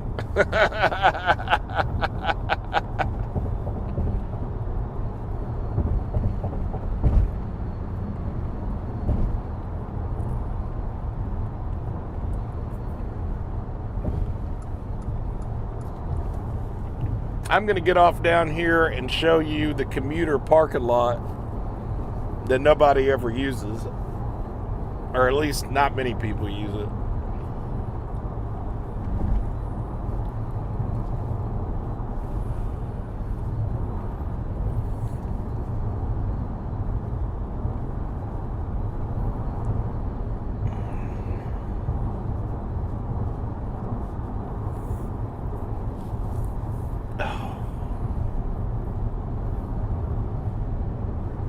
All right, so we are gonna be right here. I'm at the Big Rock interchange with interstates 430 and 630 in West Little Rock. The Big Rock interchange is what they call this. It's because when they were redoing it out here, they found a big rock in the hillside, so they called it the Big Rock interchange. It's stuck. Totally a Little Rock kind of thing, and it totally stuck with the locals. I mean, it was just natural, like, to call it the Big Rock interchange. That made perfect sense. So it stuck. So we're at the Big Rock interchange, and I'm going to pull into the commuter parking lot that not very many people use. A long, long time ago, there used to be this big push for carpooling, and then there still is. I don't want to act like there's not, because that would be unfair to say that. The state of Arkansas still does carpool vans. So the state employees, they buy vans and ride to and from work to try to save mileage. And they've been doing that since the 80s. And they're still doing it now. It's actually a pretty cool program.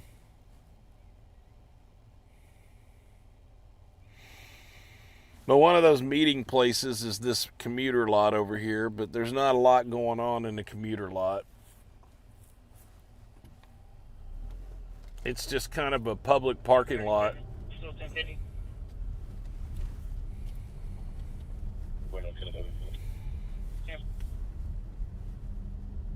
There's an alleged historical marker here. Hell, I didn't even know that. So let's see if we can find it. There's something I don't know about Little Rock. Is the historical marker at the commuter parking lot. So let's see if we can find it. And I know a lot about Arkansas, and I didn't know there was a historical marker here. So maybe we can find it.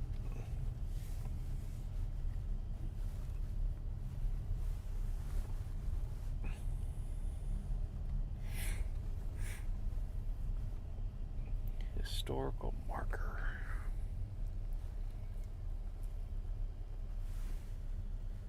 I guess that would be it, maybe. I might actually have to get out on foot to go read that. We'll see about that. Look at this right here.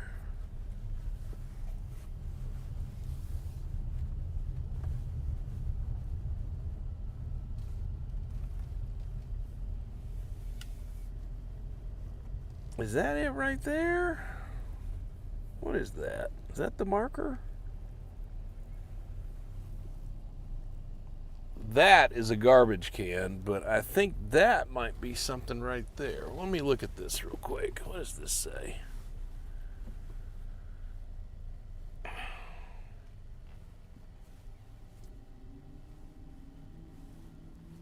Purple Heart Trail, honoring combat wounded Arkansas Military Order of the Purple Heart, dedicated August the 7th, 2004. I guess that's the historical marker.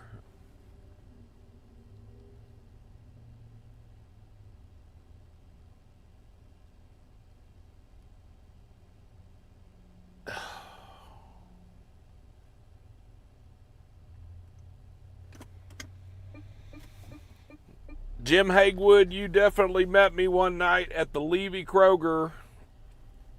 I haven't forgot that. Yeah, 36 letter Act 24. M36. You sure did meet me. March and 65th Street on a Buick Enclave. Adam Young Charles, 67 Edward. AYC 67. It's going to be a Buick sedan. So, Trooper Ethan Highland, Adam 36, is making a traffic stop at 65th and Arch Street. Arch Street is Arkansas 367. You're going to be at 6203 Shirley Drive, 6203 Shirley Drive for lift assistance. Cross streets of South Cleveland Street and Arthur Drive. Rescue channel assignment.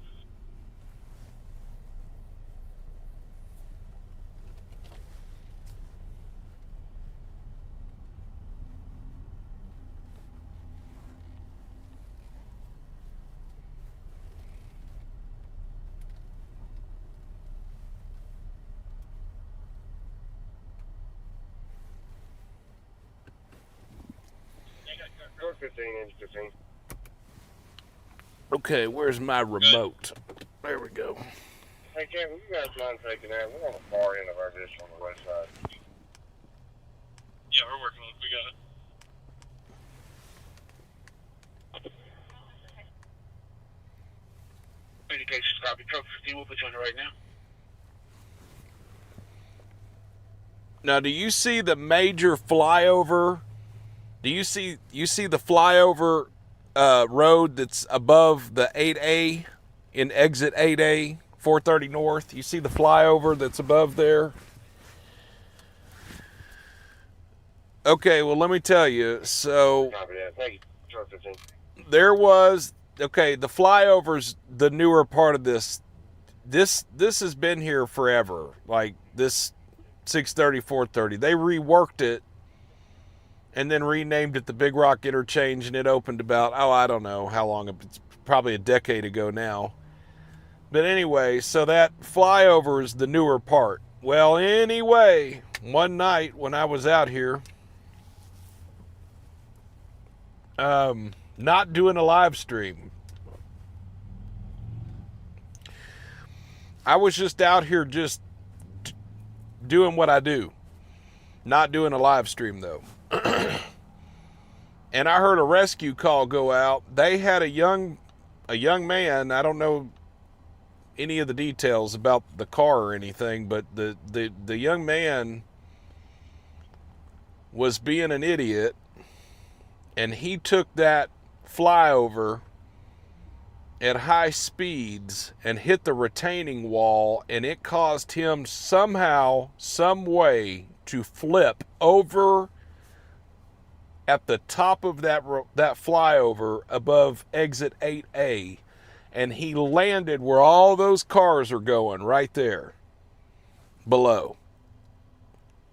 So again, I'm not trying to be, like gruesome about it, but dude hit that so fast, and he hit that wall, and somehow, I don't know what vehicle he was in. He might have been in a pickup truck, or a Jeep or something that's more prone to roll. I don't know if it was a sedan or what the vehicle. That's why I was saying at the beginning, I don't know what vehicle he was in, but he was in a vehicle that, when it hit that wall so hard, it caused him to start rolling or something, and he flipped over that wall, and that car landed down on the bottom, and unfortunately he's no longer with us. That's the moral of the story there. And I just always never forgot that, to think somebody actually went out that way. My God, that had to suck. I hate to say that, but that had to suck. Well, hello, Green Tea, our friend from North Little Rock. How are you tonight? Glad to see you. Appreciate your nice note to me earlier in the week. You were asking about me in the chat, or the one of the videos. Thank you so much. I told everybody earlier in the very beginning of the broadcast, I had to take a mental health week. I really did, and I don't mean to ever go radio silent like that, but you know, I'm a human being just like you are and just like everyone else that's watching tonight. We all have emotions, we all have stresses in our life. Nobody is immune to that, and you know, I needed to take a break, take a week off, and not be staring at computer screens and, you know, in numbers and everything else. I just had to let it go for a week. So I went on a trip, and my trip was to West Virginia because I have not knocked that state out. So West Virginia is my 48th state to visit. I only have Alaska and Hawaii to visit now. So it was a really good week for, you know, cheap vacation right now because it's winter time. So I went to Huntington, West Virginia, and I caught the Amtrak Cardinal service from Huntington, and I took it across West Virginia and ended up in Newark, New Jersey, where I hung with a friend of mine that used to live in Arkansas, moved to Newark. And I stayed there for 3 days, and then stayed in Charlottesville, Virginia for 2, and then came back to Huntington and then drove back to Arkansas. So that was how that went for the last, when you all were wondering where I was at. The last video that I had released that week was Trooper Ledden's DWI video. Remember that Trooper was it a DWI? Yeah, it was. Trooper Ledden up there in Lonoke County, he did a DWI video. I released that video from Huntington. And I needed a break. And I'm glad I took it, and I hope y'all understand. I'm much better now, refreshed, revigorated, and ready to get back at it. But I just needed a break, so I took it. But I want to make it clear, I'm not going anywhere. This channel is not in jeopardy. We're not going anywhere. We're not shutting down. And just because Beth and I are starting a second channel, that means that we're still doing everything we're doing here on Natural State Transparency. I just want to make that perfectly clear.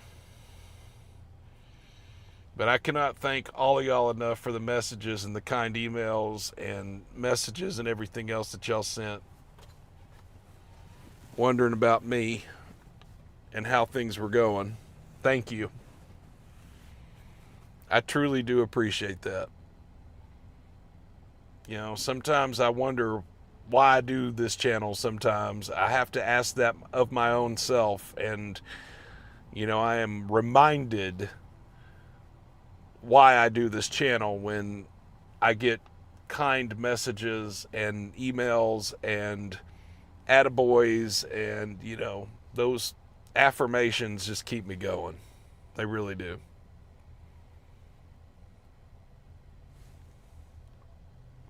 And the troopers and the officers that I have featured.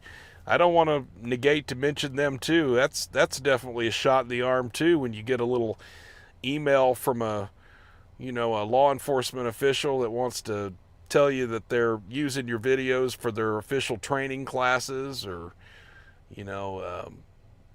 I've had some troopers and officers both give me nods and affirmations and say nice things, you know.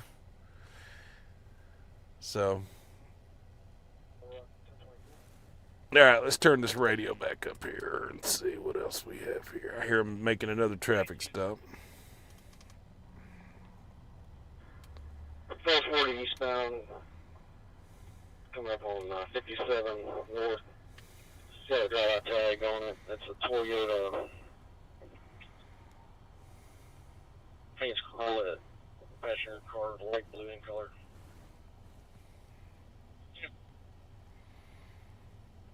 Well, I sure did enjoy going west. I don't think Little Rock are always clear. I really did enjoy going to West Virginia. 837 Little Rock, 1098. I will tell you, though, that I crossed it with Amtrak, and if you're going to do it, that's really a great way to do it.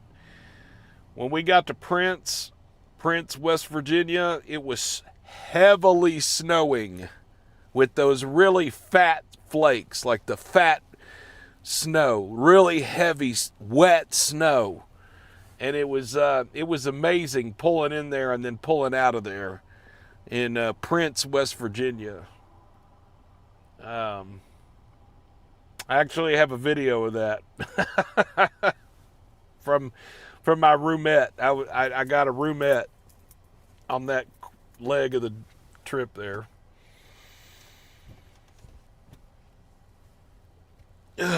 John says, James, if you go to Hawaii, I recommend the main island of Hawaii and the island of Oahu. That's awesome. I don't know that I'll ever get to Hawaii, but I certainly had a goal to get all the states in the lower 48 knocked out, and I have been able to accomplish that. And I am that was a big bucket list check off. I was excited to get that done. And most of that was done via Amtrak, which is even better. Then I took the train. Well. I don't know, guys. I've been sitting here talking. I've been sitting here monitoring, but there ain't nothing happening right at the moment. And it is now 7:22. I'm going to stay live till 7:30. If they don't come off with something, I'm going to go get something to eat. So I'm going to drive around for another minute. Let me make one more little loop around West Little Rock, and then we'll decide whether or not we're going to stay live any longer. Still got the radio going. Still got it turned up. We'll just see what happens. But in the meantime, I certainly want to take this time now to thank all of y'all for being here. Thank you so much. And if you hadn't already, let me adjust my camera a little bit. Sorry about that. I realized my camera was off there.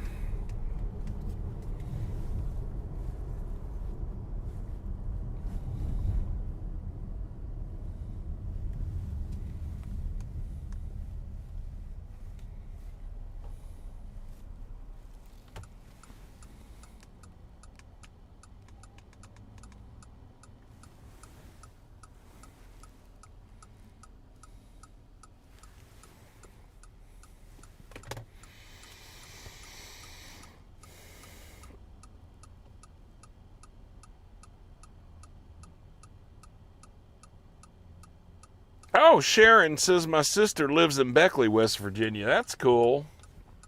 I don't know much about West Virginia. Again, I'm a little ignorant to that state. But I did cross it with the Cardinal service, and that was really a fun trip. And I would go back to West Virginia in a heartbeat. I did enjoy being there. And Virginia, for that matter. I enjoyed Charlottesville. I had never been to Charlottesville before. I had been to Virginia, but you don't really get to say you've been to Virginia if all you did was go to what is that? Right outside of D.C., Alexandria, Virginia. I'm saying it right. That was my Virginia experience prior to this trip. So, I mean, you know what I mean? Yeah, I went to Virginia. I went to Alexandria. I was just across the border from D.C., and that technically counted.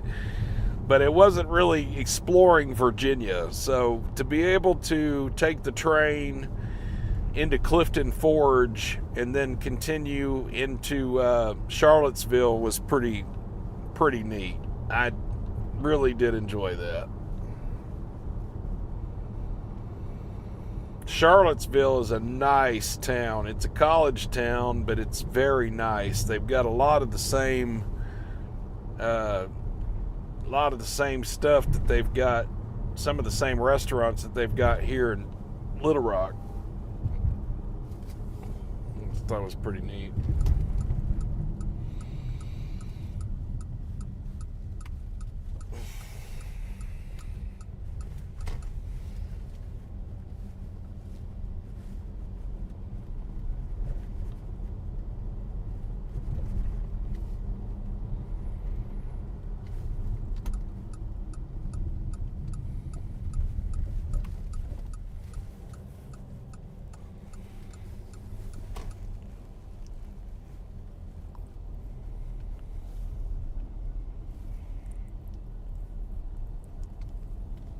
I tell you, and I know that I've said this in prior live streams, but I just, again, I'm a resident of Little Rock, born and raised here until just 2.5 years ago when I moved. And I can tell you there's some changes, and I've noticed in the last 2.5 years, the homelessness population in Little Rock has exploded. It's always been here. Man, there's some people out here right now. There's a bunch of youngins out here now. There didn't used to be as many. And I've been just seeing a lot of youngins out here that are hooked on that smack. They're just on it. They can't. They're tearing themselves down. 118, 10-4. It's really sad. I just passed one that was picking at her skin on the bus bench over there, and it's just all out in the open nowadays. It's not even pretend anymore. It's just all out in the open. Yeah, I feel real bad for people that suffer with addictions. I really do. And I know I've mentioned this before on my channel, but Natural State Transparency is called an Arkansas open book, and one of our things that we have an issue with is people that get hooked on that crap and they can't get off of it, and brings them down. And there's just a lot of it around here. You just look and you can see there's just some people that are not doing good.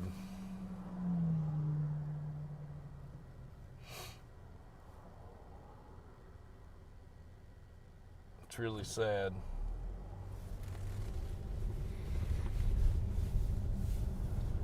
All right, well, enough of that. But that girl that I'm talking about that was picking at herself, she's coming up right now, right there at that bus stop. Look at her, picking her face, messing with her hair.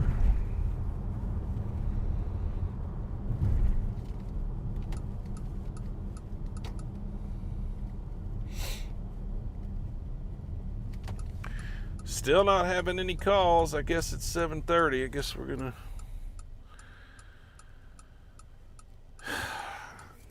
call it a night before midnight. I'll stay live long enough for me to start heading back to my hotel. I gotta run by my hotel first before I go get something to eat. So yeah, I'm staying in a West Little Rock hotel. I ain't gonna tell you which one, though. I don't want nobody stalking me.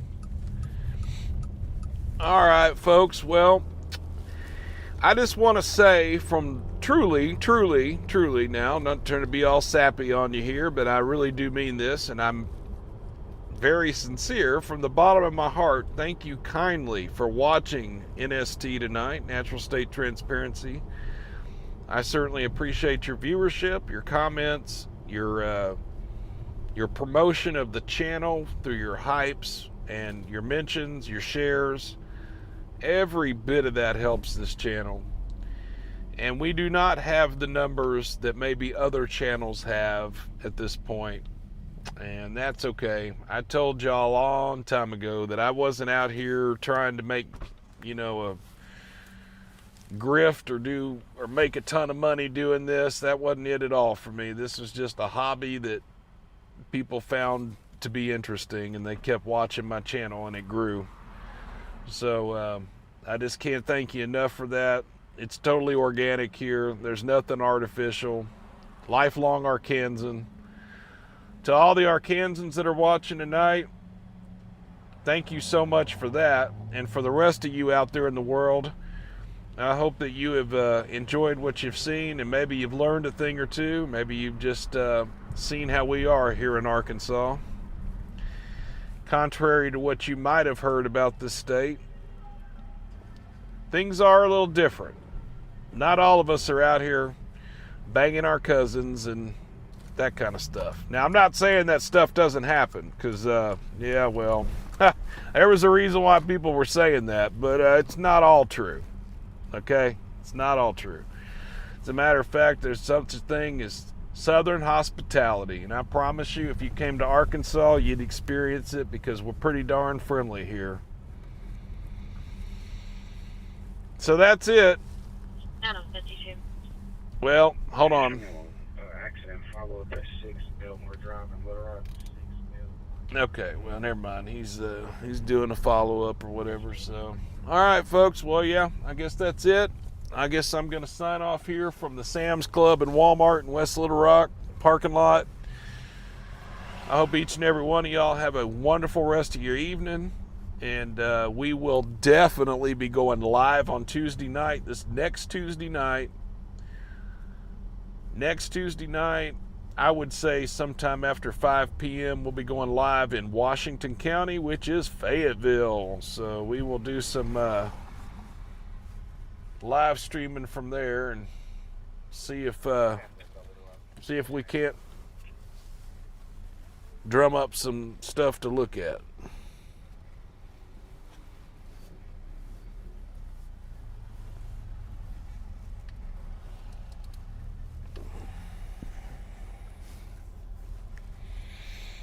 And you never know. You never know. You never know what.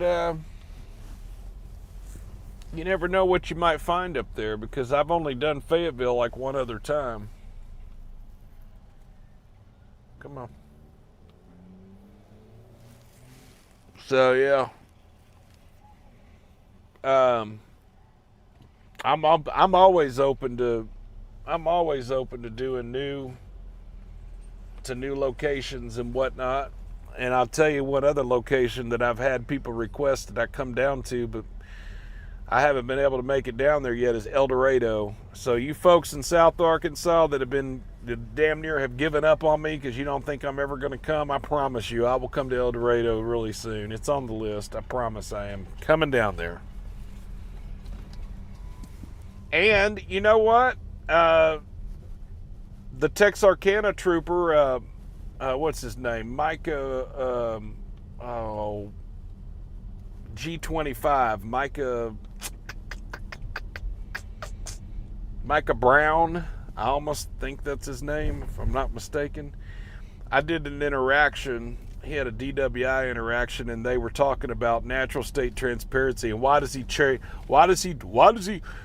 go with that music, Jackalope or whatever? And the trooper's like, I don't know. That's what we were all saying. Well, you know what? Maybe I need to bring myself down to Troop G down there in Texarkana and have that conversation with some of the troopers down there. What do you think?